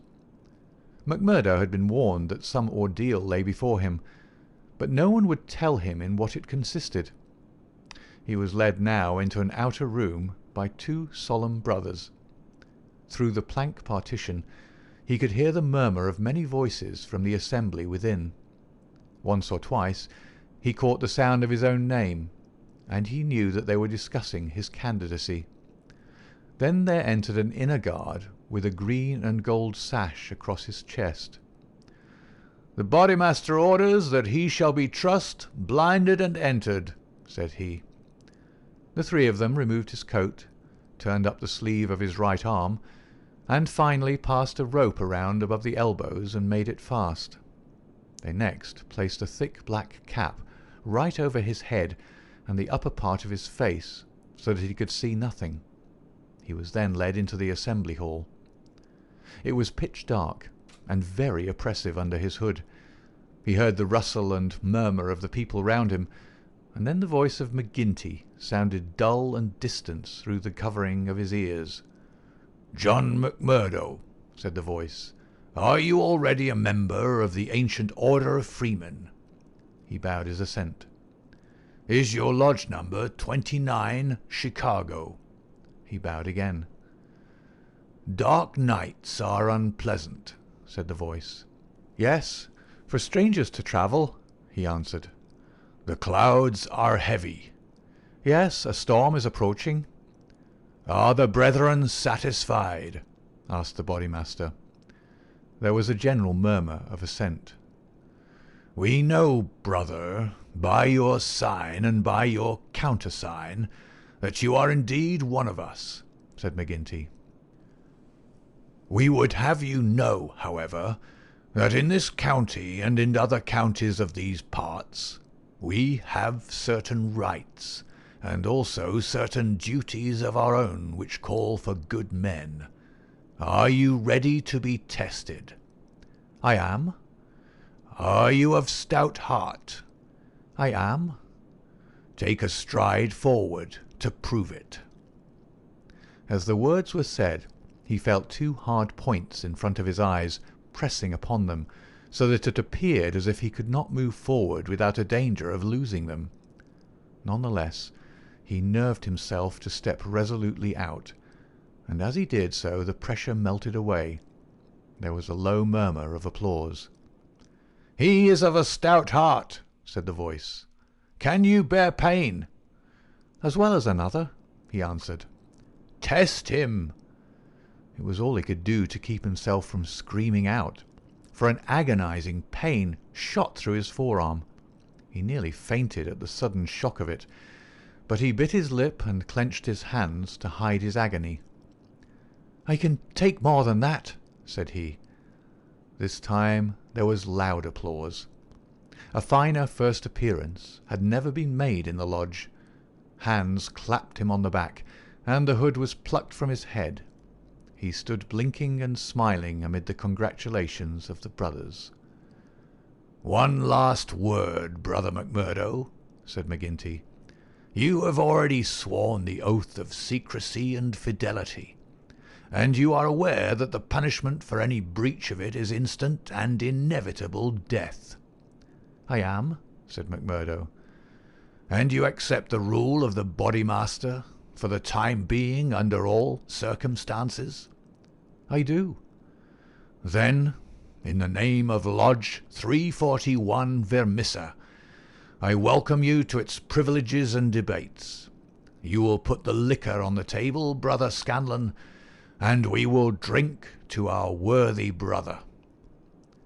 MacMurdo's coat had been brought to him, but before putting it on he examined his right arm, which still smarted heavily.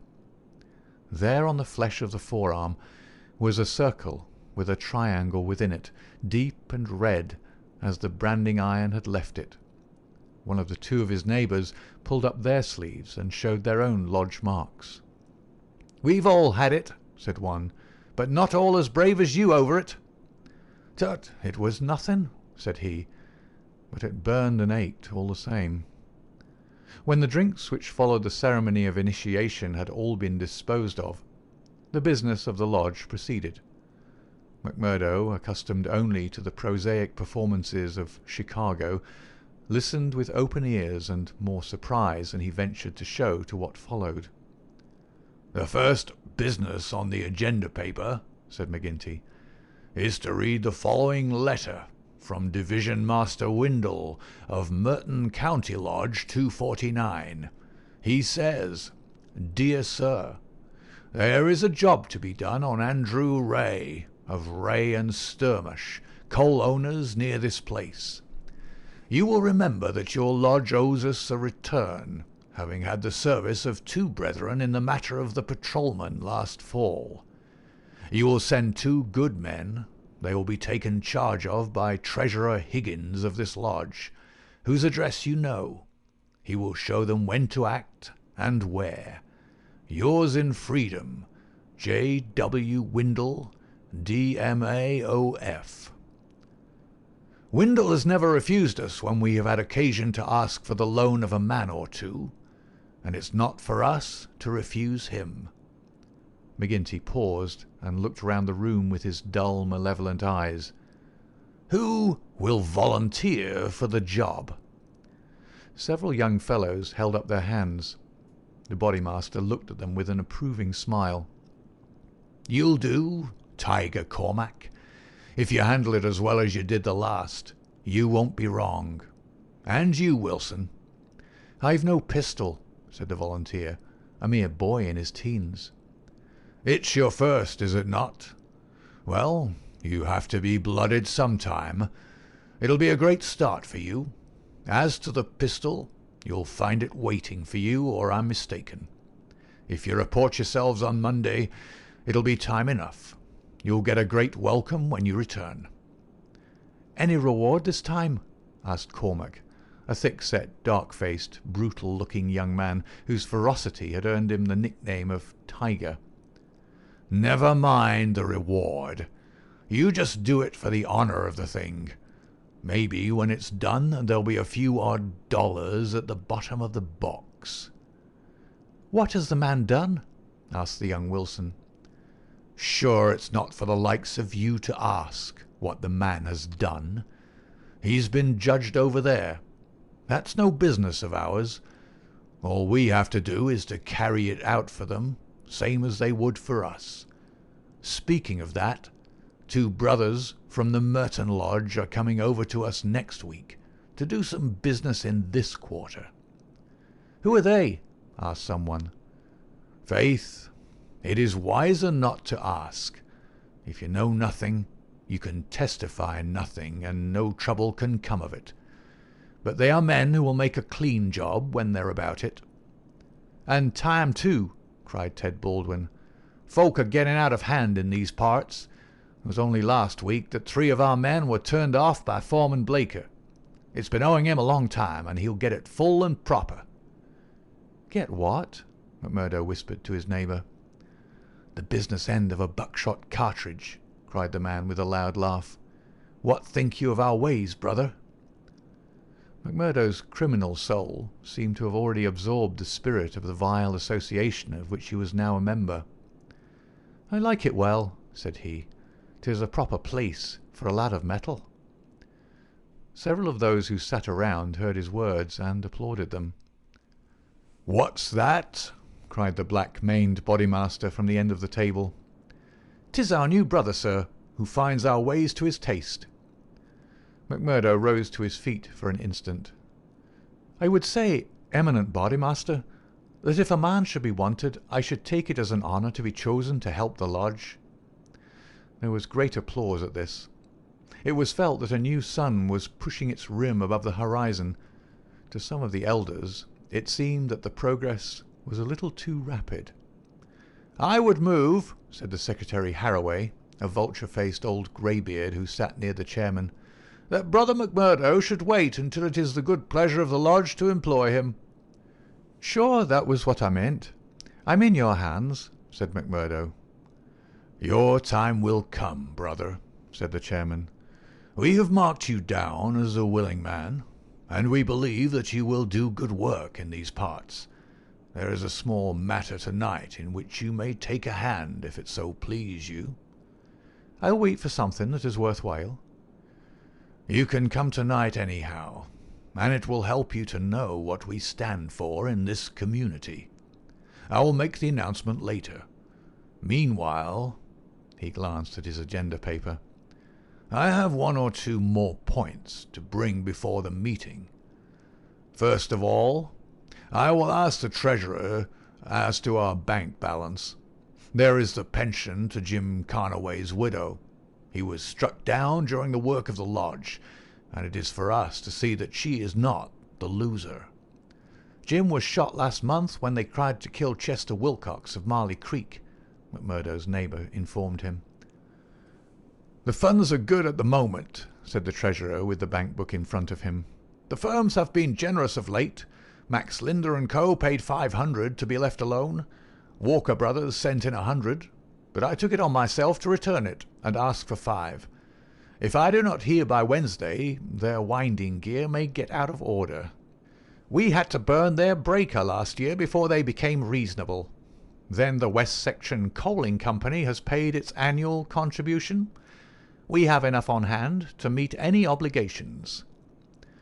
"What about Archie Swindon?" asked a brother. "He has sold out and left the district. The old devil left a note for us to say that he'd had rather be a free crossing sweeper in a New York than a large mine owner under the power of a ring of blackmailers.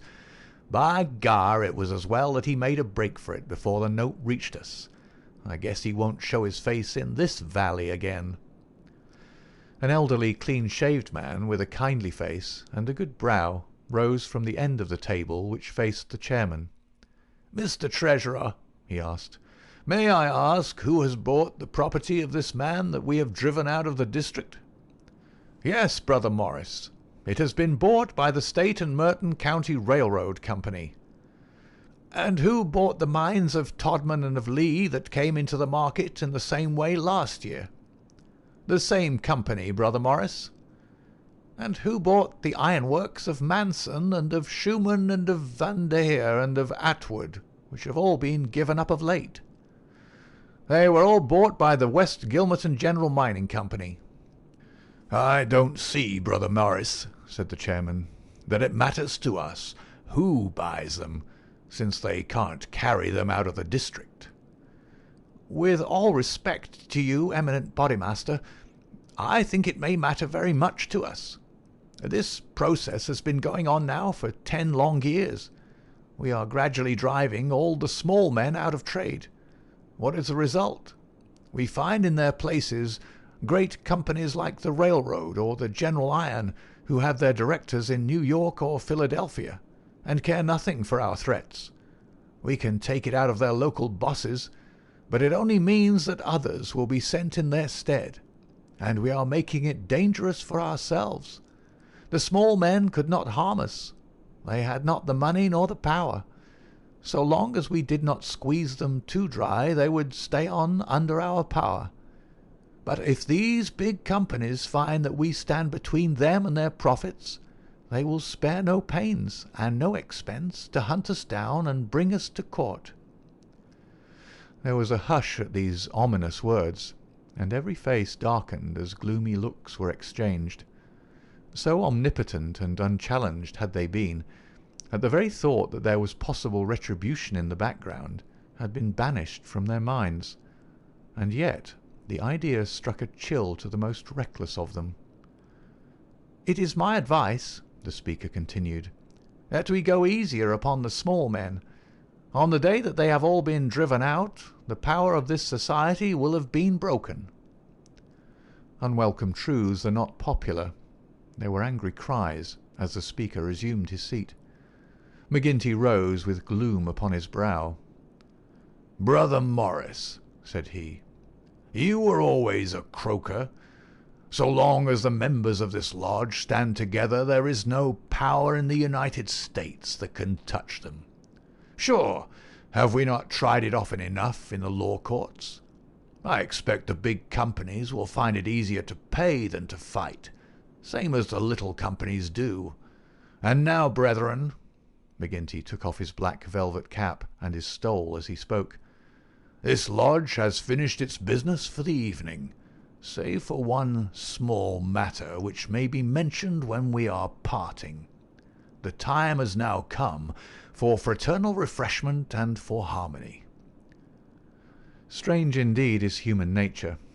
Here were these men, to whom murder was familiar, who again and again had struck down the father of the family, some man against whom they had no personal feeling, without one thought of compunction or of compassion for his weeping wife or helpless children, and yet the tender or pathetic in music could move them to tears.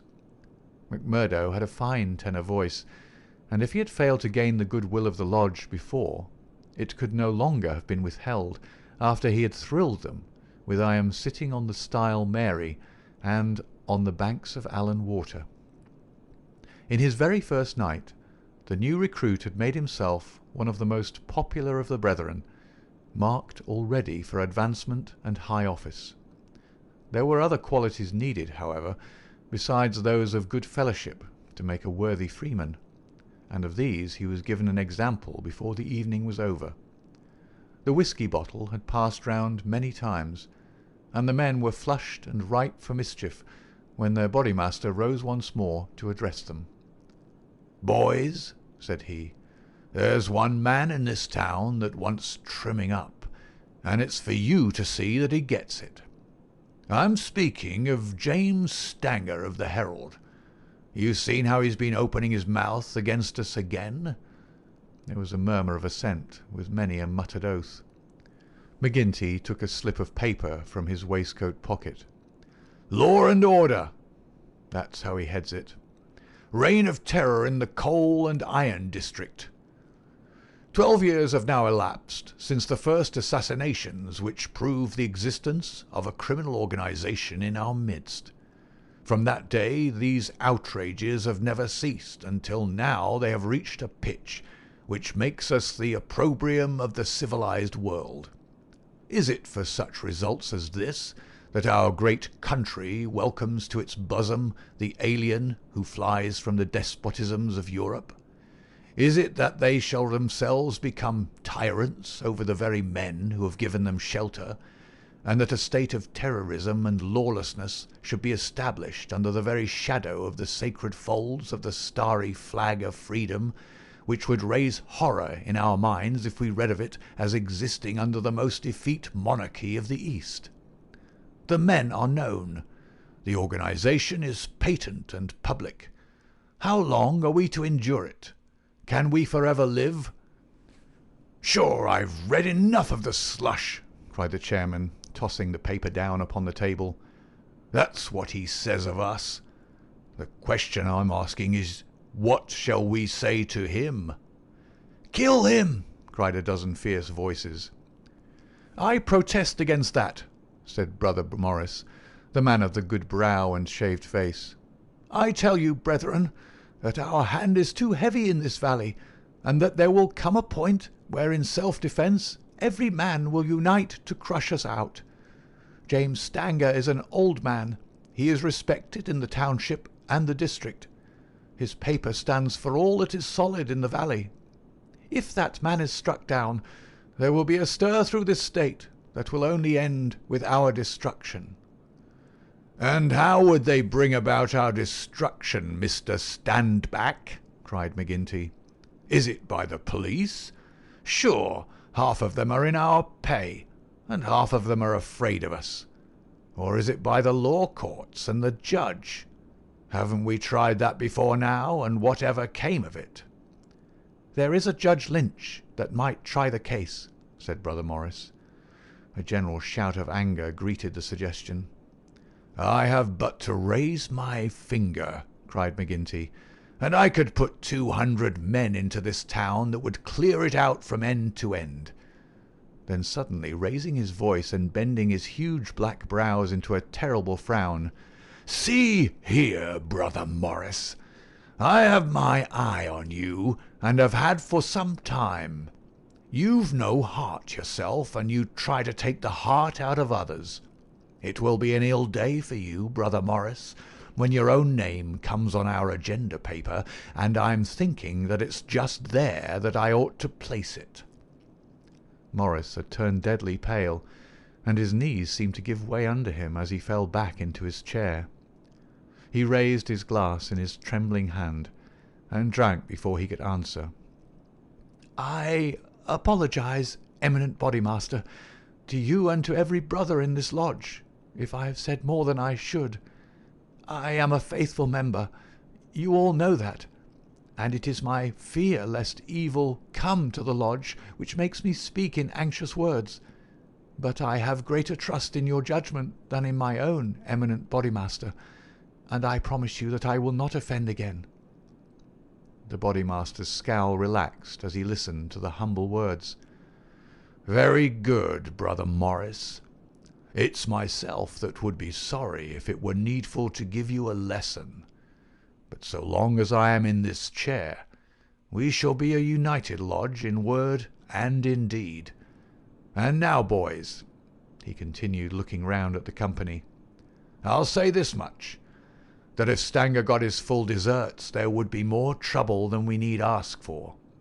These editors hang together, and every journal in the state would be crying out for police and troops. But I guess you can give him a pretty severe warning. Will you fix it, Brother Baldwin?" "Sure," said the young man eagerly. "How many will you take?" "Half a dozen, and 2 to guard the door. You'll come, Gower, and you, Mansell, and you, Scanlon, and the 2 Willoughbys." "I promised the new brother he should go," said the chairman. Ted Baldwin looked at McMurdo with eyes which showed that he had not forgotten nor forgiven. "Well, he can come if he wants," he said in a surly voice. "That's enough. The sooner we get to work the better." The company broke up with shouts and yells and snatches of drunken song. The bar was still crowded with revellers, and many of the brethren remained there. The little band who had been told off for duty passed out into the street, proceeding in 2s and 3s along the sidewalk so as not to provoke attention. It was a bitterly cold night, with a half-moon shining brilliantly in a frosty, star-spangled sky. The men stopped and gathered in a yard which faced a high building.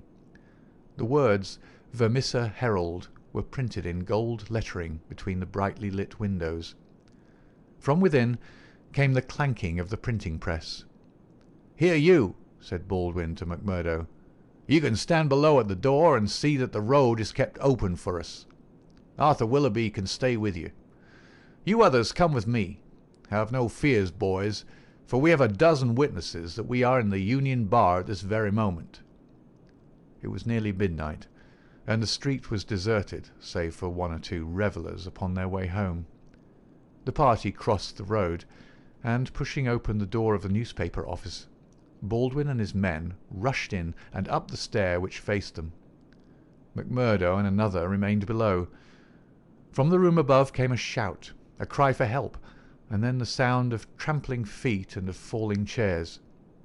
An instant later, a grey-haired man rushed out on the landing. He was seized before he could get farther, and his spectacles came tinkling down to McMurdo's feet.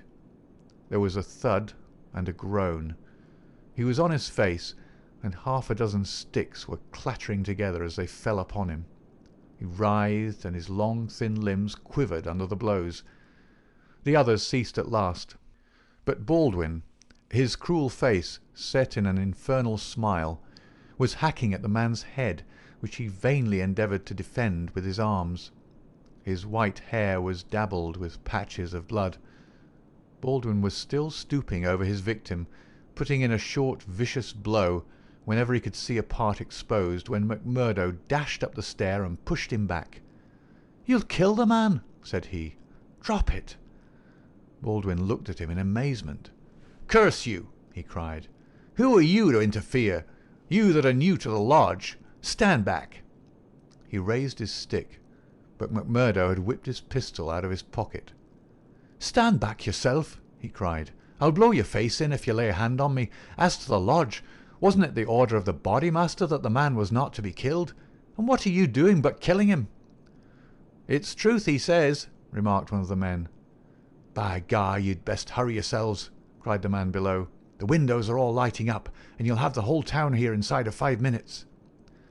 There was indeed the sound of shouting in the street, and a little group of compositors and pressmen was forming in the hall below, and nerving itself to action. Leaving the limp and motionless body of the editor at the head of the stair, the criminals rushed down and made their way swiftly along the street. Having reached the Union House, some of them, mixed with the crowd in McGinty's saloon, whispering across the bar to the boss that the job had been well carried through, others, and among them McMurdo, broke away into side streets, and so by devious paths to their own homes. End of chapter 3.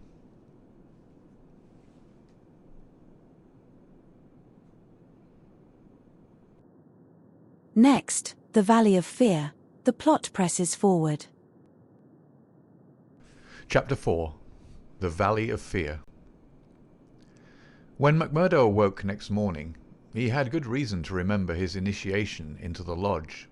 His head ached with the effect of the drink, and his arm, where he had been branded, was hot and swollen.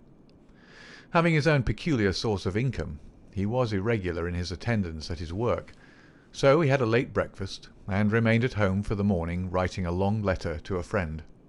Afterwards he read the Daily Herald. In a special column put in at the last moment he read, "Outrage at the Herald office. Editor seriously injured." It was a short account of the facts with which he was himself more familiar than the writer could have been.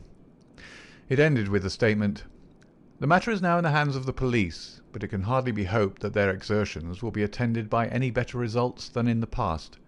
Some of the men were recognized, and there is hope that a conviction may be obtained. The source of the outrage was, it need hardly be said, that infamous society which has held this community in bondage for so long a period, and against which the Herald has taken so uncompromising a stand.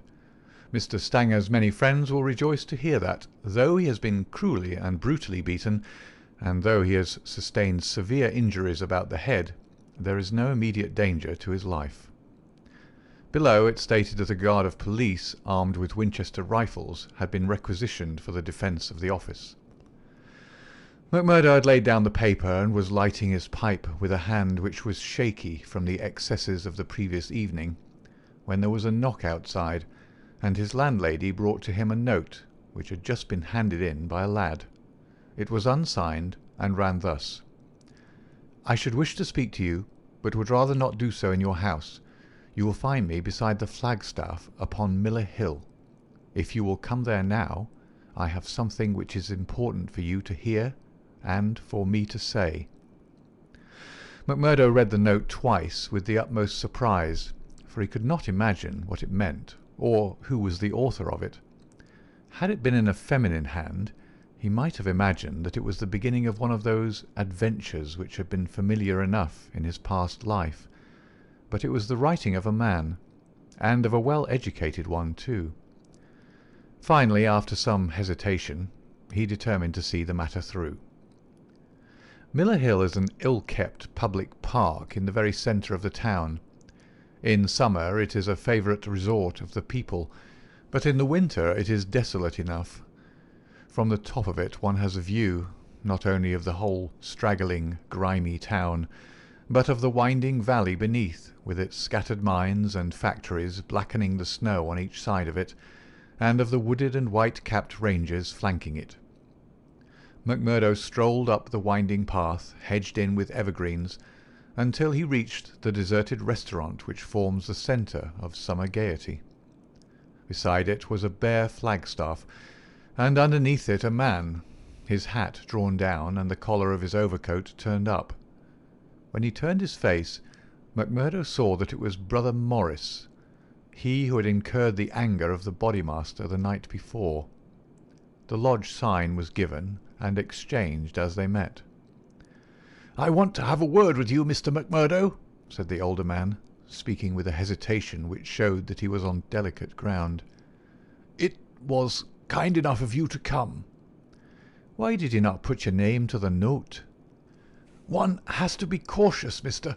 One never knows in times like these how a thing may come back to one. One never knows either who to trust or who not to trust." "Surely one may trust brothers of the lodge." "No, no, not always," cried Morris with vehemence. "Whatever we say, even what we think, seems to get back to that man McGinty." "Look here," said McMurdo sternly. "It was only last night, as you know well, that I swore good faith to our Bodymaster. Would you be asking me to break my oath?" "If that is the view you take," said Morris sadly, "I can only say that I am sorry I gave you the trouble to come and meet me. Things have come to a bad pass when two free citizens cannot speak their thoughts to each other." McMurdo, who had been watching his companion very narrowly, relaxed somewhat in his bearing. "Sure, I spoke for myself only," said he. "I am a newcomer, as you know, and am strange to it all. It is not for me to open my mouth, Mr. Morris, and if you think well to say anything to me, I am here to hear it." "And to take it back to Boss McGinty?" said Morris bitterly. "Indeed, then, you do me injustice there," cried McMurdo. "For myself, I am loyal to the lodge, and so I tell you straight, but I would be a poor creature if I were to repeat to any other what you might say to me in confidence. It'll go no further than me, though I warn you that you may get neither help nor sympathy." "I have given up looking for either the one or the other," said Morris. "I may be putting my very life in your hands by what I say, but bad as you are, and it seemed to me last night that you were shaping to be as bad as the worst, still you are new to it, and your conscience cannot yet be as hardened as theirs.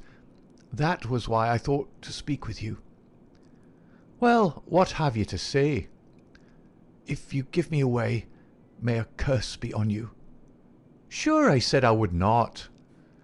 "I would ask you then, when you joined the Freemen's Society in Chicago and swore vows of charity and fidelity, did ever it cross your mind that you might find it would lead you to crime?" "If you call it crime," McMurdo answered. "Call it crime?" cried Morris, his voice vibrating with passion. "You have seen little of it, if you can call it anything else. Was it crime last night when a man old enough to be your father was beaten till the blood dripped from his white hairs? Was that crime, or what else would you call it?" "There are some would say it was war," said McMurdo.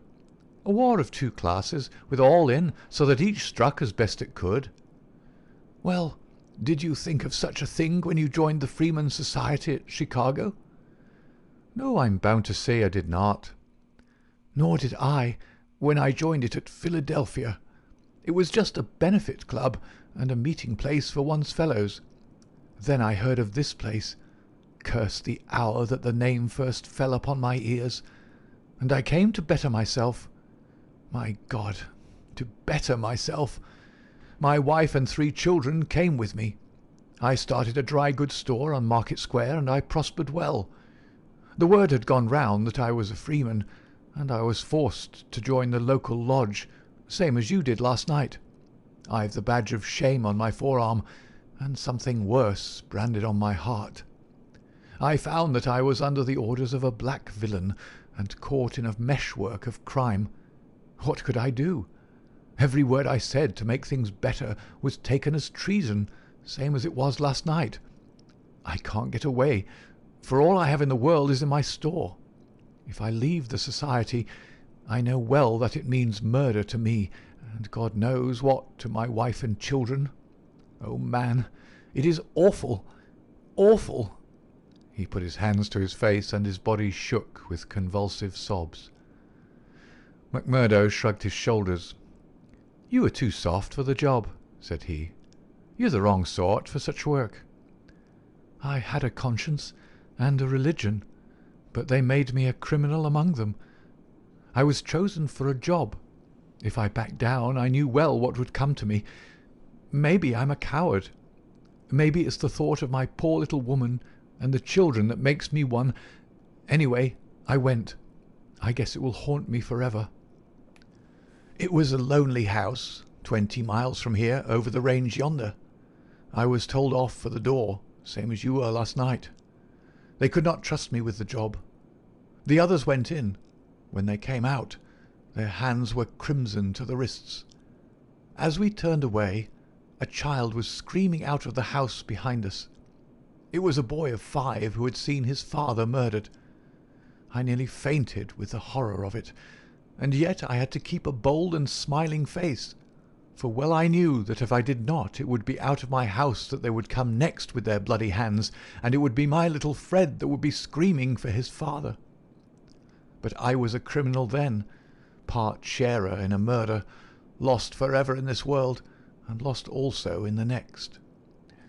I am a good Catholic, but the priest would have no word with me when he heard I was a scourer, and I am excommunicated from my faith.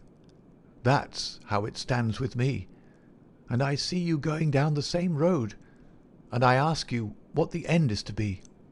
Are you ready to be a cold-blooded murderer also, or can we do anything to stop it?" "What would you do?" asked McMurdo abruptly. "You'd not inform?" "God forbid!" cried Morris. "Sure, the very thought would cost me my life." "That's well," said McMurdo. "I'm thinking that you're a weak man, and that you make too much of the matter." "Too much? Wait till you have lived here longer. Look down the valley. See the cloud of 100 chimneys that overshadows it. I tell you that the cloud of murder hangs thicker and lower than that over the heads of the people. It is the valley of fear, the valley of death.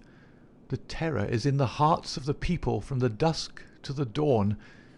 Wait, young man, and you will learn for yourself." "Well, I'll let you know what I think when I have seen more," said McMurdo carelessly. "What is very clear is that you are not the man for the place, and that the sooner you sell out, if you only get a dime a dollar for what the business is worth, the better it'll be for you.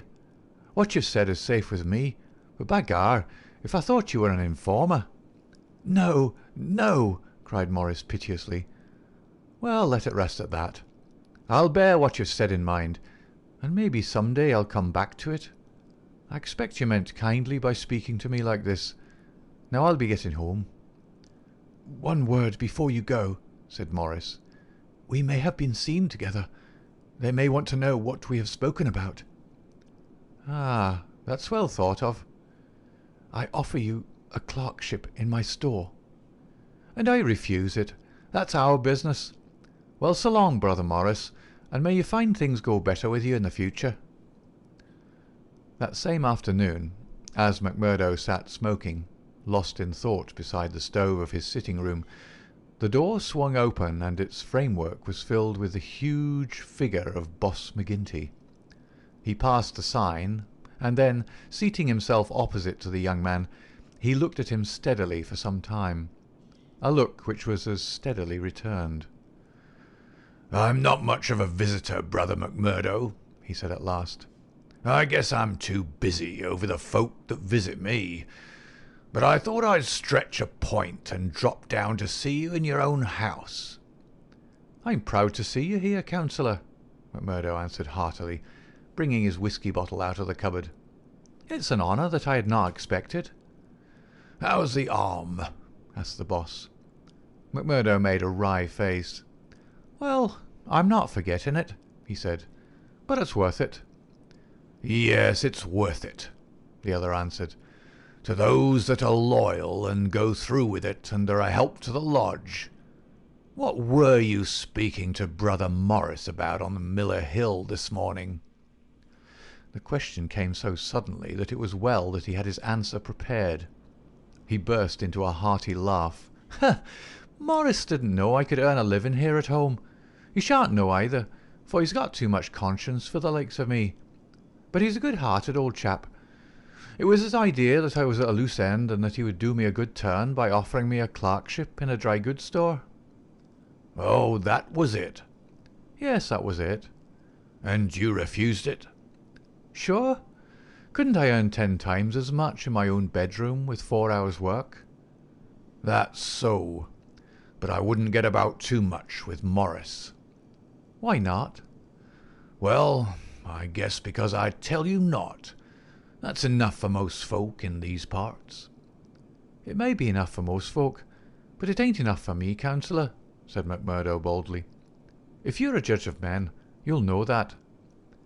The swarthy giant glared at him, and his hairy paw closed for an instant round the glass, as though he would hurl it at the head of his companion. Then he laughed in his loud, boisterous, insincere fashion. "Ha! You're a queer card, for sure," said he. "Well, if you want more reasons, I'll give them. Did Morris say nothing to you against the lodge?" No. "Nor against me?" No. "Well, that's because he don't trust you. But in his heart he's not a loyal brother. We know that well. So we watch him, and we wait for the time to admonish him. I'm thinking that the time is drawing near. There's no room for scabby sheep in our pen. But if you keep company with a disloyal man, we might think that you were disloyal too, see?" There's no chance of my keeping company with him, for I dislike the man, McMurdo answered. As to being disloyal, if it was any man but you would not use the word to me twice. "Well, that's enough," said McGinty, draining off his glass. "I came down to give you a word in season, and you've had it." "I'd like to know," said McMurdo, "how you ever came to learn that I had spoken with Morris at all." McGinty laughed. "It's my business to know what goes on in this township," said he. "I guess you'd best reckon on my hearing all that passes.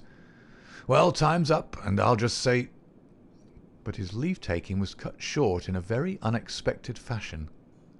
With a sudden crash, the door flew open, and 3 frowning, intent faces glared in at them from under the peaks of police caps.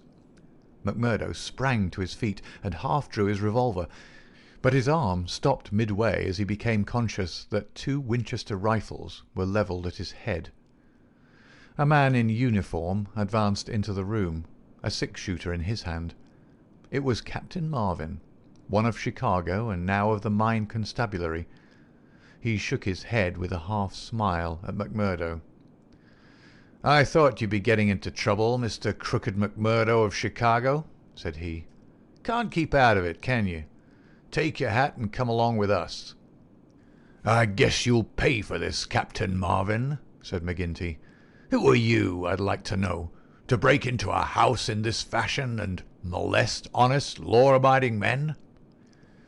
"You're standing out in this deal, Councillor McGinty," said the police captain. "We're not out after you, but after this man McMurdo. It is for you to help, not to hinder us in our duty." "He is a friend of mine, and I'll answer for his conduct," said the boss. "By all accounts, Mr. McGinty, you may have to answer for your own conduct some of these days," the captain answered. "This man McMurdo was a crook before ever he came here, and he's a crook still. Cover him, patrolman, while I disarm him." "There's my pistol," said McMurdo coolly. "Maybe, Captain Marvin, if you and I were alone and face to face, you would not take me so easily." "Where's your warrant?" asked McGinty. "By gar, a man might as well live in Russia as in Vermissa while folk like you are running the police. It's a capitalist outrage, and you'll hear more of it, I reckon." "You do what you think is your duty the best way you can, Councillor. We'll look after ours." "What am I accused of?" asked McMurdo. "Of being concerned in the beating of old Editor Stanger at the Herald office. It wasn't your fault that it isn't a murder charge." "Well, if that's all you have against him," cried McGinty with a laugh, "you can save yourself a deal of trouble by dropping it right now. This man was with me in my saloon playing poker up to midnight, and I can bring a dozen to prove it." "That's your affair, and I guess you can settle it in court tomorrow. Meanwhile, come on, McMurdo, and come quietly if you don't want a gun across your head. You stand wide, Mr. McGinty, for I warn you, I'll stand no resistance when I'm on duty."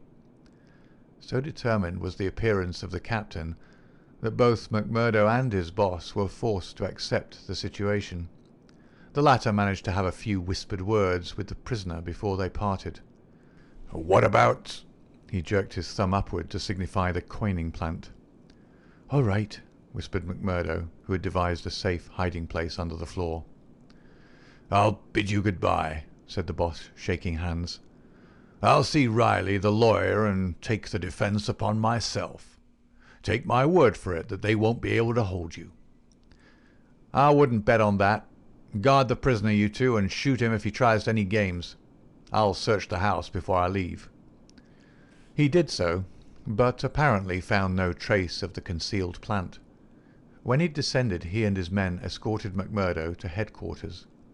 Darkness had fallen, and a keen blizzard was blowing so that the streets were nearly deserted, but a few loiterers followed the group, and emboldened by invisibility, shouted imprecations at the prisoner.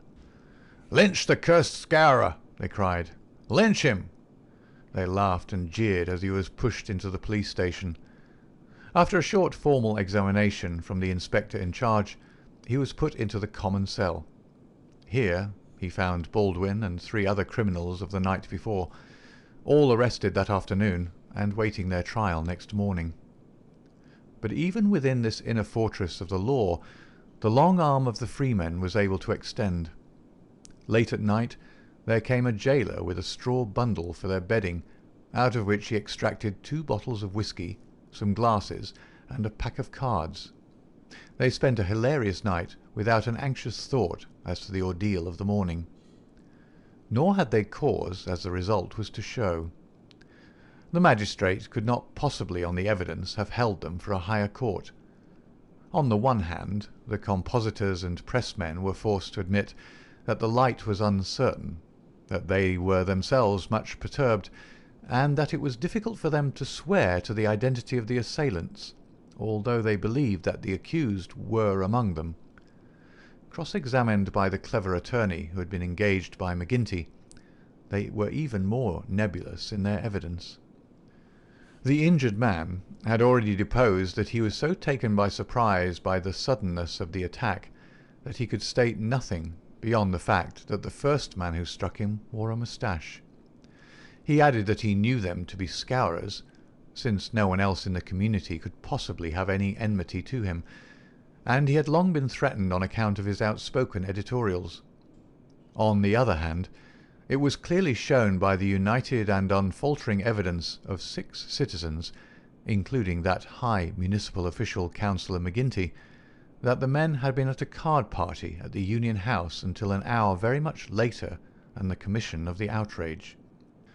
Needless to say that they were discharged with something very near to an apology from the bench for the inconvenience to which they had been put, together with an implied censure of Captain Marvin and the police for their officious zeal.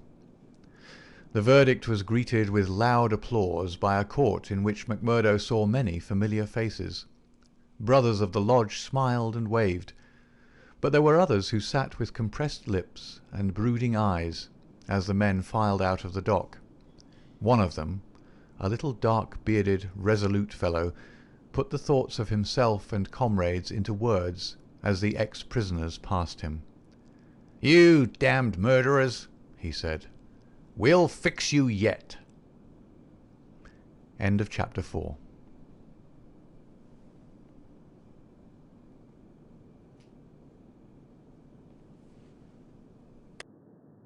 Next, The Darkest Hour. The plot presses forward. Chapter 5. The Darkest Hour. If anything had been needed to give an impetus to Jack McMurdo's popularity among his fellows, it would have been his arrest and acquittal.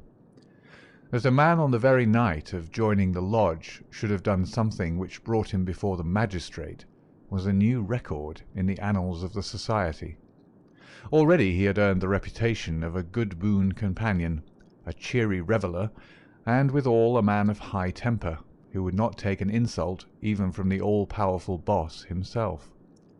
But in addition to this, he impressed his comrades with the idea that among them all there was not one whose brain was so ready to devise a bloodthirsty scheme, or whose hand would be more capable of carrying it out. "He'll be the boy for the clean job," said the oldsters to one another, and waited their time until they could set him to his work. McGinty had instruments enough already, but he recognized that this was a supremely able one.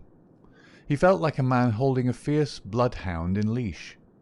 There were curs to do the smaller work, but some day he would slip this creature upon its prey. A few members of the lodge, Ted Baldwin among them, resented the rapid rise of the stranger, and hated him for it, but they kept clear of him, for he was as ready to fight as to laugh. But if he gained favour with his fellows, there was another quarter, one which had become even more vital to him, in which he lost it. Etty Shafter's father would have nothing more to do with him, nor would he allow him to enter the house. Etty herself was too deeply in love to give him up altogether, and yet her own good sense warned her of what would come from a marriage with a man who was regarded as a criminal. One morning, after a sleepless night, she determined to see him, possibly for the last time, and made one strong endeavour to draw him from those evil influences which were sucking him down. She went to his house, as he had often begged her to do, and made her way into the room which he used as his sitting-room. He was seated at a table, with his back turned and a letter in front of him. A sudden spirit of girlish mischief came over her. She was still only 19. He had not heard her when she pushed open the door. Now she tiptoed forward and laid her hand lightly upon his bended shoulders. If she had expected to startle him, she certainly succeeded, but only in turn to be startled herself. With a tiger spring he turned on her, and his right hand was feeling for her throat. At the same instant, with the other hand, he crumpled up the paper that lay before him. For an instant he stood glaring. Then astonishment and joy took the place of the ferocity which had convulsed his features, a ferocity which had sent her shrinking back in horror as from something which had never before intruded into her gentle life. "It's you," said he, mopping his brow. "And to think that you should come to me, heart of my heart, and I should find nothing better to do than want to strangle you. Come then, darling," and he held out his arms. "Let me make it up to you." But she had not recovered from that sudden glimpse of guilty fear which she had read in the man's face. All her woman's instinct told her that it was not the mere fright of a man who is startled. Guilt. That was it. Guilt and fear. "What's come over you, Jack?" she cried. "Why are you so scared of me? Oh, Jack, if your conscience was at ease, you would not have looked at me like that." "Sure, I was thinking of other things, when you came tripping so lightly on those fairy feet of yours." "No, no, it was more than that, Jack." Then a sudden suspicion seized her. "Let me see that letter you were writing." "Ah, Etty, I couldn't do that." Her suspicions became certainties. "It's to another woman," she cried. "I know it. Why else should you hold it from me? Was it to your wife that you were writing? How am I to know that you are not a married man, you a stranger that nobody knows?" "I am not married, Etty. See now, I swear it. You're the only one woman on earth to me. By the cross of Christ, I swear it." He was so white with passionate earnestness that she could not but believe him. "Well then," she cried. "Well then," she cried, "why will you not show me the letter?" "I'll tell you, acushla," said he. "I'm under oath not to show it, and just as I wouldn't break my word to you, so I would keep it to those who hold my promise.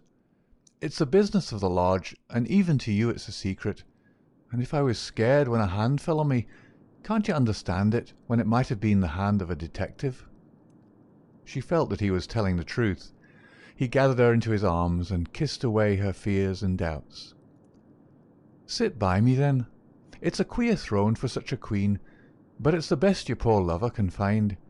He'll do better for you some of these days, I'm thinking. Now your mind is easy once again, is it not?" How can it ever be at ease, Jack, when I know that you are a criminal among criminals, when I never know the day that I may hear you're in court for murder? McMurdo the Scourer, that's what one of the boarders called you yesterday. It went through my heart like a knife."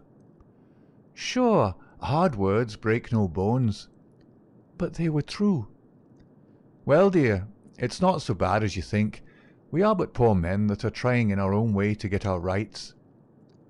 Etty threw her arms around her lover's neck. "Give it up, Jack. For my sake, for God's sake, give it up. It was to ask you that I came here today. Oh, Jack, see, I beg it of you on my bended knees, kneeling here before you. I implore you to give it up." He raised her and soothed her with her head against his breast. "Sure, my darling, you don't know what it is you're asking. How could I give it up when it would be to break my oath and to desert my comrades? If you could see how things stand with me, you could never ask it of me.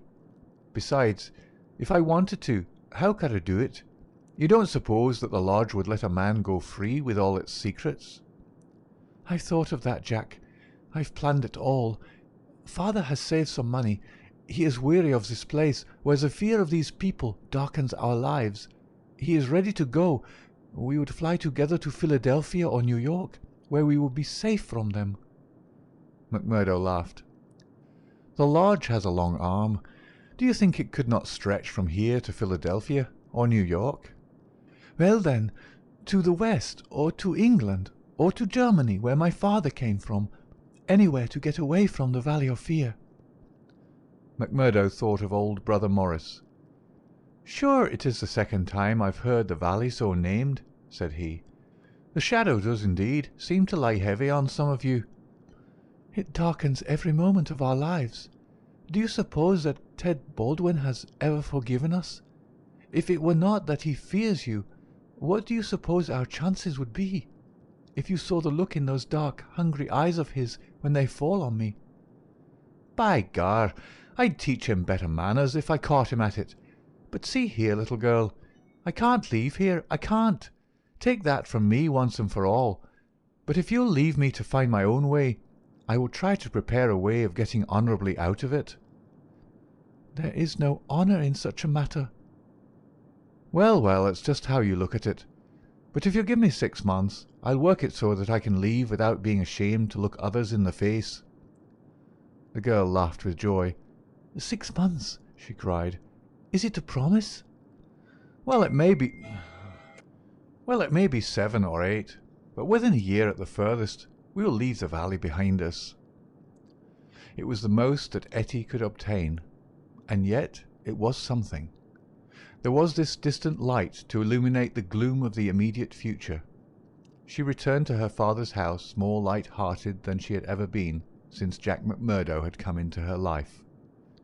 It might be thought that as a member all the doings of the society would be told to him, but he was soon to discover that the organisation was wider and more complex than the simple lodge. Even Boss McGinty was ignorant as to many things, for there was an official named the county delegate living at Hobson's Patch, farther down the line, who had power over several different lodges which he wielded in a sudden and arbitrary way. Only once did McMurdo see him, a sly little grey-haired rat of a man with a slinking gait and a sidelong glance which was charged with malice. Evans Pott was his name, and even the great boss of Vermissa felt towards him something of the repulsion and fear which the huge Danton may have felt for the puny but dangerous Robespierre. One day Scanlon, who was McMurdo's fellow boarder, received a note from McGinty enclosing one from Evans Pott, which informed him that he was sending over 2 good men, Lawler and Andrews, who had instructions to act in the neighbourhood, though it was best for the cause that no particulars as to their objects should be given. Would the Bodymaster see to it that suitable arrangements be made for their lodgings and comfort until the time for action should arrive? McGinty added that it was impossible for anyone to remain secret at the Union House, and that therefore he would be obliged if McMurdo and Scanlon would put the strangers up for a few days in their boarding-house. The same evening the two men arrived, each carrying his gripsack. Lawler was an elderly man, shrewd, silent, and self-contained, clad in an old black frock-coat, which, with his soft felt hat and ragged grizzled beard, gave him a general resemblance to an itinerant preacher.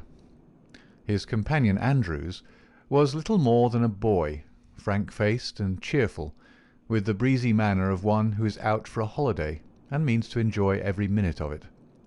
Both men were total abstainers, and behaved in all ways as exemplary members of the society, with the one simple exception that they were assassins who had often proved themselves to be most capable instruments for this association of murder. Lawler had already carried out 14 commissions of the kind, and Andrews 3. They were, as McMurdo found, quite ready to converse about their deeds in the past, which they recounted with half-bashful pride of men who had done good and unselfish service for the community. They were reticent, however, as to the immediate job in hand. "They chose us because neither I nor the boy here drink," Lawler explained. "They can count on us saying no more than we should. You must not take it amiss, but it is the orders of the county delegate that we obey." "Sure, we are all in it together," said Scanlon, McMurdo's mate, as the four sat together at supper. "That's true enough, and we'll talk till the cows come home of the killing of Charlie Williams or of Simon Bird or any other job in the past, but till the work is done we say nothing." "There are half-dozen about here that I have a word to say to," said McMurdo with an oath. "I suppose it isn't Jack Knox of Ironhill that you're after? I'd go some way to see him get his deserts." "No, it's not him yet." "Or Herman Strauss?" "No, nor him either." "Well, if you won't tell us, we can't make you, but I'd be glad to know." Lawler smiled and shook his head. He was not to be drawn. In spite of the reticence of their guests, Scanlon and McMurdo were quite determined to be present at what they called the fun. When, therefore, at an early hour one morning, McMurdo heard them creeping down the stairs, he awakened Scanlon, and the two hurried on their clothes. When they were dressed, they found that the others had stolen out, leaving the door open behind them. It was not yet dawn, and by the light of the lamps they could see the two men some distance down the street. They followed them warily, treading noiselessly in the deep snow. The boarding-house was near the edge of the town, and soon they were at the crossroads which is beyond its boundary. Here 3 men were waiting, with whom Lawler and Andrews held a short, eager conversation. Then they all moved on together. It was clearly some notable job which needed numbers. At this point there are several trails which lead to various mines. The strangers took that which led to the Crow Hill, a huge business which was in strong hands which had been able, thanks to their energetic and fearless New England manager, Josiah H. Dunn, to keep some order and discipline during the long reign of terror. Day was breaking now, and a line of workmen were slowly making their way singly and in groups along the blackened path. McMurdo and Scanlon strolled on with the others, keeping in sight of the men whom they followed. A thick mist lay over them, and from the heart of it there came the sudden scream of a steam whistle. It was the 10-minute signal before the cages descended and the day's labour began. When they reached the open space round the mine shaft, there were 100 miners waiting, stamping their feet and blowing on their fingers, for it was bitterly cold. The strangers stood in a little group under the shadow of the engine-house. Scanlon and McMurdo climbed a heap of slag from which the whole scene lay before them. They saw the mine engineer, a great bearded Scotchman named Menzies, come out of the engine-house and blow his whistle for the cages to be lowered. At the same instant a tall, loose-framed young man with a clean-shaved, earnest face advanced eagerly towards the pit-head. As he came forward, his eyes fell upon the group, silent and motionless under the engine-house. The men had drawn down their hats and turned up their collars to screen their faces. For a moment the presentiment of death laid its cold hand upon the manager's heart. At the next he had shaken it off, and saw only his duty towards intrusive strangers. "Who are you?" he asked as he advanced. "What are you loitering there for?" There was no answer, but the lad Andrews stepped forward and shot him in the stomach.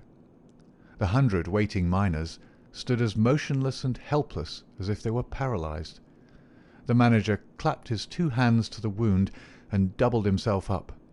Then he staggered away, but another of the assassins fired, and he went down sideways, kicking and clawing among a heap of clinkers. Menzies, the Scotchman, gave a roar of rage at the sight, and rushed with an iron spanner at the murderers, but was met by 2 balls in the face which dropped him dead at their very feet. There was a surge forward of some of the miners, and an inarticulate cry of pity and of anger, but a couple of the strangers emptied their 6-shooters over the heads of the crowd, and they broke and scattered, some of them rushing wildly back to their homes in Vermissa. When a few of the bravest had rallied, and there was a return to the mine, the murderous gang had vanished in the mists of the morning, without a single witness being able to swear to the identity of these men, who in front of 100 spectators had wrought this double crime. Scanlon and McMurdo made their way back, Scanlon somewhat subdued, for it was the first murder job that he had seen with his own eyes, and it appeared less funny than he had been led to believe. The horrible screams of the dead manager's wife pursued them as they hurried to the town. McMurdo was absorbed and silent, but he showed no sympathy for the weakening of his companion. "Sure it is like a war," he repeated. "What is it but a war between us and them, and we hit back where we best can." There was high revel in the lodge room at the Union House that night, not only over the killing of the manager and engineer of the Crow Hill mine, which would bring this organisation into line with the other blackmailed and terror-stricken companies of the district, but also over a distant triumph which had been wrought by the hands of the lodge itself. It would appear that when the county delegate had sent over 5 good men to strike a blow in Vermissa, he had demanded that in return 3 Vermissa men should be secretly selected and sent across to kill William Hales of Stake Royal, one of the best known and most popular mine owners in the Gilmerton district, a man who was believed not to have an enemy in the world, for he was in all ways a model employer.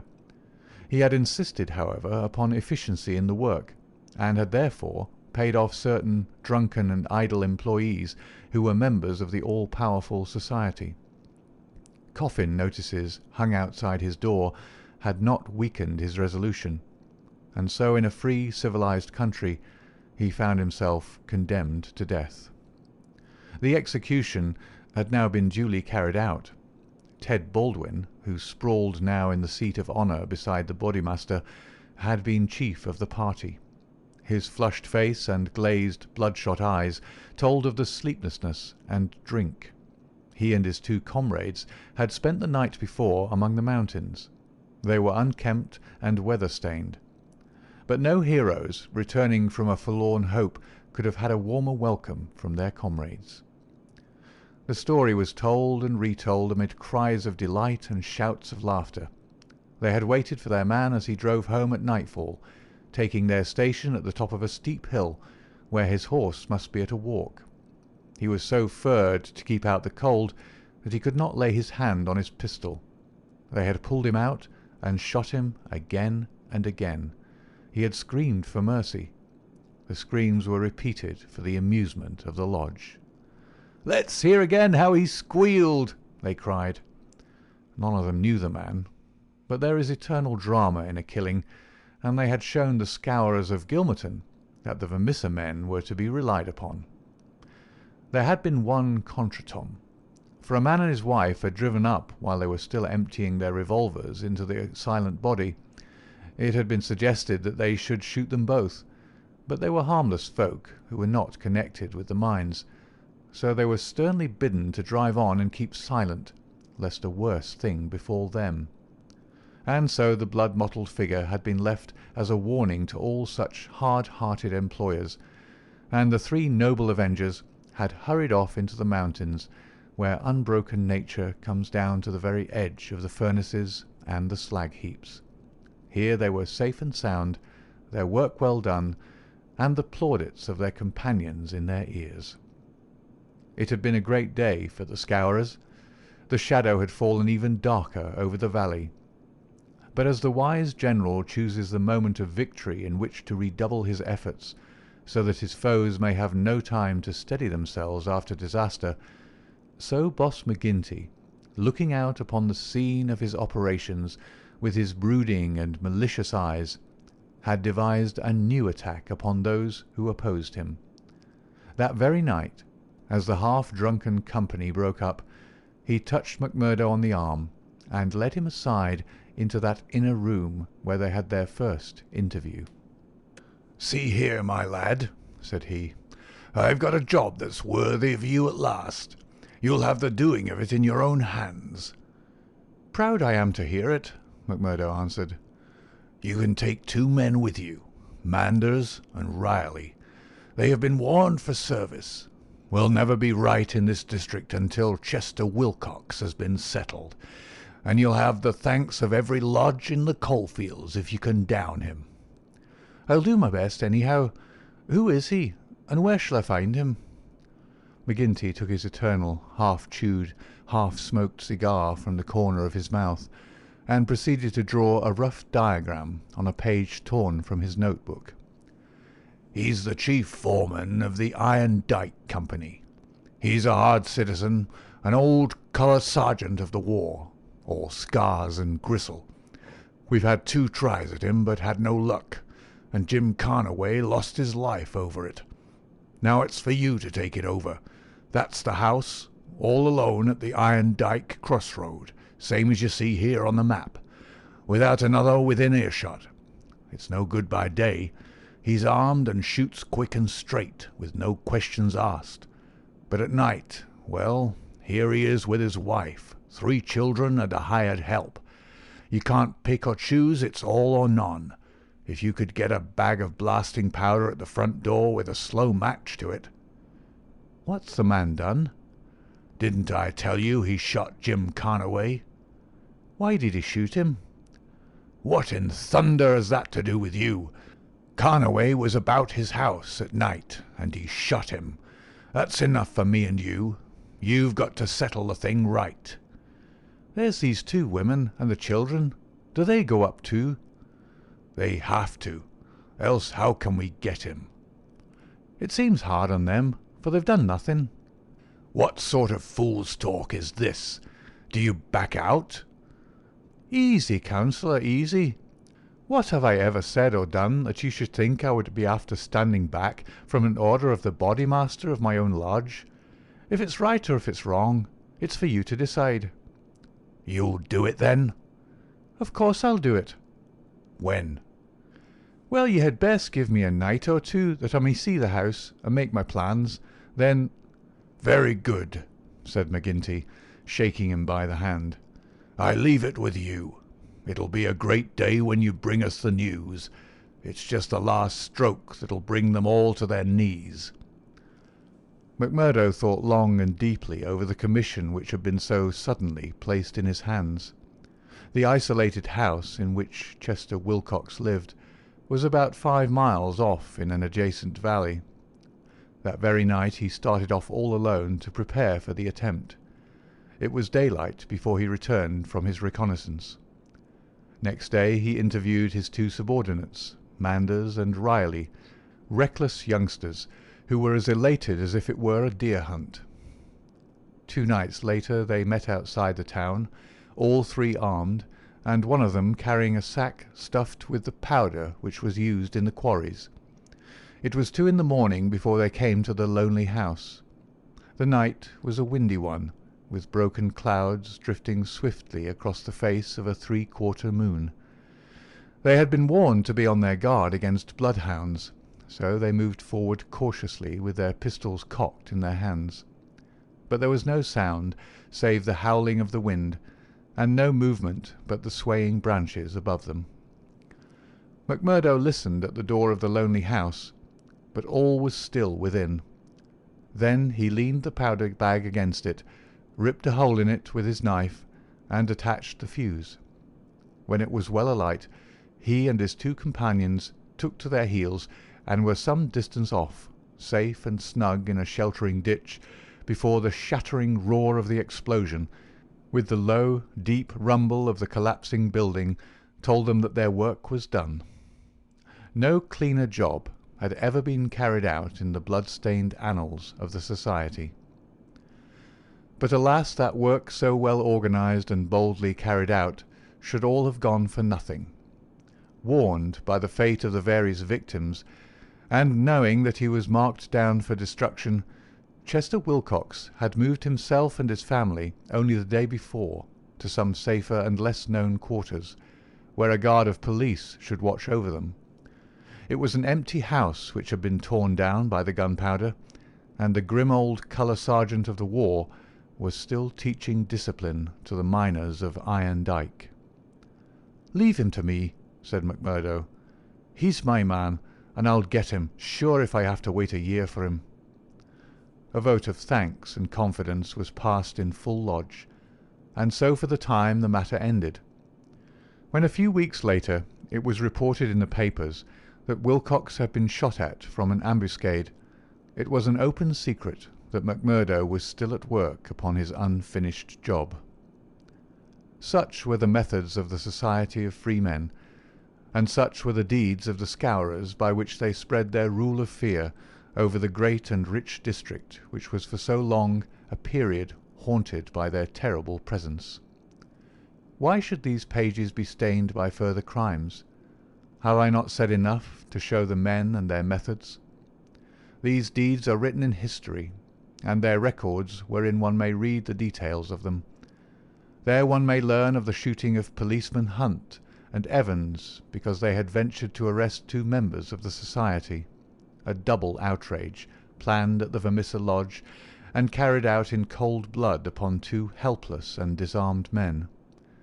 There also one may read of the shooting of Mrs. Larby when she was nursing her husband, who had been beaten almost to death by orders of Boss McGinty, the killing of the elder Jenkins, shortly followed by that of his brother, the mutilation of James Murdoch, the blowing up of the Staphouse family, and the murder of the Stendals, all followed hard upon one another in the same terrible winter. Darkly the shadow lay upon the valley of fear. The spring had come with running brooks and blossoming trees. There was hope for all nature bound so long in an iron grip. But nowhere was there any hope for the men and women who lived under the yoke of the terror. Never had the cloud above them been so dark and hopeless as in the early summer of the year 1875. End of chapter 5.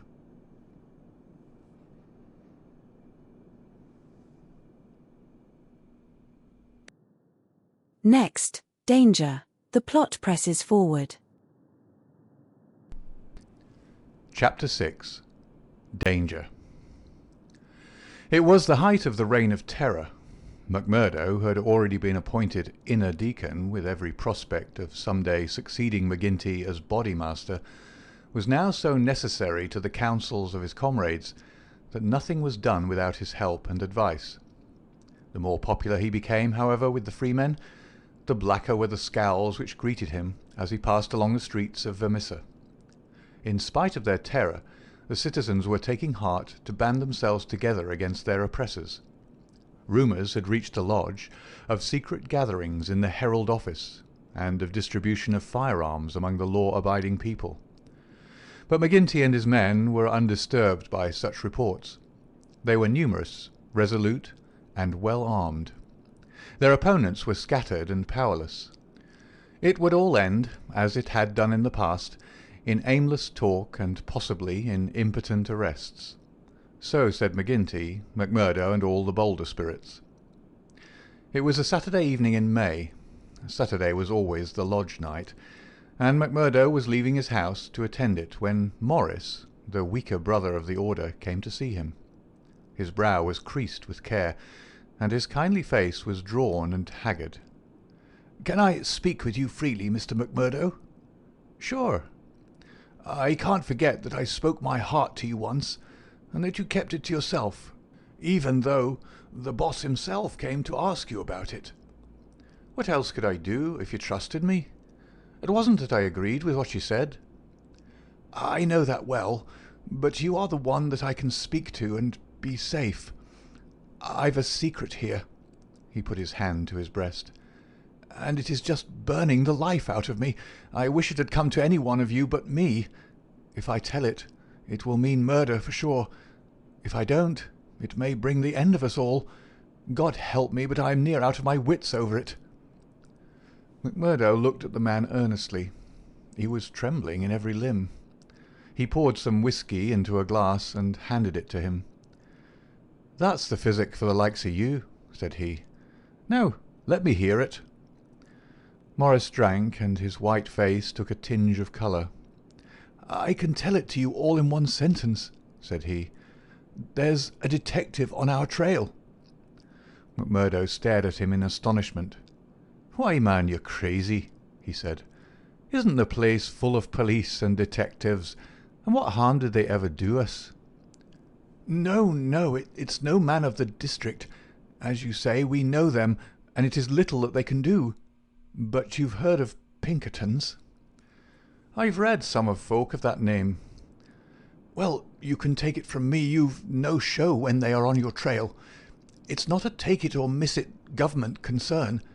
It's a dead earnest business proposition that's out for results and keeps out till by hook or crook it gets them.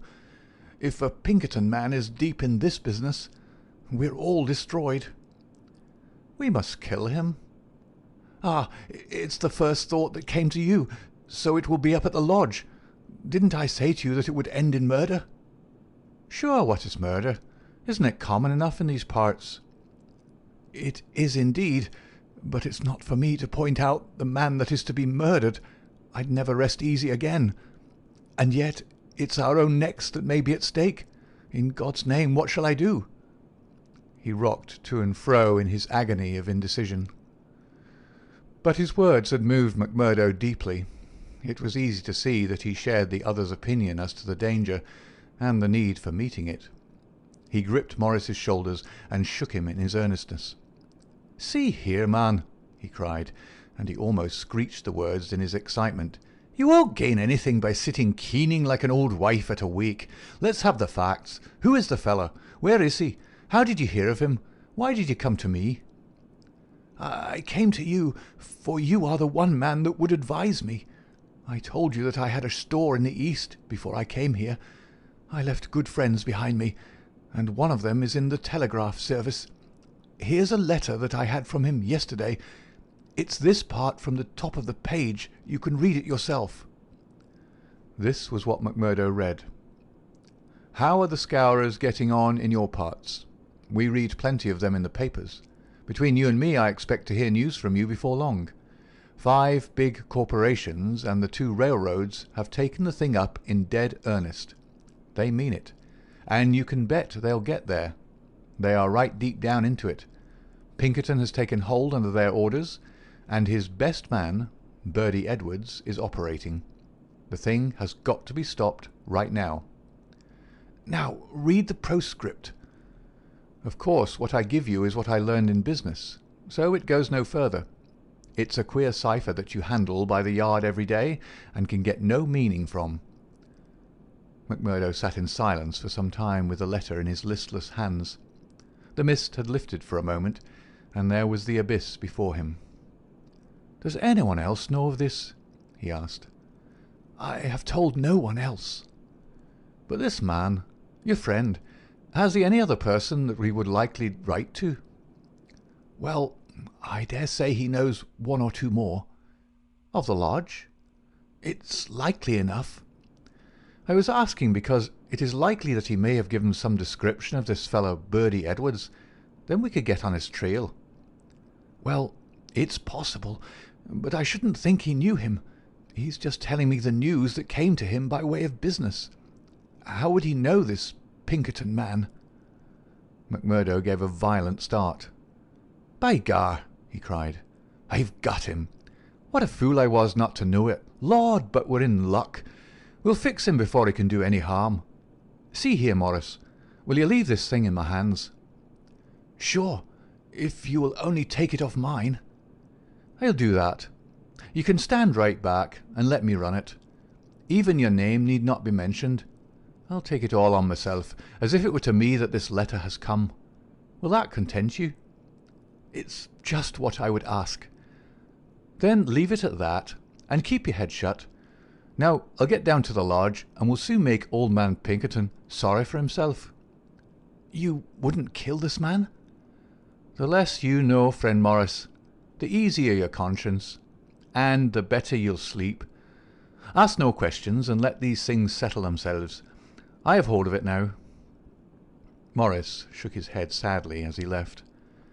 "I feel that his blood is on my hands," he groaned. "Self-protection is no murder, anyhow," said McMurdo, smiling grimly. "It's him or us. I guess this man would destroy us all if we left him long in the valley. Why, Brother Morris, we'll have to elect you Bodymaster yet, for you've surely saved the lodge." And yet it was clear from his actions that he thought more seriously of this new intrusion than his words would show. It may have been his guilty conscience. It may have been the reputation of the Pinkerton organization. It may have been the knowledge that great, rich corporations had set themselves the task of clearing out the scourers. But whatever his reason, his actions were those of a man who is preparing for the worst.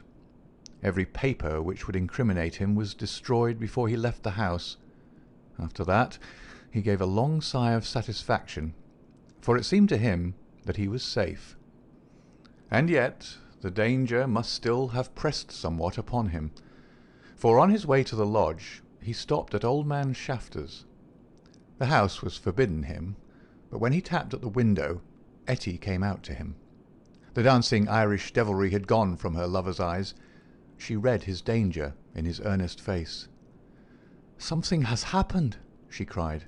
"Oh, Jack, you are in danger." "Sure, it is not very bad, my sweetheart, and yet it may be wise that we make a move before it's worse." "Make a move?" "I promised you once that I'd go some day. I think the time is coming. I had news tonight, bad news, and I see trouble coming." "The police?" "Well, a Pinkerton. But sure, you wouldn't know what that is, a cushla, nor what it would mean to the likes of me. I'm too deep in this thing, and I may have to get out of it quick. You said you'd come with me if I went." "Oh, Jack, it would be the saving of you." "I am an honest man in some things, Etty. I wouldn't hurt a hair of your bonny head for all the world can give, nor ever pull you down 1 inch from the golden throne above the clouds where I always see you. Would you trust me?" She put her hand in his without a word. "Well then, listen to what I say, and do as I order you, for indeed it's the only way for us. Things are going to happen in this valley. I feel it in my bones. There may be many of us that will have to look out for ourselves. I'm one, anyhow. If I go, by day or night, it's you that must come with me." "I'd come after you, Jack." "No, no, you should come with me. If this valley is closed to me, and I can never come back, how can I leave you behind? And me perhaps in hiding from the police, with never a chance of a message. It's with me you must come. I know a good woman in the place I come from, and it's there I'd leave you till when we get married. Will you come?" "Yes, Jack, I will come." "God bless you for your trust in me. It's a fiend out of hell that I should be if I abused it. Now mark you, Etty. It'll just be a word to you, and when it reaches you, you'll drop everything and come right down to the waiting room at the depot and stay there till I come for you." "Day or night, I'll come at the word, Jack." Somewhat eased in mind, now that his own preparations for escape had been begun, McMurdo went on to the lodge. It had already assembled, and only by complicated signs and countersigns could he pass through the outer guard and inner guard who close tiled it. A buzz of pleasure and welcome greeted him as he entered. The long room was crowded, and through the haze of tobacco smoke he saw the tangled black mane of the Bodymaster, the cruel, unfriendly features of Baldwin, the vulture face of Harroway, the secretary, and a dozen more who were among the leaders of the lodge. He rejoiced that they should all be there to take counsel over his news. "Indeed, it's glad we are to see you, brother," cried the chairman. "There's business here that wants a Solomon in judgment to set it right." "It's Lander and Egan," explained his neighbour as he took his seat. "They both claim the head money given by the lodge for the shooting of old man Crabbe over at Stylestown. And who's to say which fired the bullet?" McMurdo rose in his place and raised his hand. The expression of his face froze the attention of the audience.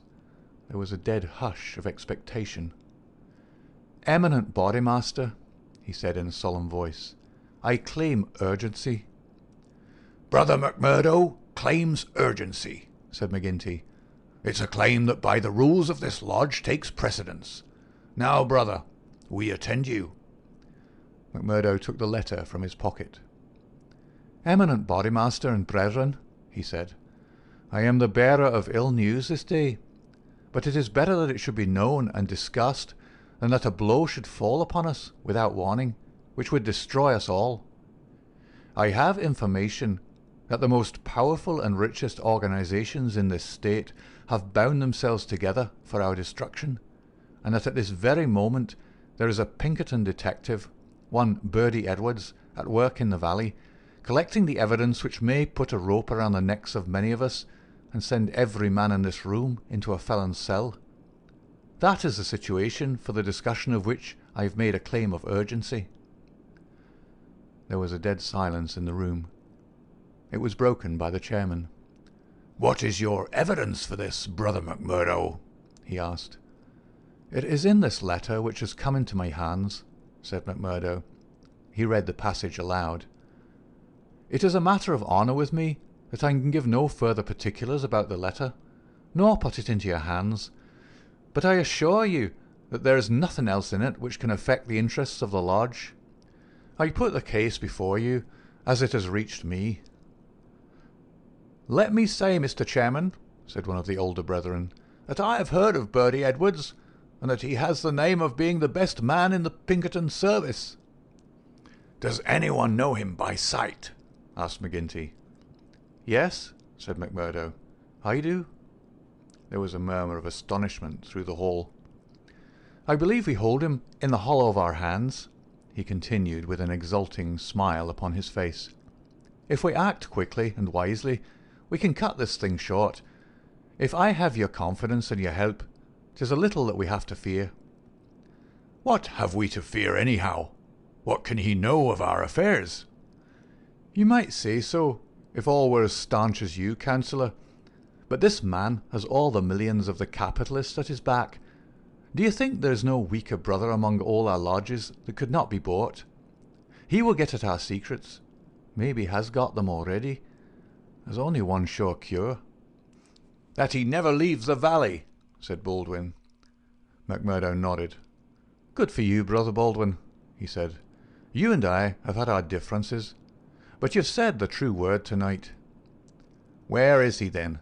Where shall we know him?" "Eminent Bodymaster," said McMurdo earnestly, "I'd put it to you that this is too vital a thing for us to discuss in open lodge.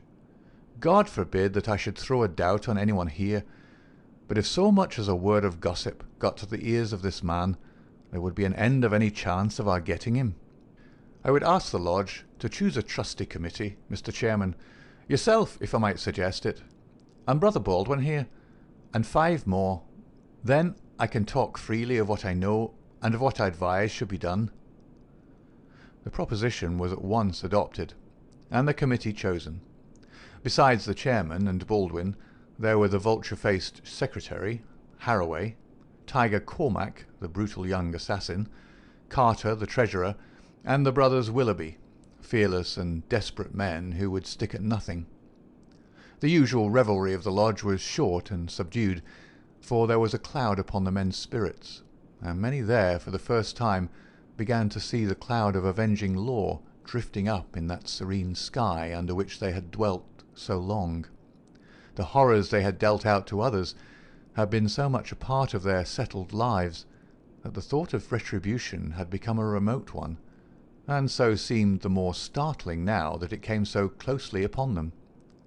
They broke up early, and left their leaders to their counsel. "Now, McMurdo," said McGinty when they were all alone. The 7 men sat frozen in their seats. "I said just now that I knew Birdy Edwards," McMurdo explained. "I need not tell you that he is not here under that name. He's a brave man, but not a crazy one. He passes under the name of Steve Wilson, and he's lodging at Hobson's Patch."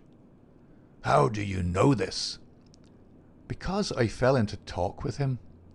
I thought little of it at the time, nor would have given it a second thought but for this letter. But now I'm sure it's the man. I met him on the cars when I went down the line on Wednesday.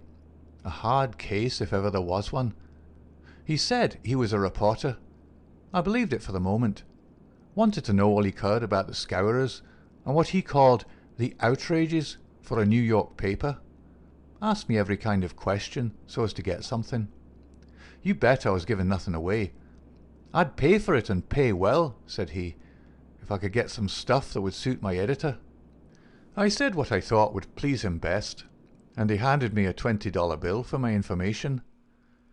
"There's 10 times that for you," said he, "if you can find me all that I want." "What did you tell him then?" "Any stuff I could make up." "How do you know he wasn't a newspaper man?" "I'll tell you. He got out at Hobson's Patch, and so did I. I chanced into the Telegraph Bureau, and he was leaving it. "See here," said the operator after he'd gone out, "I guess we could charge double rates for this." "I guess you should," said I. He'd filled the form with stuff that might have been Chinese for all we could make of it. "He fires a sheet of this off every day," said the clerk.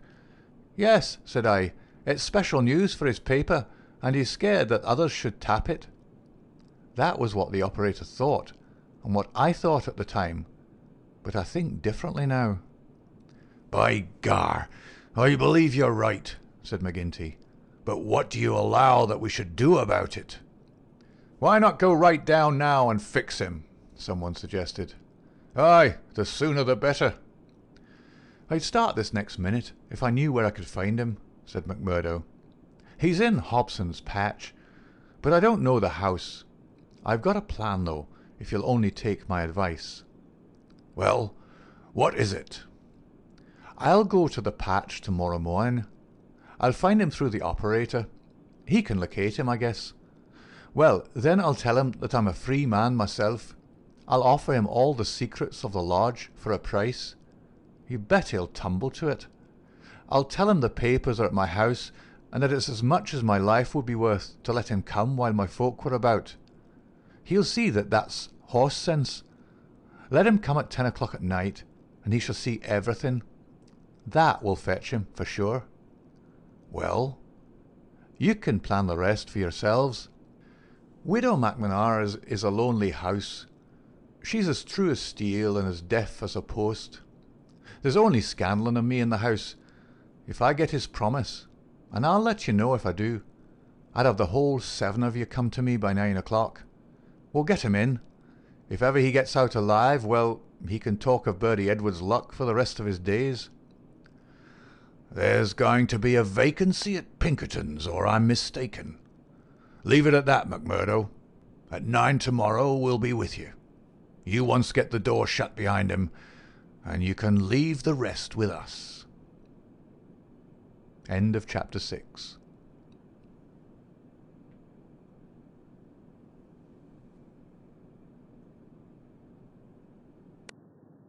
Next, the trapping of Birdy Edwards. The plot presses forward. Chapter 7. The Trapping of Birdy Edwards. As McMurdo had said, the house in which he lived was a lonely one, and very well suited for such a crime as they had planned. It was on the extreme fringe of the town, and stood well back from the road. In any other case, the conspirators would have simply called out their man, as they had many times before, and emptied their pistols into his body. But in this instance, it was very necessary to find out how much he knew, how he knew it, and what had been passed on to his employers. It was possible that they were already too late, and that the work had been done. If that was indeed so, they could at least have their revenge upon the man who had done it.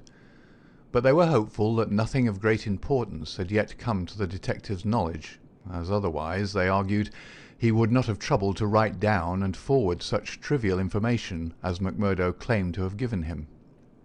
However, all this they would learn from his own lips. Once in their power, they would find a way to make him speak. It was not the first time that they had handled an unwilling witness. McMurdo went to Hobson's Patch as agreed. The police seemed to take particular interest in him that morning, and Captain Marvin, he who had claimed the old acquaintance with him at Chicago, actually addressed him as he waited at the station. McMurdo turned away and refused to speak with him. He was back from his mission in the afternoon, and saw McGinty at the Union House. "He is coming," he said. "Good," said McGinty. The giant was in his shirt-sleeves, with chains and seals gleaming athwart his ample waistcoat, and a diamond twinkling through the fringe of his bristling beard. Drink and politics had made the boss a very rich as well as powerful man. The more terrible, therefore, seemed that glimpse of the prison or the gallows which had risen before him the night before. "Do you reckon he knows much?" he asked anxiously. McMurdo shook his head gloomily. "He's been here some time, 6 weeks at least. I guess he didn't come into these parts to look at the prospect. If he's been working among us all that time with the railroad money at his back, I should expect that he's got results, and that he's passed them on." "There's not a weak man in the lodge," cried McGinty. "True as steel, every man of them. And yet, by the Lord, there is that skunk Morris. What about him? If any man gives us away, it would be he. I've a mind to send a couple of the boys round before evening to give him a beating up and see what they can get from him." "Well, there would be no harm in that," McMurdo answered. "I won't deny that I have a liking for Morris, and would be sorry to see him come to harm. He has spoken to me once or twice over lodge matters. I know he may not see them the same as you or I. He never seemed the sort that squeals. But still, it is not for me to stand between him and you." "I'll fix the old devil," said McGinty with an oath. "I've had my eye on him this year past."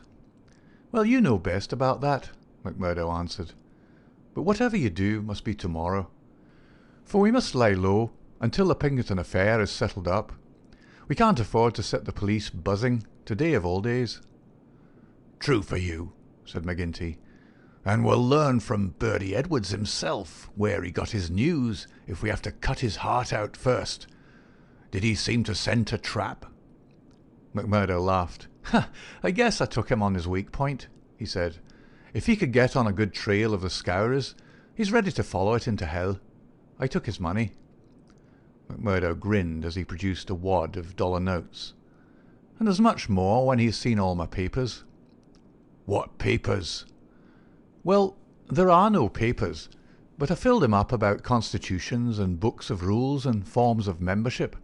He expects to get right down to the end of everything before he leaves." "Faith, he's right there," said McGinty grimly. "Didn't he ask you why you didn't bring him the papers?"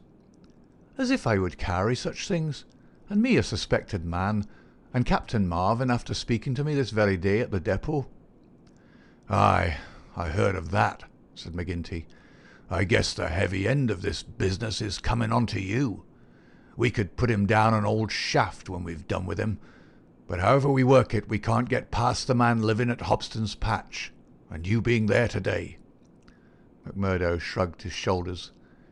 "If we handle it right, they can never prove the killing," said he. "No one can see him come to the house after dark, and I'll lay to it that no one will see him go. Now see here, councillor, I'll show you my plan, and I'll ask you to fit the others into it. You'll all come in good time. Very well. He comes at 10. He's to tap 3 times, and me to open the door for him. Then I'll get behind him and shut it. He's our man then." "That's all easy and plain." "Yes, but the next step wants considering. He's a hard proposition. He's heavily armed. I filmed him proper, and yet he's likely to be on his guard. Suppose I show him right into a room with 7 men in it where he expected to find me alone. There's going to be shooting, and somebody's going to be hurt." "That's so." "And the noise is going to bring every damned copper in the township on top of it." "I guess you're right." "This is how I should work it. You'll all be in the big room, same as you saw when you had a chat with me. I'll open the door for him, show him into the parlour beside the door, and leave him there while I get the papers. That will give me the chance of telling you how things are shaping. Then I'll go back to him with some faked papers. As he's reading them, I'll jump for him and get my grip on his pistol arm. You'll hear me call, and in you'll rush. The quicker the better, for he's as strong a man as I, and I may have more than I can manage. But I allow that I can hold him till you come." "It's a good plan," said McGinty. "The lodge will owe you a debt for this. I guess when I move out of the chair I can put a name to the man that's coming after me." "Sure, councillor. I'm little more than a recruit," said McMurdo, but his face showed what he thought of the great man's compliment. When he'd returned home, he made his own preparations for the grim evening in front of him. First he cleaned, oiled, and loaded his Smith & Wesson revolver. Then he surveyed the room in which the detective was to be trapped. It was a large apartment, with a long deal table in the centre, and the big stove at one side. At each of the other sides were windows. There were no shutters on these, only light curtains which drew across. McMurdo examined these attentively. No doubt it must have struck him that the apartment was very exposed for so secret a meeting. Yet its distance from the road made it of less consequence. Finally, he discussed the matter with his fellow lodger. Scanlon, though a scourer, was an inoffensive little man who was too weak to stand against the opinion of his comrades, but was secretly horrified by the deeds of blood at which he had sometimes been forced to assist. McMurdo told him shortly what was intended. "And if I were you, Mike Scanlon, I would take a night off and keep clear of it. There'll be bloody work here before morning." "Well, indeed then, Mac," Scanlon answered. "It's not the will, but the nerve that is wanting in me. When I saw Manager Dunn go down at the colliery yonder, it was just more than I could stand. I'm not made for it, same as you or McGinty. If the lodge will think none the worse of me, I'll just do as you advise, and leave you to yourselves for the evening." The men came in good time, as arranged. They were outwardly respectable citizens, well clad and cleanly, but a judge of faces would have read little hope for Birdy Edwards in those hard mouths and remorseless eyes. There was not a man in the room whose hands had not been reddened a dozen times before. They were as hardened to human murder as a butcher to sheep. Foremost, of course, both in appearance and in guilt, was the formidable boss. Harroway, the secretary, was a lean, bitter man with a long, scraggy neck and nervous, jerky limbs. A man of incorruptible fidelity where the finances of the order were concerned, and with no notion of justice or honesty to anyone beyond. The treasurer, Carter, was a middle-aged man with an impassive, rather sulky expression and a yellow parchment skin. He was a capable organizer, and the actual details of nearly every outrage had sprung from his plotting brain. The two Willoughbys were men of action, tall, lithe young fellows with determined faces, while their companion, Tiger Cormac, a heavy, dark youth, was feared even by his own comrades for the ferocity of his disposition. These were the men who assembled that night under the roof of McMurdo for the killing of the Pinkerton detective. Their host had placed whisky upon the table, and they had hastened to prime themselves for the work before them. Baldwin and Cormac were already half drunk, and the liquor had brought out all their ferocity. Cormac placed his hands on the stove for an instant. It had been lighted, for the nights were still cold. "That will do," said he with an oath. "Aye," said Baldwin, catching his meaning. "If he is strapped to that, we'll have the truth out of him." "We'll have the truth out of him, never fear," said McMurdo. He had nerves of steel, this man, for though the whole weight of the affair was on him, his manner was as cool and unconcerned as ever. The others marked it and applauded. "You are the one to handle him," said the boss approvingly. "Not a warning will he get till your hand is on his throat. It's a pity there are no shutters to your windows." McMurdo went from one to the other and drew the curtains tighter. "Sure no one can spy upon us now. It's close upon the hour." "Maybe he won't come. Maybe he'll get a sniff of danger," said the secretary. "He'll come, never fear," McMurdo answered. "He is as eager to come as you can be to see him. Hark to that."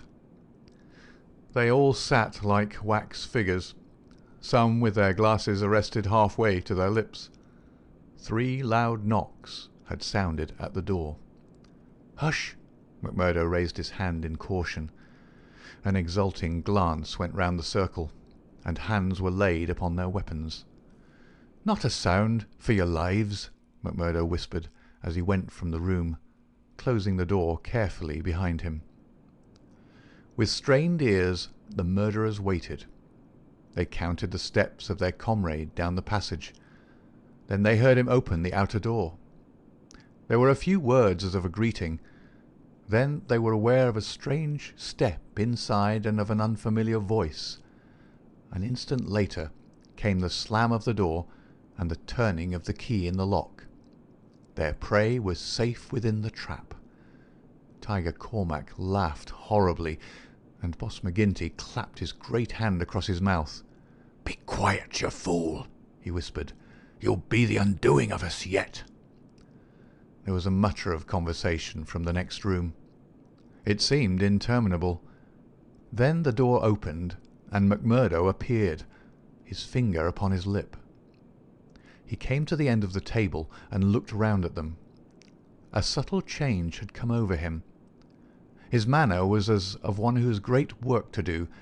His face had set into granite firmness.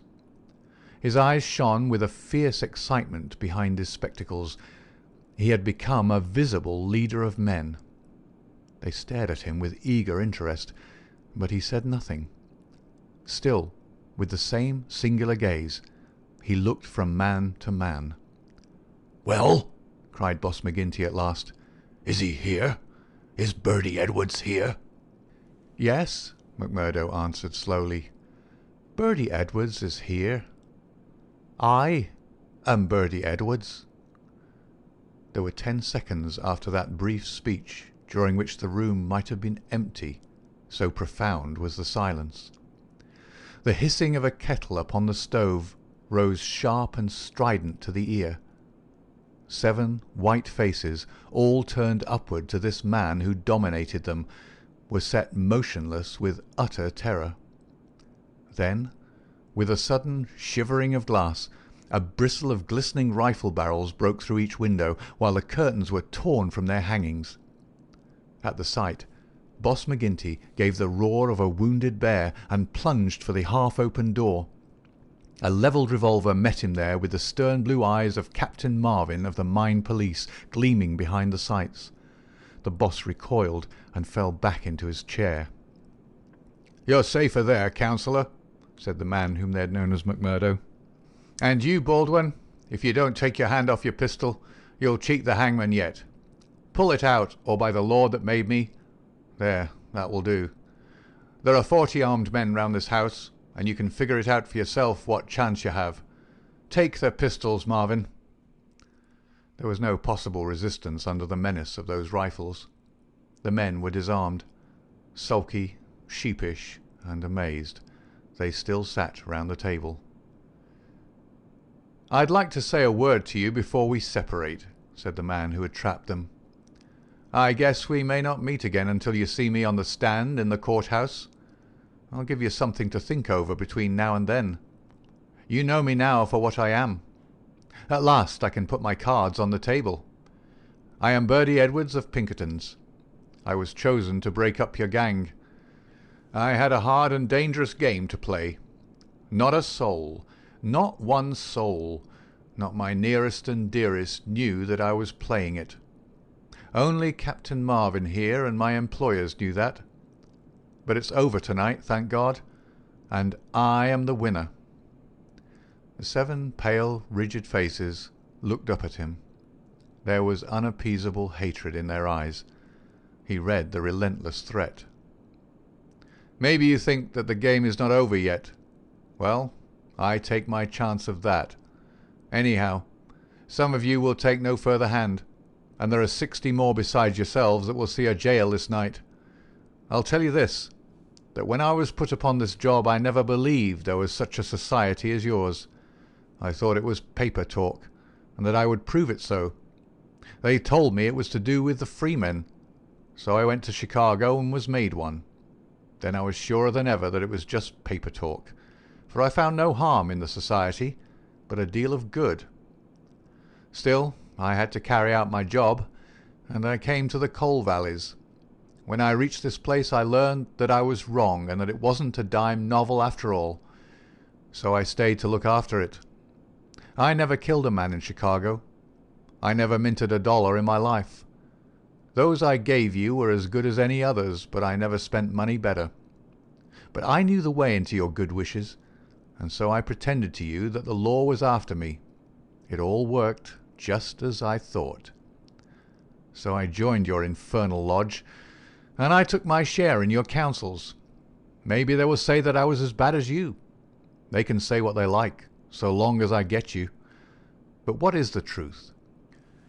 The night I joined, you beat up old man Stanger. I could not warn him, for there was no time, but I held your hand, Baldwin, when you would have killed him.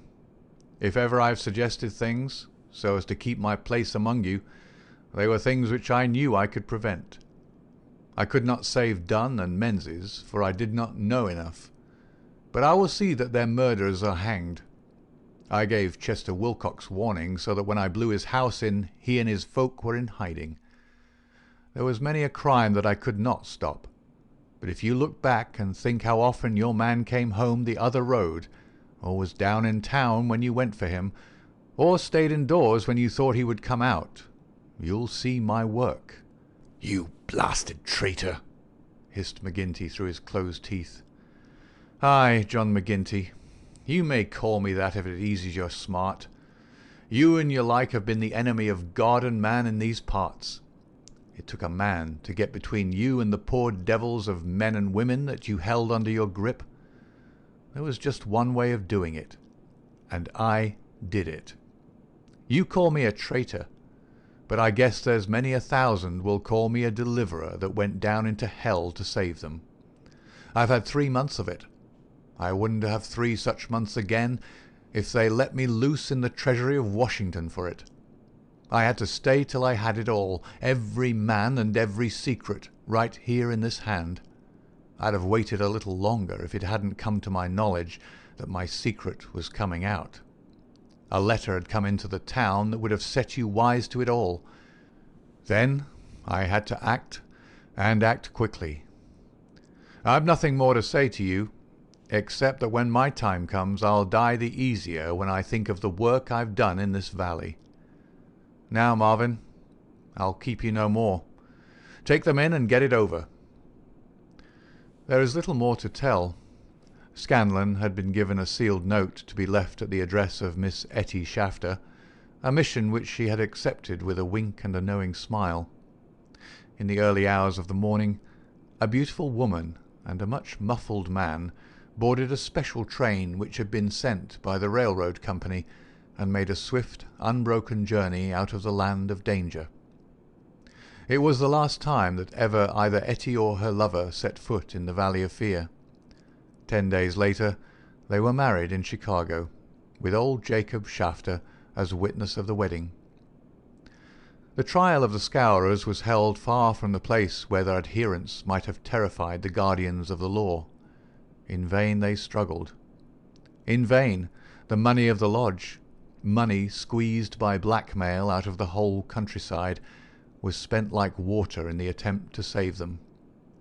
That cold, clear, unimpassioned statement, from one who knew every detail of their lives, their organisation and their crimes, was unshaken by all the wiles of their defenders. At last, after so many years, they were broken and scattered. The cloud was lifted forever from the valley. McGinty met his fate upon the scaffold, cringing and whining when the last hour came. 8 of his chief followers shared his fate. 50-odd had various degrees of imprisonment. The work of Birdy Edwards was complete. And yet, as he had guessed, the game was not over yet. There was another hand to be played, and yet another and another. Ted Baldwin, for one, had escaped the scaffold. So had the Willoughbys. So had several others of the fiercest spirits of the gang. For 10 years they were out of the world, and then came a day when they were free once more. A day which Edwards, who knew his men, was very sure would be an end of his life of peace. They had sworn an oath on all that they thought holy, to have his blood as a vengeance for their comrades, and well they strove to keep their vow. From Chicago he was chased, after 2 attempts so near success that it was sure that the third would get him. From Chicago he went under a changed name to California, and it was there that the light went for a time out of his life when Etty Edwards died. Once again he was nearly killed, and once again, under the name of Douglas, he worked in a lonely canyon, where with an English partner named Barker he amassed a fortune. At last there came a warning to him that the bloodhounds were on his track once more, and he cleared, only just in time, for England. And thence came the John Douglas, who for a second time married a worthy mate, and lived for 5 years as a Sussex county gentleman, a life which ended with the strange happenings of which we have heard. End of Chapter 7. Epilogue. The police trial had passed, in which the case of John Douglas was referred to a higher court. So had the quarter sessions, at which he was acquitted as having acted in self-defence. "Get him out of England at any cost," wrote Holmes to the wife. "There are forces here which may be more dangerous than those he has escaped. There is no safety for your husband in England." 2 months had gone by, and the case had to some extent passed from our minds. Then one morning there came an enigmatic note slipped into our letter-box. "Dear me, Mr. Holmes, dear me," said this singular epistle. There was neither superscription nor signature. I laughed at the quaint message, but Holmes showed unwonted seriousness. "Devilry, Watson," he remarked, and sat long with a clouded brow. Late last night Mrs. Hudson, our landlady, brought up a message that a gentleman wished to see Mr. Holmes, and that the matter was of the utmost importance. Close at the heels of his messenger came Cecil Barker, our friend of the moated manor house. His face was drawn and haggard. "I've had bad news, terrible news, Mr. Holmes," said he. "I feared as much," said Holmes. "You have not had a cable, have you?" "I have had a note from someone who has." "It's poor Douglas. They tell me his name is Edwards, but he will always be Jack Douglas of Bonito Canyon to me. I told you that they started together for South Africa in the Palmyra 3 weeks ago." "Exactly." "The ship reached Cape Town last night. I received this cable from Mrs. Douglas this morning." "Jack has been lost overboard in gale off St. Helena. No one knows how accident occurred. Ivy Douglas." "Ha! It came like that, did it?" said Holmes thoughtfully. "Well, I've no doubt it was well stage managed." "You mean that you think there was no accident?"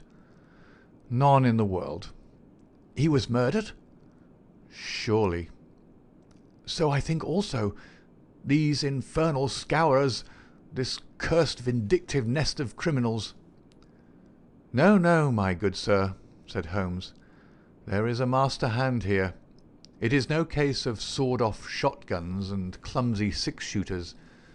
You can tell an old master by the sweep of his brush. I can tell a Moriarty when I see one. This crime is from London, not from America. But for what motive? Because it is done by a man who cannot afford to fail, one whose whole unique position depends upon the fact that all he does must succeed. A great brain and a huge organization have been turned to the extinction of one man. It is crushing the nut with the trip-hammer, an absurd extravagance of energy, but the nut is very effectually crushed all the same. How came this man to have anything to do with it? I can only say that the first word that ever came to us of the business was from one of his lieutenants. These Americans were well advised. Having an English job to do, they took into partnership as any foreign criminal could do, this great consultant in crime. From that moment their man was doomed. At first he would content himself by using his machinery in order to find their victim. Then he would indicate how the matter might be treated. Finally, when he read in the reports of the failure of this agent, he would step in himself with a master touch. You heard me warn this man at Birlstone Manor House that the coming danger was greater than the past. Was I right? Barker beat his head with his clenched fist in his impotent anger. Do not tell me that we have to sit down under this. Do you say that no one can ever get level with this king devil? No, I don't say that, said Holmes, and his eyes seemed to be looking far into the future. I don't say that he can't be beat, but you must give me time. You must give me time. We all sat in silence for some minutes, while those fateful eyes still strained to pierce the veil. End of the epilogue, and end of The Last Valley by Sir Arthur Conan Doyle. Read by David Clarke. bgdavid.wordpress.com and www.bgcoffee.net. Thank you for listening.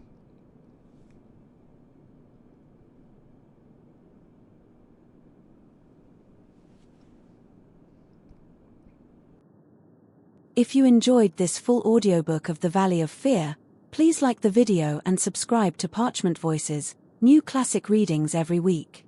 Thank you for listening.